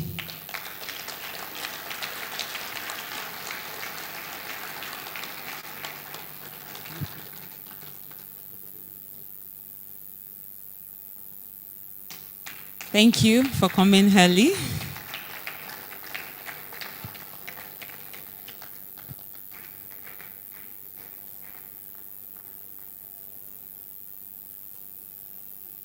Thank you so much. We are so used to African time, but really, there's really no African time. They usually say that if it's 1 minute past the time, then you're already late. It has to be before. So thank you so much. So you all remember that we shared that you should invite 10 people. So who invited 10 people for this program today, and they are here with you? Anyone? Anyone? Okay. 8 people. 7. Oh yeah, 5. 6. Awesome. Please, can you point them, the 6 people?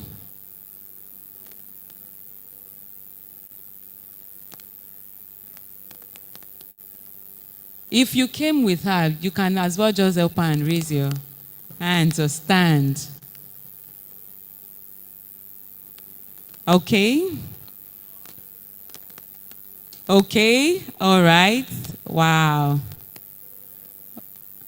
And that is also beside you, anyways. Yes. That is stand up.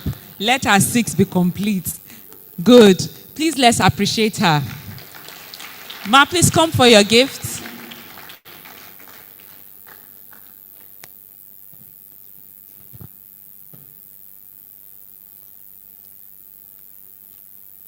Thank you so much, Ma. We really, really appreciate it.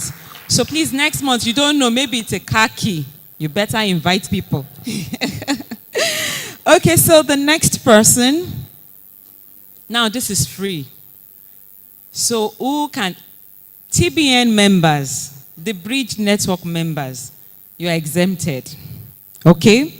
So who can tell us the full meaning of real?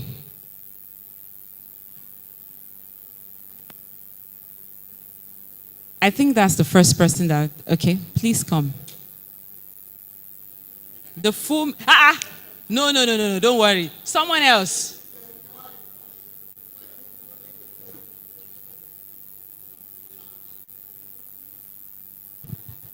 Relationship, attitude, entrepreneurship, and leadership. You tried. Can you now follow the other? Okay, relationship, entrepreneurship, relationship, entrepreneurship, attitude, and leadership. Let's appreciate him. Mr. Emeka.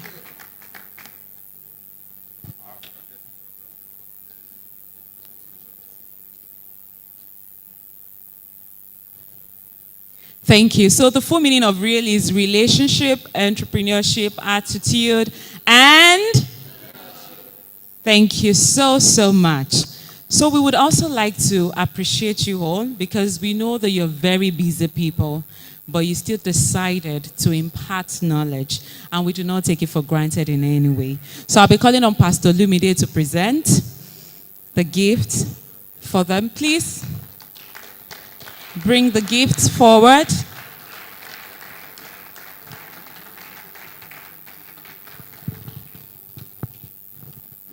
Well, they said I should say something before we present the gift. Well, I want to just say that we deeply, deeply appreciate you, sirs, Mr. Sun-Basaorun, as well as Mr. Bayo Adeyinka. Mr. Bayo Adeyinka is a member of the church. Now he knows that he's a member of the church, if he doesn't know. And as well as Mr. Sun-Basaorun as well. Automatically, he's a member of the church from today going forward. So we'll expect to see you Sunday after Sunday in our services as much as you can. But deeply, how many of us have enjoyed and been blessed by these sessions? You know, one of the things you will find out is that why do we merge it as entrepreneurship and career? Because there's really no difference between the two. As an entrepreneur, you need career people to work in your business. But you'll also find out that most often times you will see that most people that work in other organizations, they do a lot better when they are starting out in their business.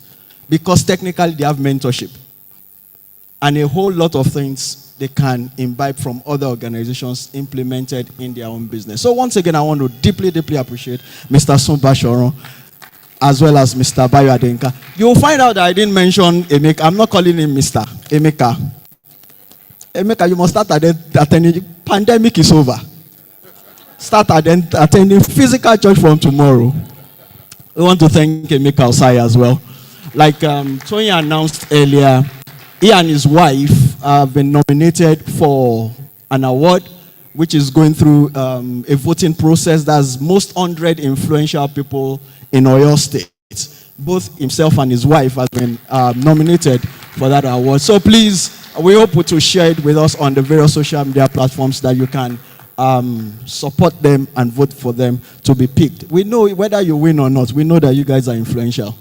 And thank you for what you guys are doing. So I want to appreciate the three of them. Can we put our hands together for them this afternoon? Okay, you come first. All right, we have this token. It's just a token.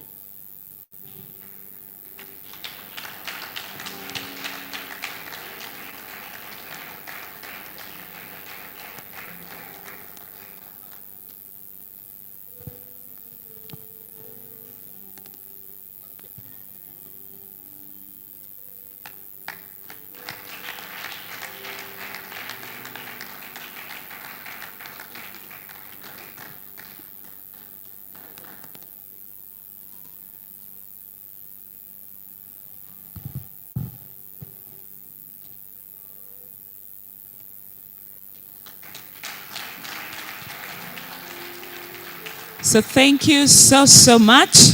We really do appreciate you all. Please, you can help them carry it as they're going to their seats. Thank you. So we still have things coming, but we'll be going for lunch. We have a workshop on overtaking and maintaining the lead in your industry. It's a workshop. You would have seen that we shared a workshop sheet. In case you don't have it, please raise your hand so that you'll be able to have the sheets with you. So as we're going for lunch, remember, network, meet people you never can tell who is right next to you or beside you. So we'll be coming back. Okay. So where we had coffee break, which is to the right side, is also where we're going to have our lunch. You can pick up your lunch box or plate and meet people, network. Then in 20 minutes, we would move to the workshop. Thank you very much. Have a wonderful, tasteful lunch. This is the R.E.A.L Conference, empowering you to achieve outstanding results in career, business, and life. For the lunch, you know you must have collected either lunch or a card. Please hold the card because you have to give them the small card. Okay? Yes, this card, the lunch card. So you can hold that. That's what you will use to access the lunch. Thank you.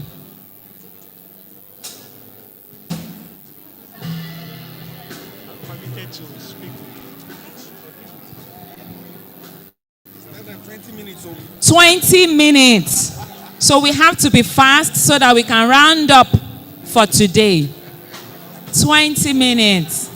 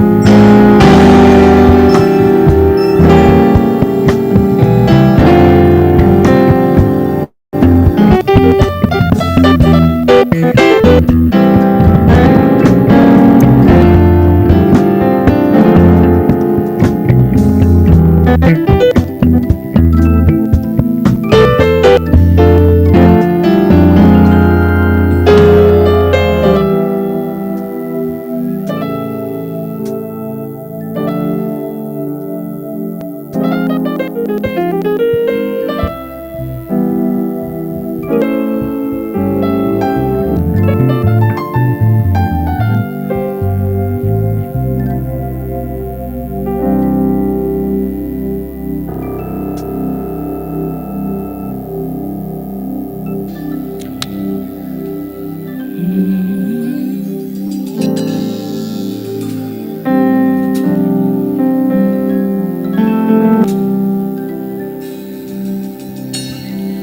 I'm down and oh my soul so weary, when troubles come and my heart burden me, and I am still awaiting in the silence until you come and sit a while with me.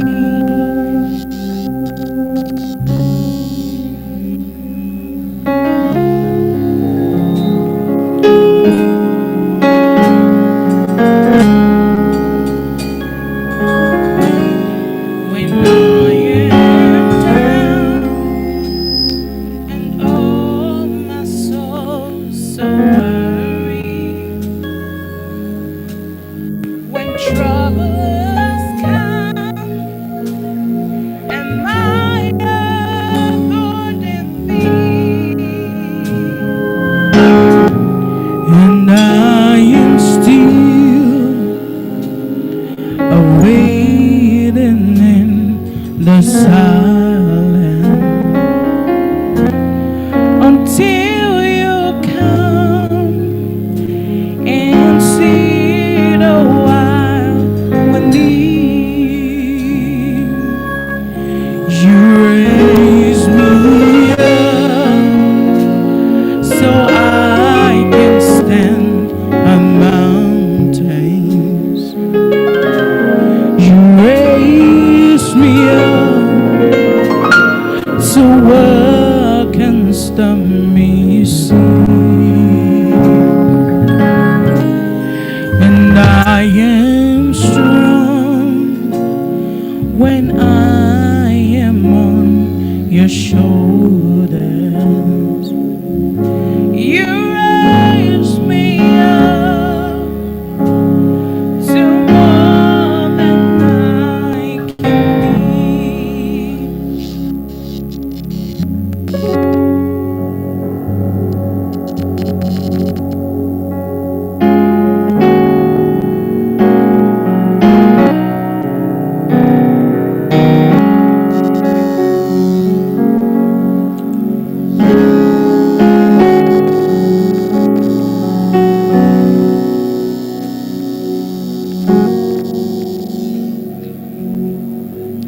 when I am down and oh my soul so weary,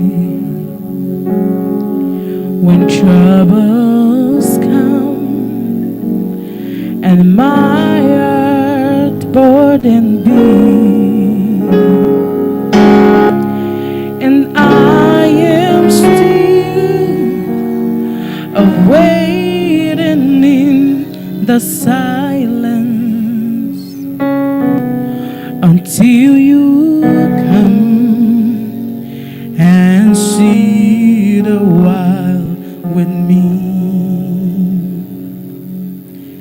You raise me up so I can stand on mountains.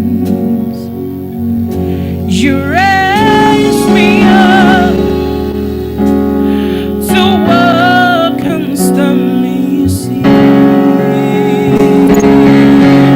And I am strong when I am on your shoulders.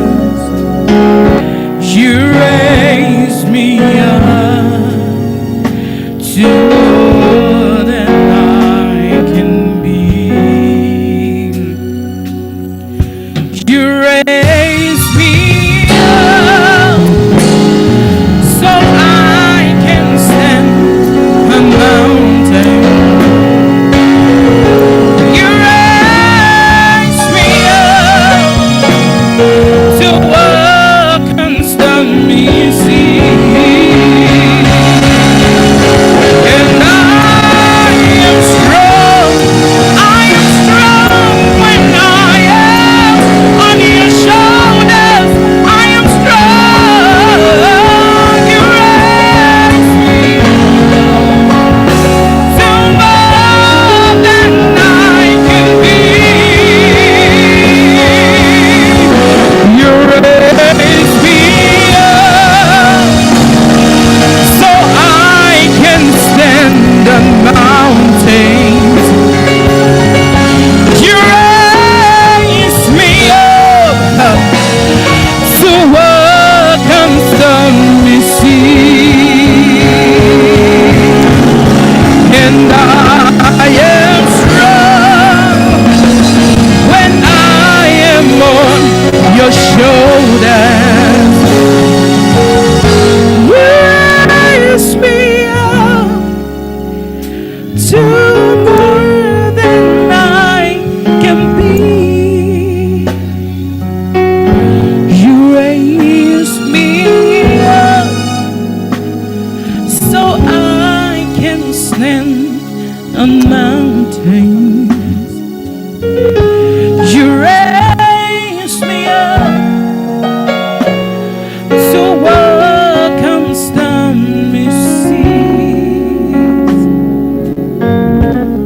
And I am strong when I am on your shoulders. You raise me up to more than I can be. And I am strong when I am on your shoulders. You raise me up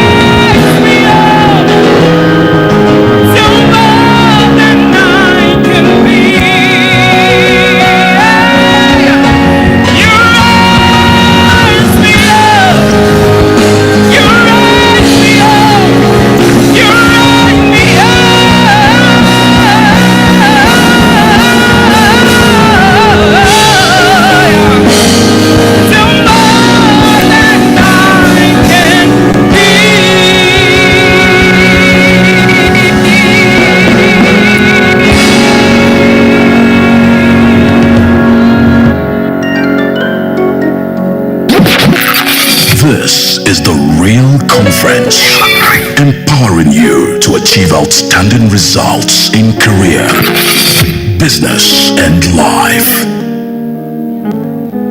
Welcome back.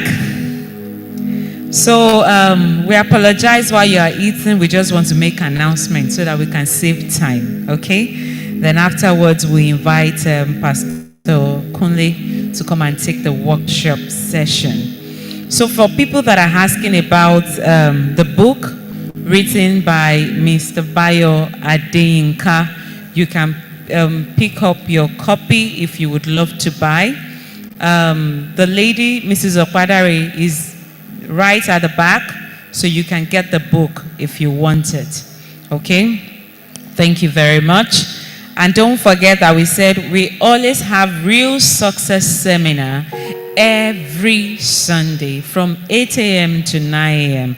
And you get to learn real life, just like you've been experiencing today. It's like that every Sunday morning. So if you would like to learn more about your business, your career, even you as a person, as an individual, either you are working or you are doing business, if you want to build yourself, personal development, that's where you need to be. And a few people already asked me today that, okay, I want to know about the church, you know, that fellowships here or that is organizing this. It's called the Bridge Network. So we are a group of people where we live an outstanding life and service to God, transforming our world. And this is an example of how we get to transform our world, because we believe that each person, we are all important, and there's a whole lot we can all achieve as individuals, not to talk of if we are working together as a group. So there's a video that will be playing, which has to do with GLS and the media. Please, can you play the video for us?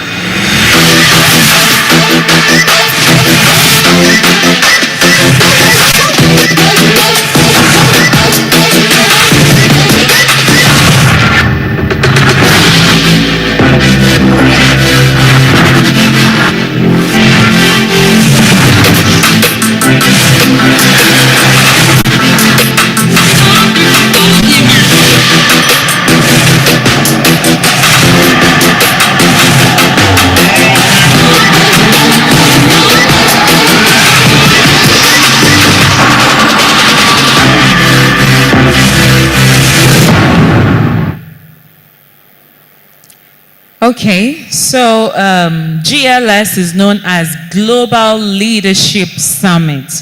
I'm sure probably some of us have attended maybe once or twice, but this is an event that you don't want to miss. So we've decided that our next real conference, we would be showing this. It's going to be on this GLS. And of course, it's a global event. It comes with payment, but it's also now subsidized, okay? So it's for 3,000 Naira, and we would give you more information. Someone is gonna come up to give you detailed information. We have different speakers coming up, and if some of you might be familiar with some of the speakers, they are very amazing, and there's a whole lot that we can learn from them. At least I've listened to almost half of them. And I can say that the way they would talk to you, it's always mind-blowing. So I am excited. I'm looking forward to this. And I hope that you would also be excited about this. So without wasting our time, I'll be calling on our next speaker, and we would play his video too. Oh, okay, we won't do that, sorry. Okay, because he's handling the workshop. All right. So it will be the one to come and handle the workshop. Pastor Kunle Akinwale, please let's welcome him.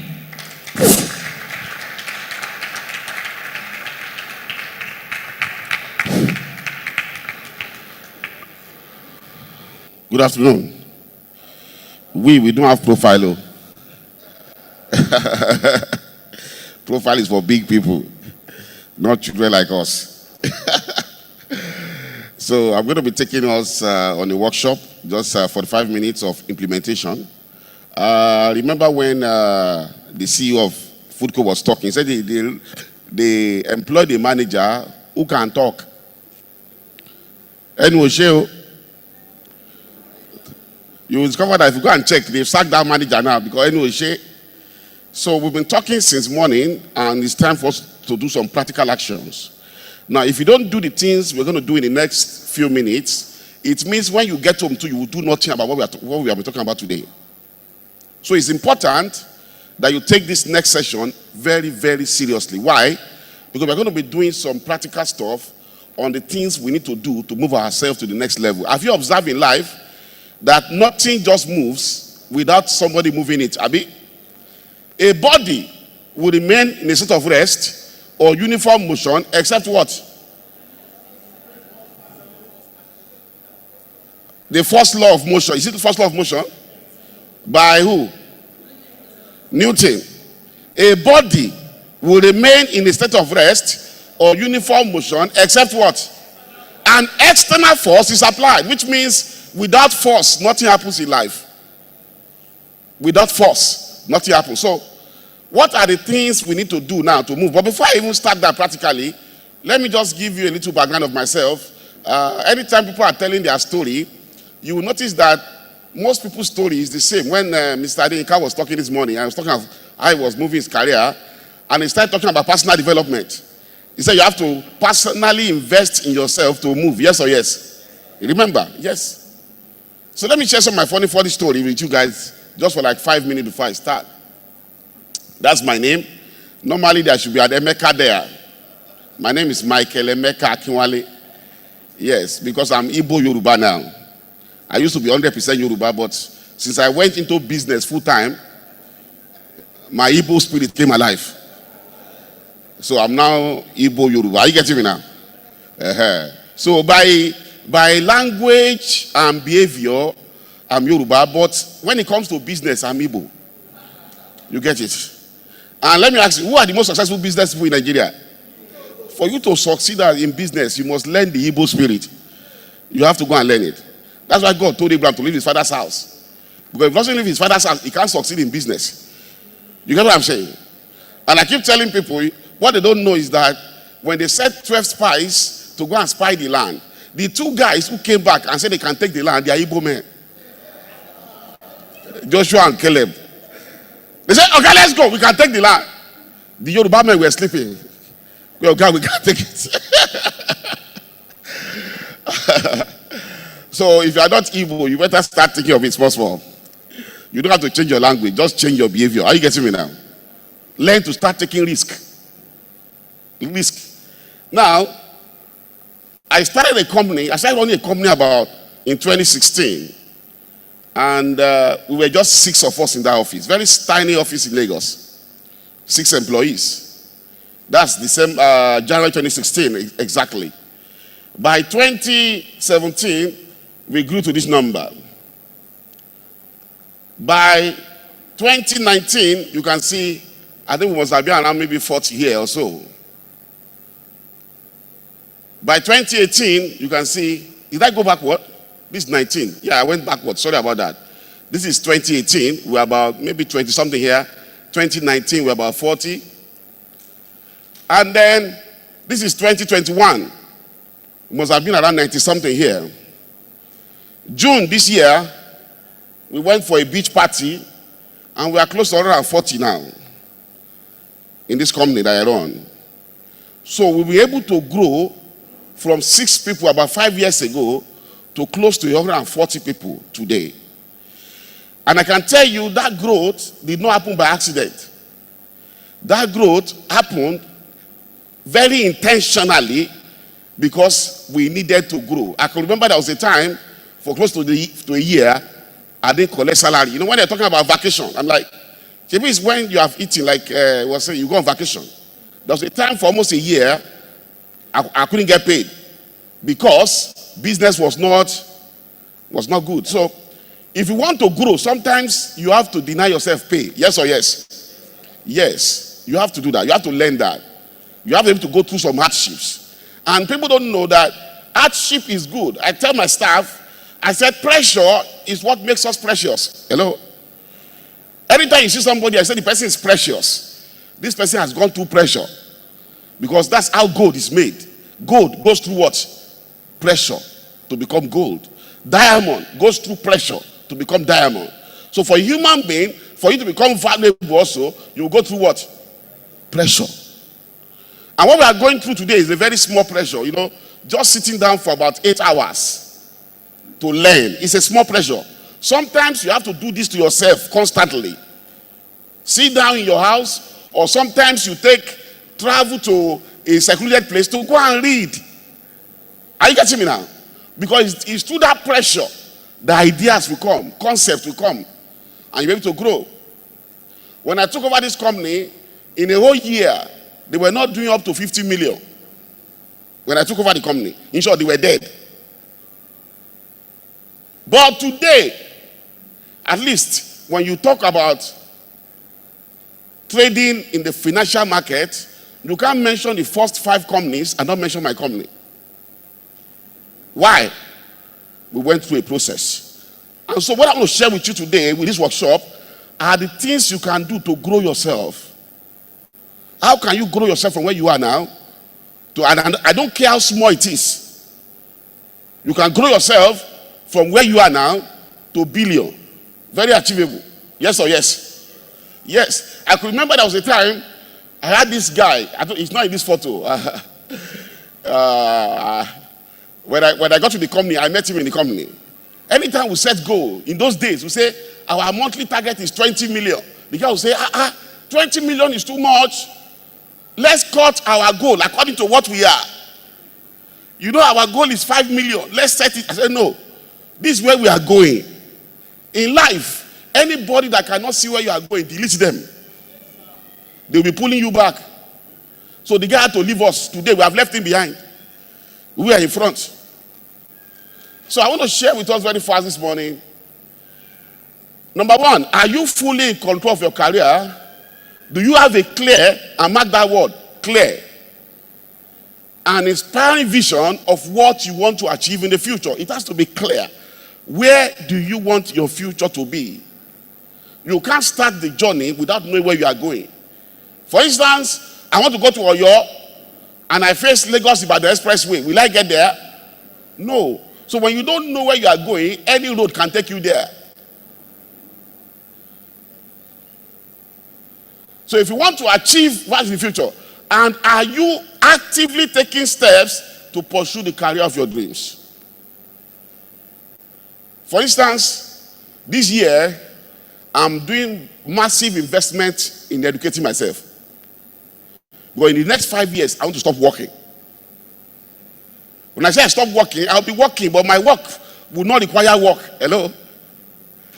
You know, in the last R.E.A.L conference, when we had Dr. Habib here, he said, sorry please. He said, at the last stage of your life, you should be lazy. Abi? When you see a man who is old and is working, it means the time he should have worked, he didn't work. But at a certain age, you have to be what? Lazy. Not that you are not making money. Your laziness is equal to money. Because at that time, you are using just what? Your sense. So in the next 5 years, I want to stop working totally. And so this year, for instance, I'm doing massive investment in educating myself on how that will happen automatically. If your answer is no, then you risk being disappointed. If you put your career in the hand of others, your organization, your boss, your partner, or even your parents, you risk not going to where you want to go and doing what you want to do. After all, if you are not working to realize your own dreams, you are most likely working to what? To achieve for others. So please, you have to know where you want to go. It's paining me they didn't put this slide in my... can you play the PDF if it's possible? I don't know. There are 2 files there. You don't have PDF. There's a font I like. You know, fonts. have impact. Do you know that? When I write, I don't like any font. There are some fonts that motivates me when I see it. So this one, I don't like it. It's not my font. But you know, when you submit a document and the person doesn't have your font, his own system will change the font to his own. See it. That's what happens when you don't have your own vision. When you don't have your own vision, when you get to a company, they will sell you their own. So you must have your own software running inside you. Are you getting me now? Your own font must be running. If not, any font will be running in your life. Any font. So, personal development planning is a structured way of doing that. First, you must understand yourself and set what? First, you must understand yourself. You see, the problem with a lot of people is that they've not sat down to understand themselves. And immediately you are above 18 years old, you no longer have any excuse for failure in life again. You know that? If you are below 18, you can give excuses. But immediately you are above 18, okay, there's no excuse again. So you must understand yourself. Next, you must define goals in terms of what you want to achieve. And for instance, if you check me, have you ever, in the last 1 year, have you observed that every time you see me, I have a hat on or a cap on? It's a constant part of my system now. My hair is never open again unless you meet me at home. My dressing has to be complete. Can you imagine this dressing without a hat? Life is for enjoyment, not endurement.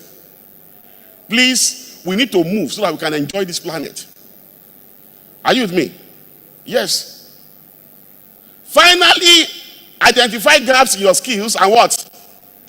It is these gaps that I have identified in my skills that I'm training myself on now so that I can achieve those goals I want to achieve in the next 5 years. So if you don't know what your skills gaps are, you won't know what area you need to train yourself in so that you can achieve what you want to achieve. So what we're going to do now is what we call understanding what? Yourself, and discover what you are and what you want. So we're going to be doing what they call a SWOT analysis. Please open your sheet. You should have it there. Some of us have never done it before. Can we do it? We are going to do it practically now. And please, if you're online there, can you help me? Because it will occur to me after I've given you the slide that I can give them some samples of some SWOT analysis some people have done for themselves. So if you can help me go on Google, just do a template for personal SWOT assessment, and maybe you can display some samples. It will help some people to understand what they need to fill in this sheet. You have to start with, it's so tiny. The first one is what? Strength. What are your strengths? For me, one of my strengths is that I know how to talk. Hello? Talking is not just talk, sir. I not just talk, I can talk to you and collect money in your pocket. It's a skill. Let me tell you why Goodluck Jonathan lost the last election. He doesn't know how to talk. Talking is a skill. And some people have it. And keeping quiet is also a skill. Are you getting it now? So you must know what are your strengths. So begin to write it down now. I like talking. Comedy is a good business now. You know Blas Abinos. Who else is very good in comedy now? Mr. Macaroni. Who else? Brother Shaggy. If you know how to talk, it's a skill. I know how to do comedy. Write it. Strength. I can make people laugh. When people are with me, they're always excited. Those are strengths. You must do a self-assessment of your skills. I'm very good with numbers. It's a skill. For someone like me, I'm not very good with numbers. Which is why I didn't enjoy engineering at all. It was very stressful. I'm not good with numbers. But I'm good with words. So write down first Your strength. Have you found any sample, sir? Oh. What's that?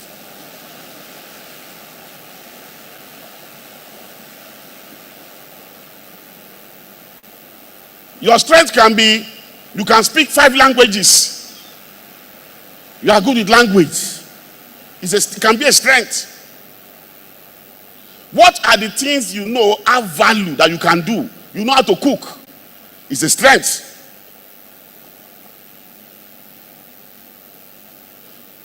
When a place is dirty, you know how to see. You know, some people don't have eyes. Do you know that? Not everybody that is seeing can see. Hello? Not everybody who is seeing can see. There are some people that know how to see. It's a strength. Are you catching me now? Yes. Do you like reading? For instance, if you don't like reading, go to weakness and say, I don't like reading. But you must read in life, remember. So, by the time we are looking at solutions now, those your weaknesses, you begin to look at what, for instance, reading is tough. So get audio, listen to it. Hello? So let's start with write down your strengths, then go to your weaknesses. Your weakness can be you like sleeping too much. And poverty and sleep, they are friends. Hello? A little sleep, a little slumber. It's a weakness. Some of you, maybe you like to play too much. Maybe you like to go to club, like Ibadan now, everywhere is club. Those are weaknesses. Money that you know you should spend in the house. Something will tell you, that kind of 2 bottles of beer. It's a weakness. It might look like fun, but you'll be surprised that what some people should have used to build a house, they have drank it as beer. It's a weakness.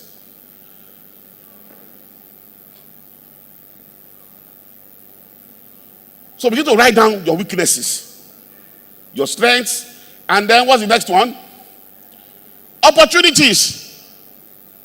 For me, for instance now, when it comes to opportunities, this is one of the best times to be alive in this planet. Oh, there's not been a better time to be alive than now. One of the greatest opportunities we have now is the internet. The internet is an opportunity. Like Emeka was saying, you don't have to go to Lagos now. You can go to Lagos spiritually. Hello? You don't have to go physically. How do you go spiritually to Lagos? Online. Who has seen internet before here? Has anybody seen internet before? Who has touched it before? Whatever you cannot see and touch, what is it? It's a spirit.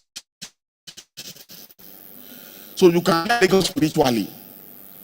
There's this boy in Ibadan who does kits. I don't know whether you've seen him before. Who normally will just go to you and say, Baba de Kimwa. It's not remote. Oh. Remote is koko. What won't take on me shell. It around me legit confirm. He will not do one guy speak one foreign language like that. You don't know remote? If you don't know remote, it's not good. Write it down. Say remote. When you get to, you go and Google it. Remote is a comedian. But what I'm saying, the internet has created for the first time a level playing field. So one of your opportunities now is online. You must be able to find something you can do online. It's an opportunity. No excuse, no story. And there are several things you can do online now. Several things. If you like to cook, what are the foods that we have in every tribe in Nigeria that is dying? Begin to show people how to cook them. You'll be surprised. 1 million views is $10,000 on Google. Hello? And you don't need a cameraman. Your phone can do it. You don't need a cameraman. Just your phone can do it. So look at your opportunities. And then what are your what? Your threats. Your threats are the things that might be hindering you from achieving that goal. What are the threats? Sometimes your threats can be there is no money at all to start. It's a threat. Lack of money, which means those threats, we have to find a solution for them. There was a business, one of my first business that I did in this Ibadan, about maybe 10 to 12 years ago now. I wanted to do a seminar, and I didn't have a cover with me. And that seminar, so whether they can bear me witness in those days. So I had some CDs in my house. Those CDs, we bought them for about $700. It's a set of training on trading financial market online. So we bought them for like $700. We had it in the house, free of charge. So one of my friends in Benin said he wanted to buy the CDs. I said, I'll sell it for you, 20,000 naira. So I sold the CD for 20,000 naira. With that 20,000 naira, we printed flyers and we paid 1 day for the venue of the training in UI. And we were doing the training that time for 25,000 naira per person. Guess what? Like play. Close to 20 people paid for the training. And before you know what, close to 1 million was in my account. From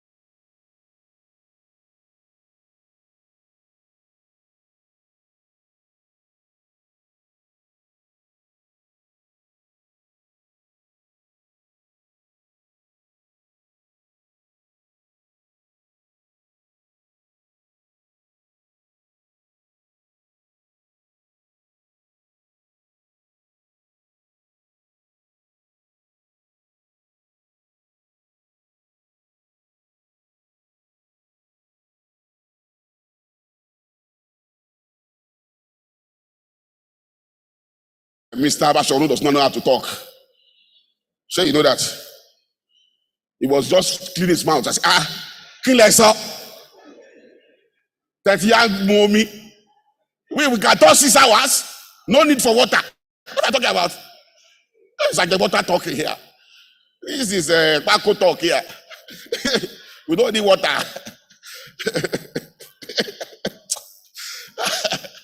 I was just looking at him. Kí ni máa tí sọ tó ti á mú mi tó bá yìí? Kí ló ti sọ? Hey.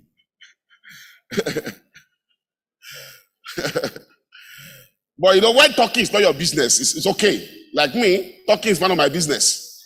Yes. Part of my business model is that we do a lot of trainings and seminars.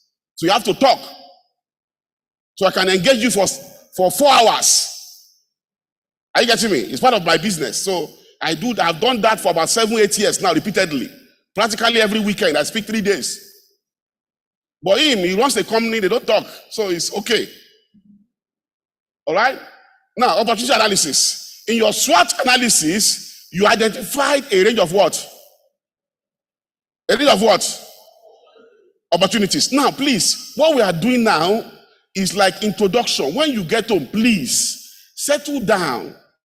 Remember the story of the prodigal son. I normally tell this story in my seminars a lot. One day, the boy called a federal executive council meeting of himself. As a human being, how many are you as you are sitting down? You are 3 in 1. Spirit, soul, and what? So that is judiciary, legislature, and what? Federal Executive Council. You can call yourself to a meeting. Say, guy, ma bombi, bala balato mbaka krijito, jasoro. You call yourself to a meeting. And this is why you do things like this analysis you are doing now. You settle down. And then you begin to diagnose your life. Now, next you need to explore the best of these opportunities in more detail and identify the ones you want to focus on. You can involve looking at people who already do those jobs and find out what they are really like. Leading reports and what? Leading industries and companies. And confirm what your strengths really what? Suits those career. If your strength does not suit those career, what do? Go and develop yourself in that area towards that career. When you do this, you make sure that the way forward You choose present opportunities, and that's the latest obstacle to overcome. So you can see now. So the greatest obstacle to overcome is to first, where am I going in the future? What do I need to get there? And how can I begin to gather those things I need to get there?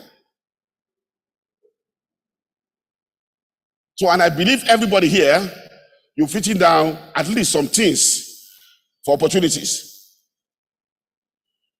So look at the next one now, which we are going to do now. What are the identified what? Then what are the supporting factors? What are the strengths that you have? And then what are the weaknesses that you have for those opportunities? And listen to me. You see, when they say, go and look for what you love to do and go and prosper there. Hello? They say, go and look for something you what? You like. You can do anything. I tell you. You are still talking from the Ajebota side of a motivational speaker. When iron meets rubber, what do you want to achieve in life? What does it take to get there? Give it to it, you achieve it. You saw a mechanical engineer now that became what? Not just a banker. He said they went for a training for 3 months. 20 chartered accountants. He overtook them in the test. An engineer who has never done accounting before. He overtook accountants, which means there's nothing you put up your mind to do that you cannot achieve. There's nothing, I tell you. Listen to me. If iron means rubber, if I cook for you, sir, in my restaurant, if I start, or let me start doing Zobo. Hello? You've taken my Zobo before now? Grace Wambe. You can't remain the same. You can do anything. So, but based on your current situation, look at what you want to achieve and find out what it takes to get there. That's what we are now. So what are the opportunities? And please remember, we are in a day and age where you cannot be doing one thing.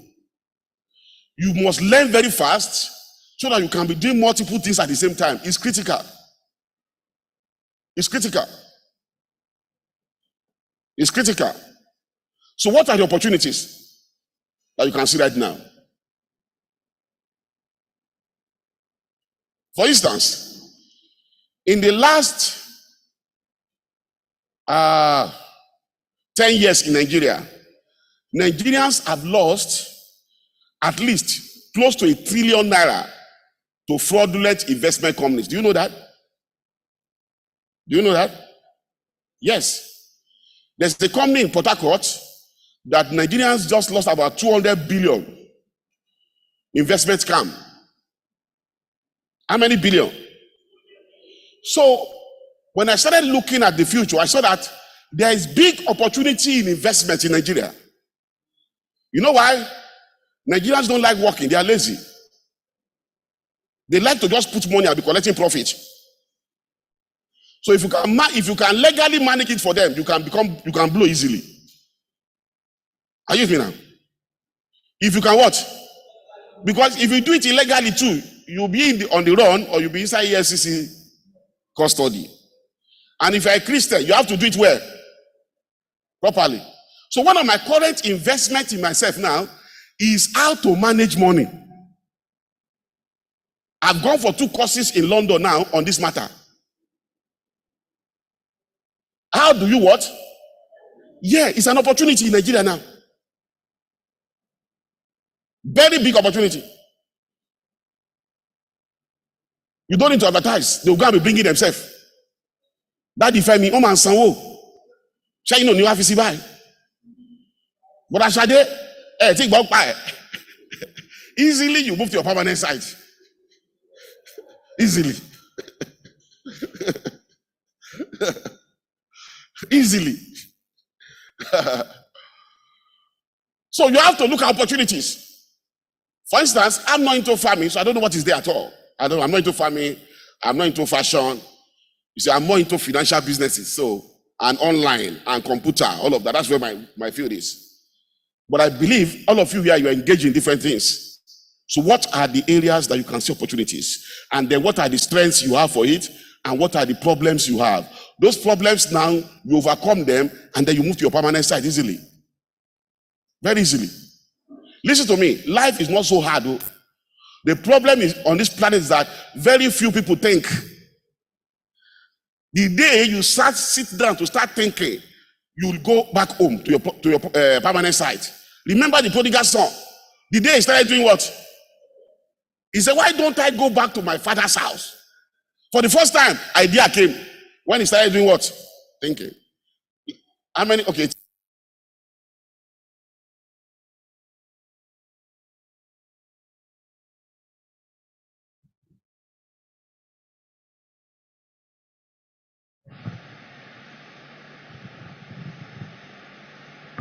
Career objectives. Please, when we say career, don't always mistake career to mean you are employed. Like me, I have a career. And it's not about, my career is not like employee career. If I want to start a new business now, that's a career. Because remember, when you are working in a job, the job is employ you, yes or yes? That's the truth, you don't know. You are working at a job, even though it's your own, you are still employed in that job. So when you say career, don't always think of only when you are working for somebody. Even if you are running your own business, it's a career. Where do you want me or this business to be in the next 5 years, 10 years? How many billion do we want to be operating by that time? Are you getting me now? Yes. Let me ask you, how much do you think Foodco sells every day now? All their branches, daily sales. Who has any idea? Okay, let's take Jericho branch. How much do they sell every day? 700 what? Okay. In 1 hour and a year. And the focus in that branch will be doing like between 10 and 20 million daily in sales. You know, some people come out, even one person can buy 700,000. There's a shop in Lagos called Adebayo.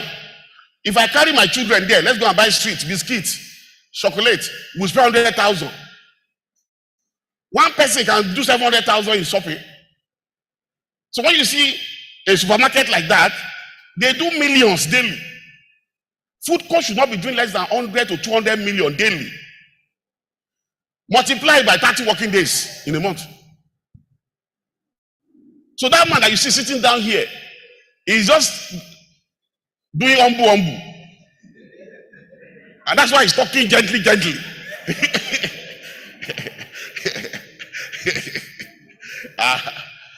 It's not a joke. So if you are doing retail, you have to ask yourself, you are doing 1 million now monthly. In the next 5 years, what will be doing 1 billion? Is it? That's how you set your career goals. Because one of the easiest things to measure in life is what? Is what? Money. Money is easy to measure. No matter where you have gotten a BSc or a MSc, can you measure it?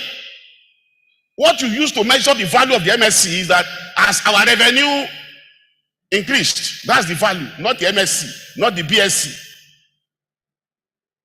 So now that you are clear about your own strengths and weakness and about opportunities that are available to you, you are equipped to start what? Look at that. Look at that word. You are equipped to start what? Thinking. Thinking just the start. Thinking just the start. That's why they said thinking is hard work. Because even thinking has some prerequisites to thinking.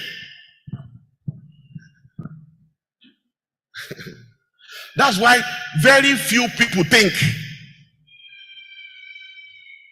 You start the process by creating a career or business mission statement that sets you out your long-term aspiration.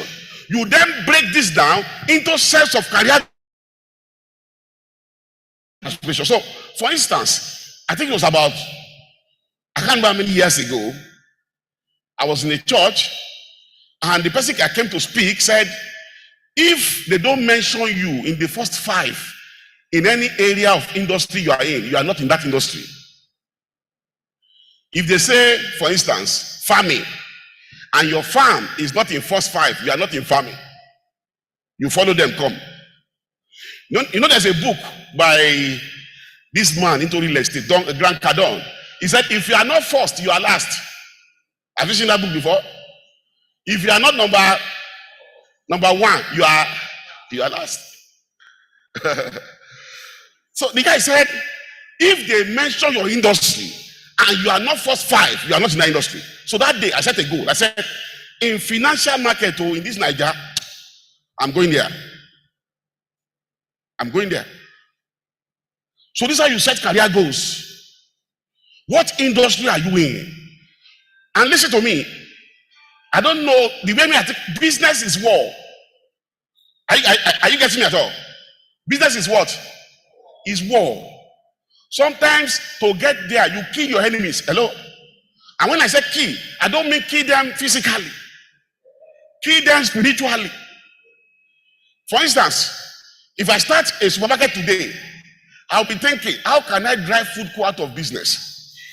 Now, food co too must be thinking, Abi, how can these small children not what? It's business. It's not a bad thinking. Do you know that companies do meeting to study their competitor?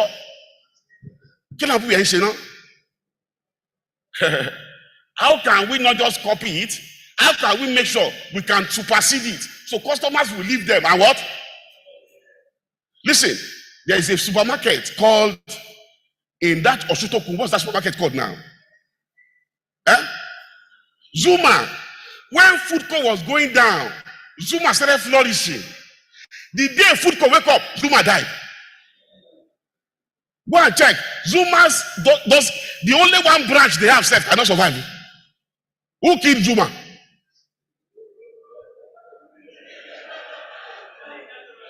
It's not that they told me, Mwambe. Foodco started by offering discounts. Zuma was doing like this. Foodco was doing discounts. Before you know what, Foodco stopped discounts. But by that time, people have forgotten Zuma. Business requires strategy. You must know where you are going. And then what's the strategy to get there? Sometimes you kill your enemy on the way. And it's positive killing, not negative killing. You know what I'm saying?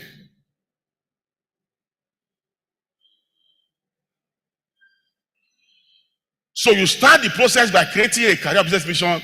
So now let's quickly create our career mission statement.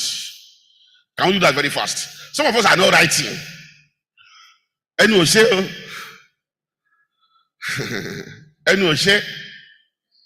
you must learn to do things like this. Listen to me. Beginning of every year, I take all my staff to a retreat where we go and do analysis like this for the year. How many billion did we do last year? This year, how can we double that performance? We sit down to look at it. So you must learn to do it. You must learn to do it. But some of you don't even have biro. Hello? If you don't have that biro, give me a wave. You come and kneel down here. So I will pray for you. Some of you don't have biro. The paper they gave you, you have used it to clean your hand. One of my mentors that I like said something. He said, your sense of value determines the flow of virtue to you. Your sense of what? Value. You'll be surprised. There are some things that you think they are very useless. But because you don't value them, you don't get any value from them. Because your sense of value determines the flow of virtue to you. You don't get value from things you don't value. Everything we are doing here, if you don't value it, you will not get value from it. So for you to take action, you must first value it. It is your value for it that determines the value you get from it. Wọ́n ní oògùn tá a bá ṣe kí ni? Kí ló máa ń ṣẹlẹ̀ sí? There is no value. So you can't get value from it.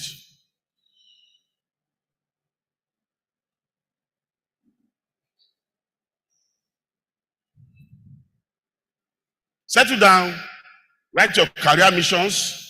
What do you want to achieve in the next 5 years, 10 years? Sometimes be free to dream. You know, if I carry some of where I and my wife, before we even got married, there's a book I bought at M Sellers, very multicolor book like that, writing pad, but different color. So for different colors, we have different goals. Like the green pages of the sheet, we call it our money goal.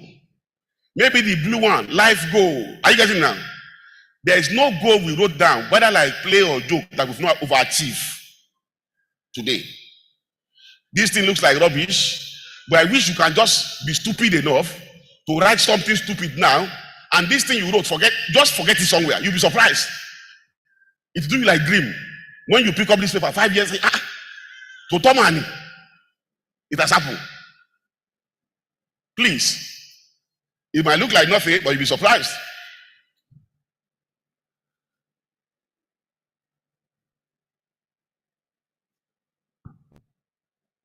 So you can see how this thing is building on them.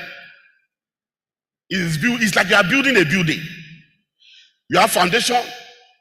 After foundation, what's the next thing you do? What's the next thing after foundation? What's the next thing? The one used to cover the foundation. Is it called German floor? Blinding, Abi? Then you start blocks, Abi? If you are going to a duplex, what's the next? Before you do decking, what's the next thing you do? Yeah, if you are going to a duplex, you will do lintels now. Okay, you are there. So these things like you are building. We started with SWOT analysis, Abi? Yes. If you don't do the first one, you can't do the next, and you can't get here.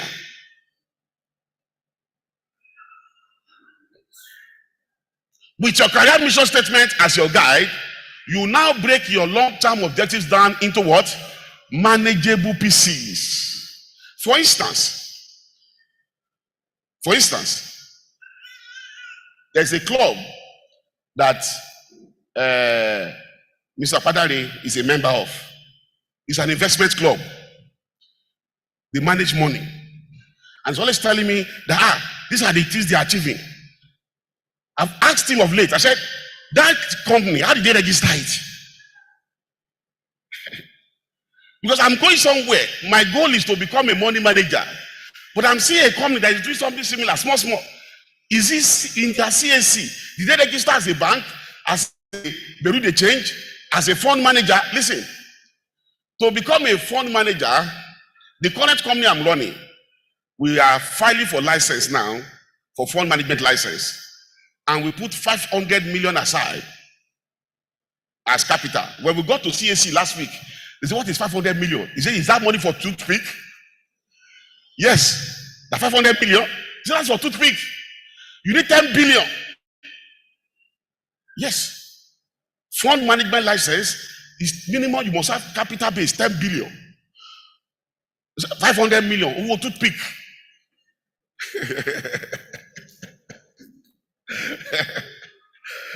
So, even though you might not have 10 billion, how can you start in a way?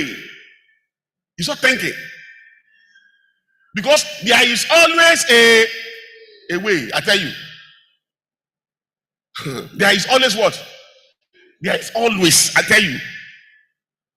Unless you don't want to find it. There is always a way. There is always a loophole somewhere that you can use to start without having 10 billion. With your career mission statement as a guide, you cannot break down your objectives to manageable pieces. To do this, you set major career goals. Now, these are important steps for achieving your mission, and you can use them to ensure your personal development plan. You can see personal development, that goal setting and personal development, they are like this. Because for every goal, you must change who you are to achieve that goal. And to change who you are is personal what?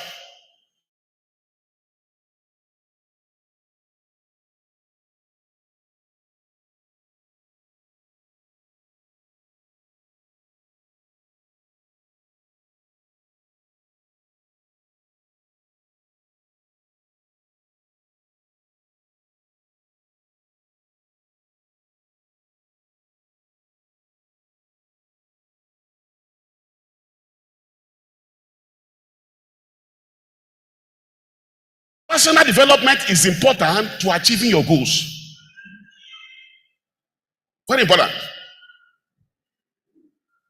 For instance, your career assessment might indicate that you want to be a finance director by the time you are 45. Now, me, I don't like all this kind of career goal. Finance director. Maybe if it has some monetary measurement. Me, I would say, by the time I'm 45, I want to have 10 billion in my account. I like that kind of goal. Finance director might be a poor person. Unless I know that finance director, what into sumo is 10 billion. Are you getting me now? Yes. If that's 5 years away, you must ask yourself what major steps you need to take. Remember when Mr. Adeyinka was talking? He said by the time he was 40, he wanted to be a general what? Manager. And he said for him to get there is either he's jumping from bank to bank or one other step like that. So if you don't know where you are going, you will not sit down to think how to get there. They said, who is it that wants to build a tower? What does he do first? He sits down to think. To think. To think.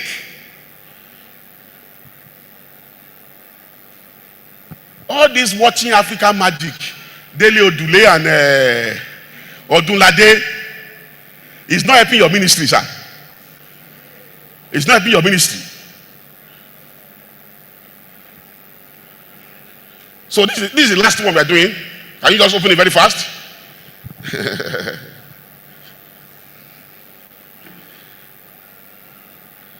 Smart goals. So you now, and then what are the skills you need? What are the skills you need? Please, no matter what your goal is, I want to beg you, one of the skills you need in life and in career and in everything is you have to learn how to sell. Learn how to what? Sell. There are 2 books I'd like to recommend. If you have time to read, pick them up. There's one titled Sell Like Crazy. Sell Like Crazy. Please, help me Google it and show them. Sell Like Crazy. If you don't know how to sell, it's difficult to grow business. Not just, when I say sell, people think it's selling product. Listen, when you employ staff, you must know how to sell them on your vision. So that they don't come to work because you put timeline. They came to work because they came to drive a vision. 2 different things. How do you sell them on your vision?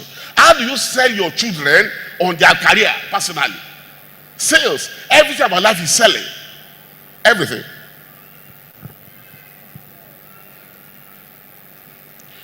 Tomiwa, where's Tomiwa? What's that book we're reading? The one we studied 2 months ago. No, not that one. The whole team. On sales, Blancador. You can't remember. Where's you can't remember the name of the book. Eh? Have you seen Sell Like Crazy? Where's? Can you remember the book? Eh? Sell or be sold. Thank you, man. Those are some of my people in my company. Sell or be sold. Listen, in life, it's either you are selling or you are being sold to. Sell or be sold. Blancadon. Very good book. It will help your ministry. Sell or be sold. Sell like crazy. Practical books, real life books on how to get selling skill. Because listen, if I go for a job interview, there is no way you will not employ me, sir. Because before I come, I would have studied what I need to study on the technical part of the selling. Because interview has technical part, it has the emotional part. How do you appeal to their emotion at the interview? Life is about selling. Some men are single today. They don't know how to sell a woman to marry them. Hello? Do you know that? Yes, now. Every woman you talk to will say no. But it's boring you. Kò mọ bó ṣe ń béèrè right question. Tàbá ń sọ̀rọ̀ lọ bí ibi lá máa sọ̀rọ̀ lọ. He doesn't know how to sell, that's why. He needs to learn selling skill. So selling is a critical part, no matter the career you are developing. Okay, this sell like crazy. Please, all these books, you can get them free online now. You don't have to buy them. You can get them free online. There is a Telegram group which we created from the last conference, which those of us who are coming for the first time, you're going to be added to that group. Please, if you are not added to that group, call the number and request they add you to that group. I'll be posting a link for a website where you can download any book free of charge. Hello? Any what? The problem is reading, not the book.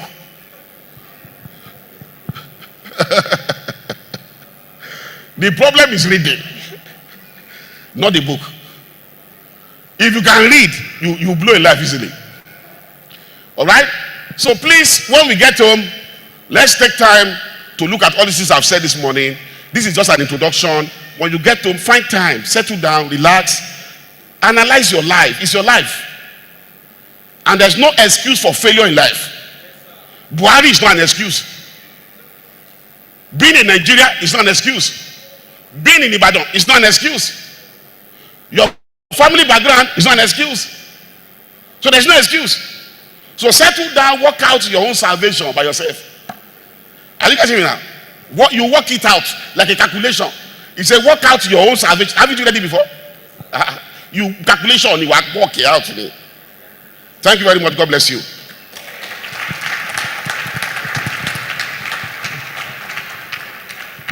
Let's appreciate him one more time.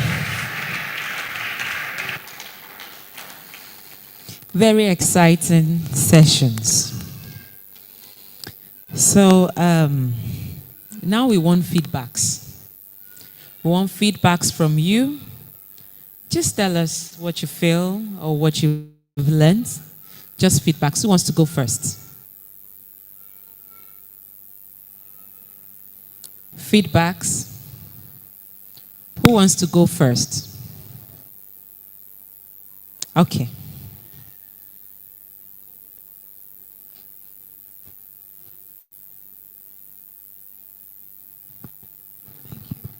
Good day, everyone. I must confess this is my first time of attending R.E.A.L conference.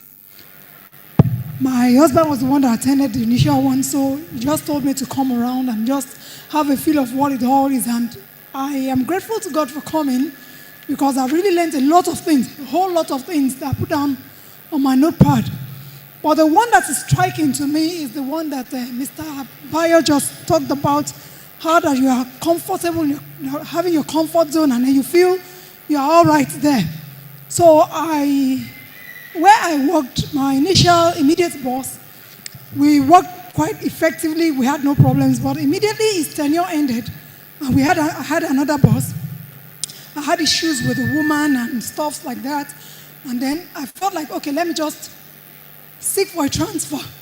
But she doesn't really want to transfer me because she has heard a whole lot of things about how I work and how I've been able to work effectively and efficiently with my immediate past boss.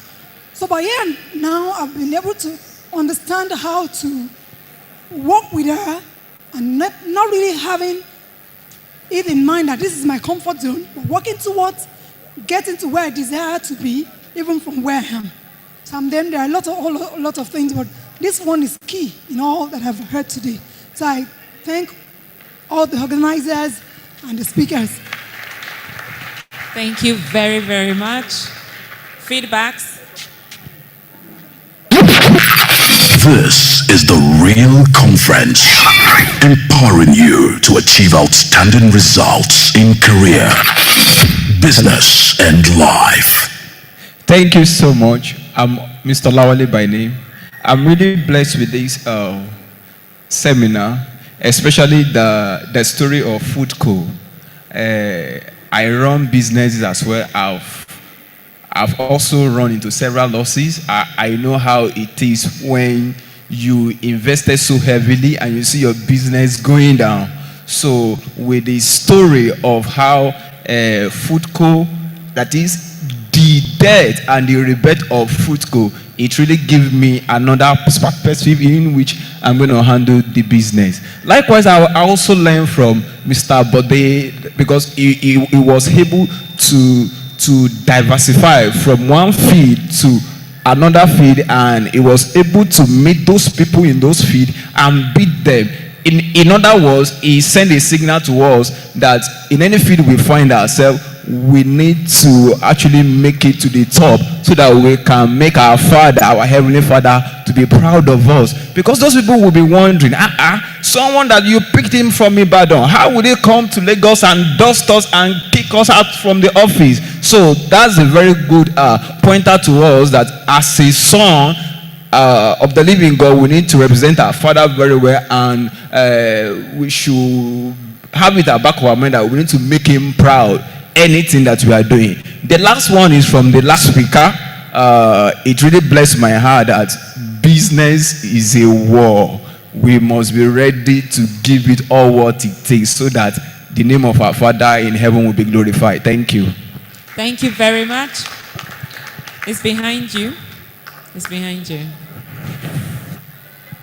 Yeah, thank you very much. Very quickly, my name is Joshua OKDG.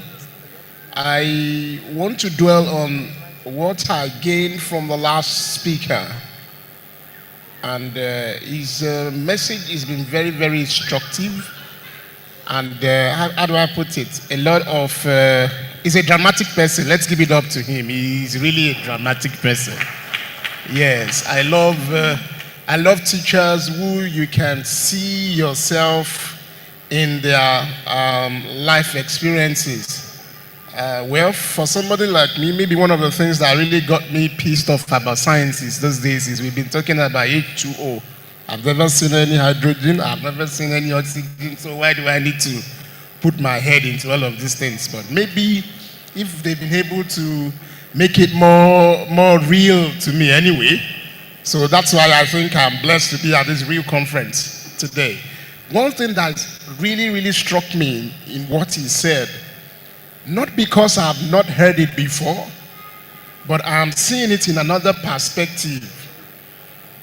If you don't draw goals, you don't have things to pursue. Once it is documented, in fact, time and other things might have passed, but when you go through it, you will discover that you have really made some tremendous progress. So one good thing that is I'm living here with today is to always go back and do a review. Okay, even in my small business, how much sales did I make in 2019? Okay, that was COVID in 2020, so that was bakery transmission. How did I fare in 2021? Am I doing better in 2022? What can I do much more better in 2023? So that's my take home today. Thank you so much to the organizers. I'm a first timer at the R.E.A.L conference. I look forward to coming over and over and over again to learn. Thank you so much. Thank you. So we have the last person there that is going to give us feedback. The extreme, and yes.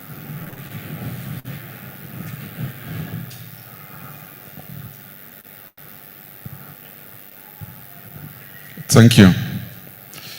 Let me start by appreciating the organizers of the seminar. I'm a first timer as well. Let me equally appreciate the person that invited me to this program today, Mr. Ombishere Adekunle. Actually, today is my birthday. This is the best gift I have ever received.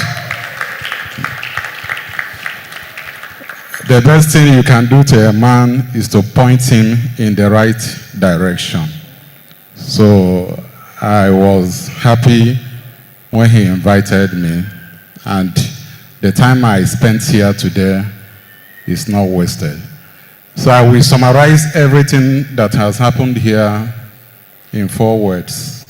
It has been enriching, refreshing, revealing, and wonderful. I pray that the seeds that have been sown here today will blossom and bear fruits. It has been a mixed grill. There is so many information coming at the same time. So it's when we get home that we'll sit down, relax, and maybe work out everything that we have learned here today and do something with them. So I thank God for the organizers once again. May God bless your efforts. Amen. So we'll take one more person.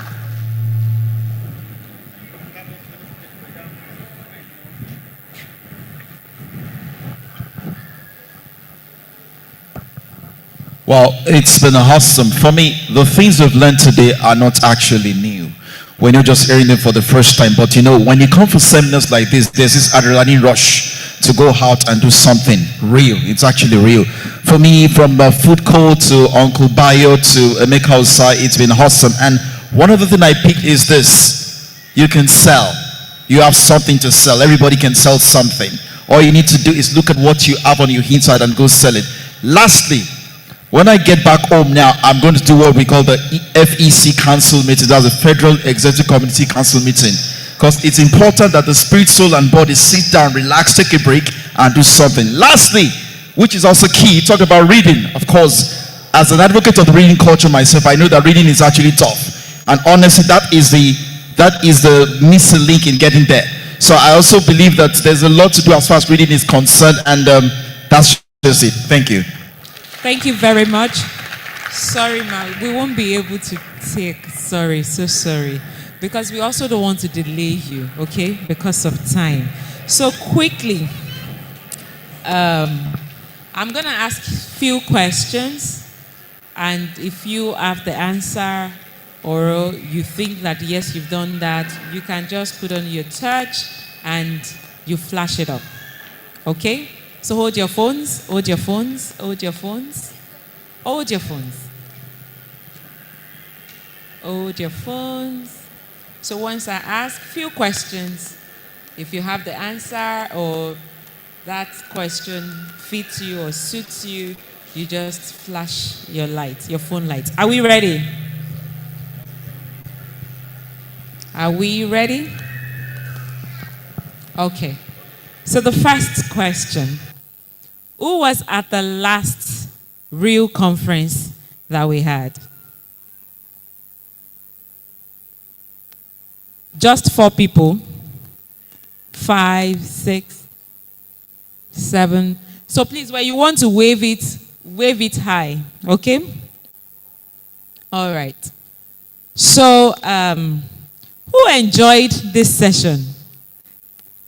Today's own? Everybody? Okay, awesome. So, who invited someone for today's session? Okay, amazing. So it means that we hope that next time we would have more people raising their phones or their hands to bring in people. So who thinks that people really need to listen to such sessions? Who would love to invite people next time? Wow, amazing.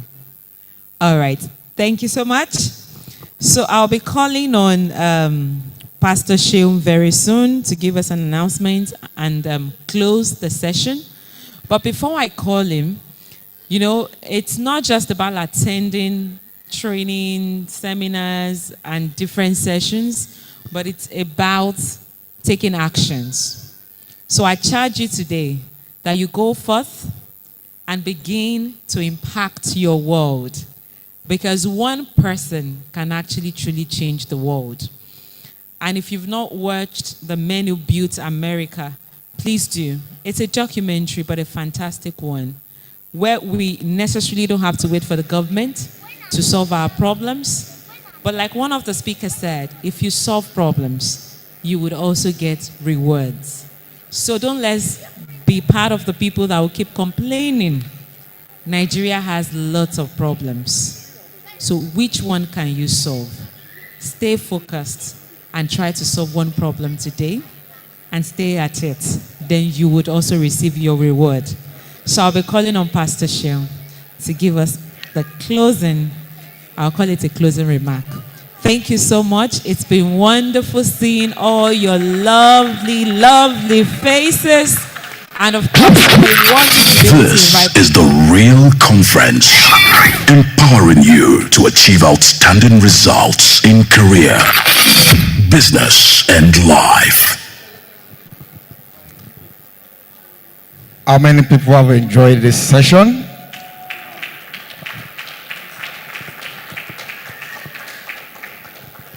You know, for us organizing this event, it's more than we expected. That's what I can say to you.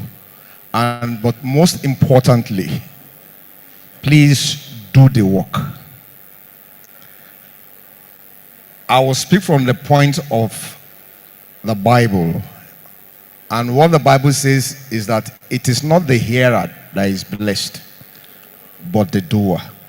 So, like Pastor Kunle just said, don't worry, Pastor Kunle too is a mechanical engineer.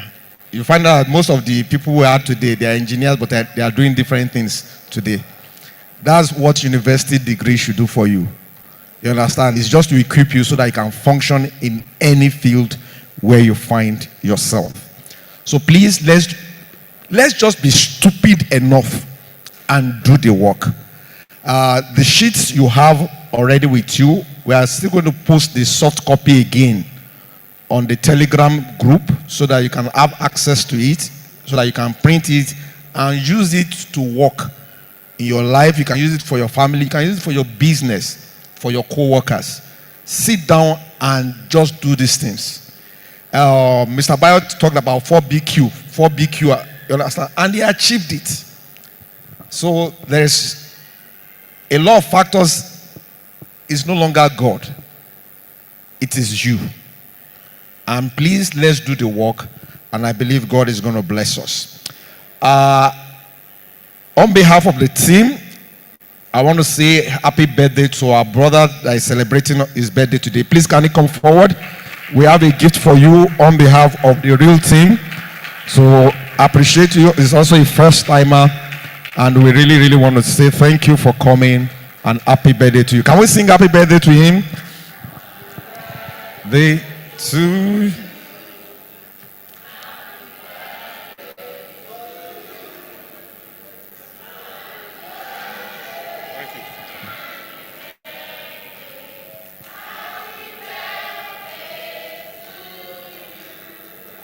Thank you. Thank you. God bless you, sir. Thank you for coming. We are rounding up quickly. Just few announcements. Once again, we want to invite you to the Bridge Network R.E.A.L Success Seminar. Our name is The Bridge. So we bridge people, we bridge businesses, we bridge relationships. That's what we do here. And that is what we are also doing with this conference. We bridge the knowledge gap in our society. So please feel free to join us tomorrow at the R.E.A.L Success Seminar between 8 and 9. And the theme we are looking at is lean and smart, doing more with less. I can tell you, coming for the R.E.A.L Success Seminar alone has really transformed me in my career, my thinking, the way I do things, and a lot, and is speaking on my job. So please, you are invited, and please invite somebody. If you cannot come physically, please, you can also join online via the links we send to you, especially for those that we send to you on WhatsApp. To join the Zoom link and the YouTube link, and you can also search us out on our Facebook page. Now, our next conference, like we said, this conference happens quarterly, and our next conference is going to be in November. And as the team, we've looked at is that one of the things this church is also known for is for hosting the GLS, which is the Global Leadership Summit. And since what we are doing with the R.E.A.L Success, like the R in the L in the R.E.A.L stands for leadership, we've decided that there's no point, doing any other event, since there is one that we host, that we'll just use that avenue to host it this year. I was privileged to attend online the Global Leadership Summit this year. It happened the first week of August, I think 4th and 5th, Friday, Saturday. It's a 2-day leadership event where leaders from around the globe, whether church leader, business leader, there's no discrimination, Muslim, Christian, Hindu, whatever. Once you have a desire to grow your leadership, this is an event for you. However, it's a franchise. And that's why there is a token, like was announced earlier, that is attached to it. We've been having a series of meetings, whether to do for 1 day, to do for 2 days, right now. But looking at the cost of things, what we've agreed to do is that we will just hold it 1 day, which will be the Saturday. And we will pick the best of the speakers, the best of the contents that relate to us here.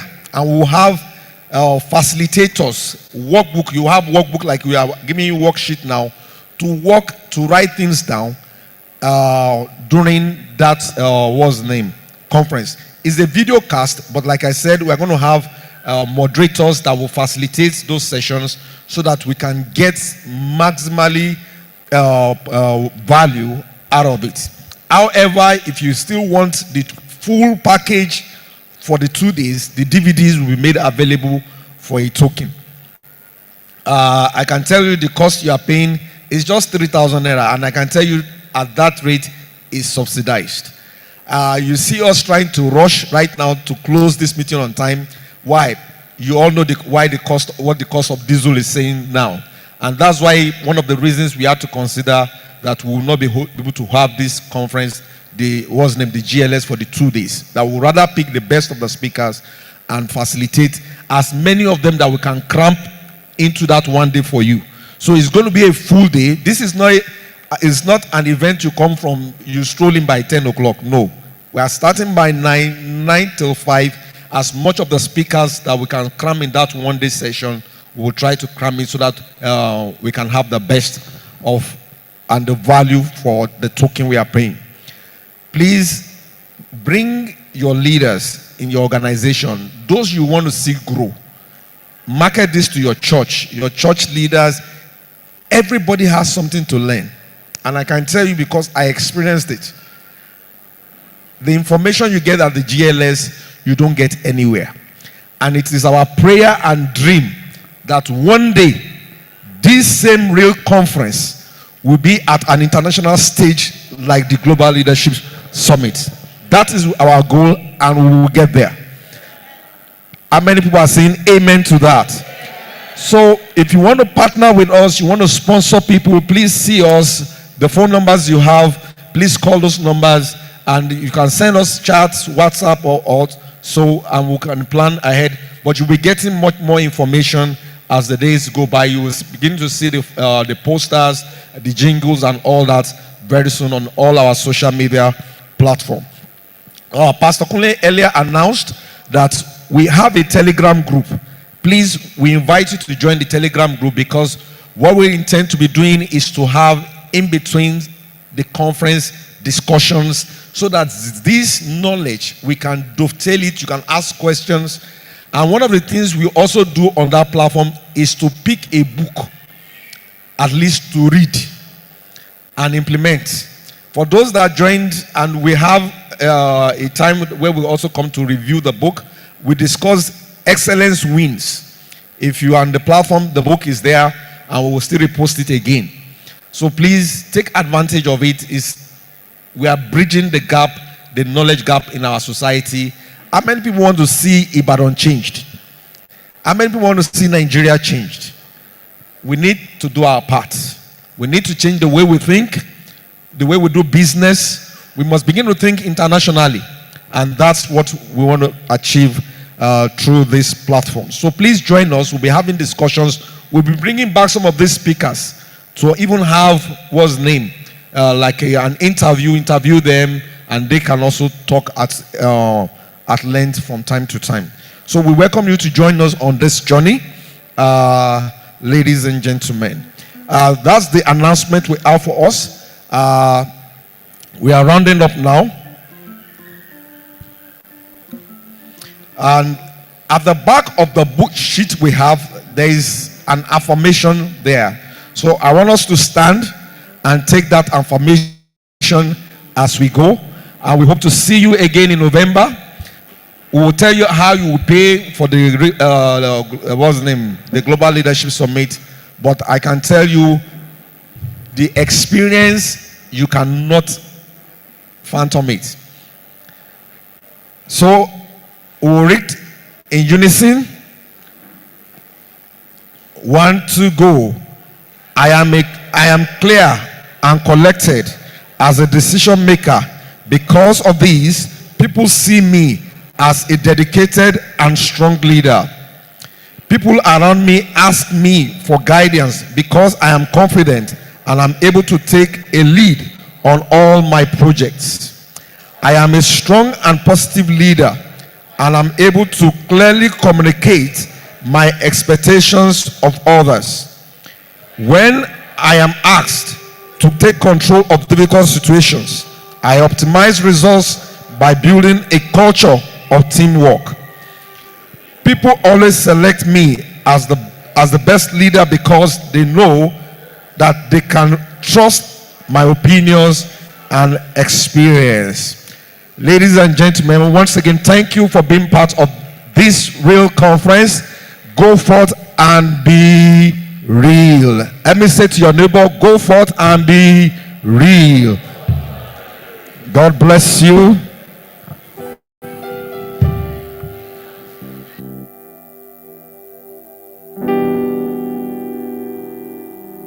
Rose in June to its highest level in more than 5 years, fueled by rising prices of food and high cost of diesel. The inflation rate surged up to 18.60% in June, up from 17.71% in the previous month, the National Bureau of Statistics said on Friday.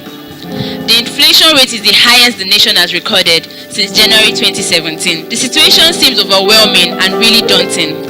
However, we cannot succumb to it.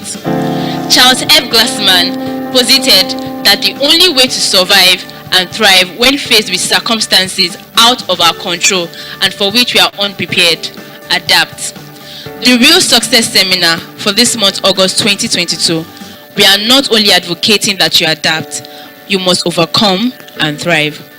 The R.E.A.L Success Seminar will be focusing on topics that will provide you information and tools to propel you to adapt in situations such as this. Join us on the 7th of August 2022, where we talk about the topic Adapt, Overcome and Thrive. On the 14th of August 2022, where we talk about managing and maximizing household income. On the 21st of August 2022, where we talk about doing more with less. And on the 20th of August 2022, where we talk about managing business in times of inflation. Join us for the R.E.A.L Success Seminar, the keys to personal and business success. This is the Bridge Network.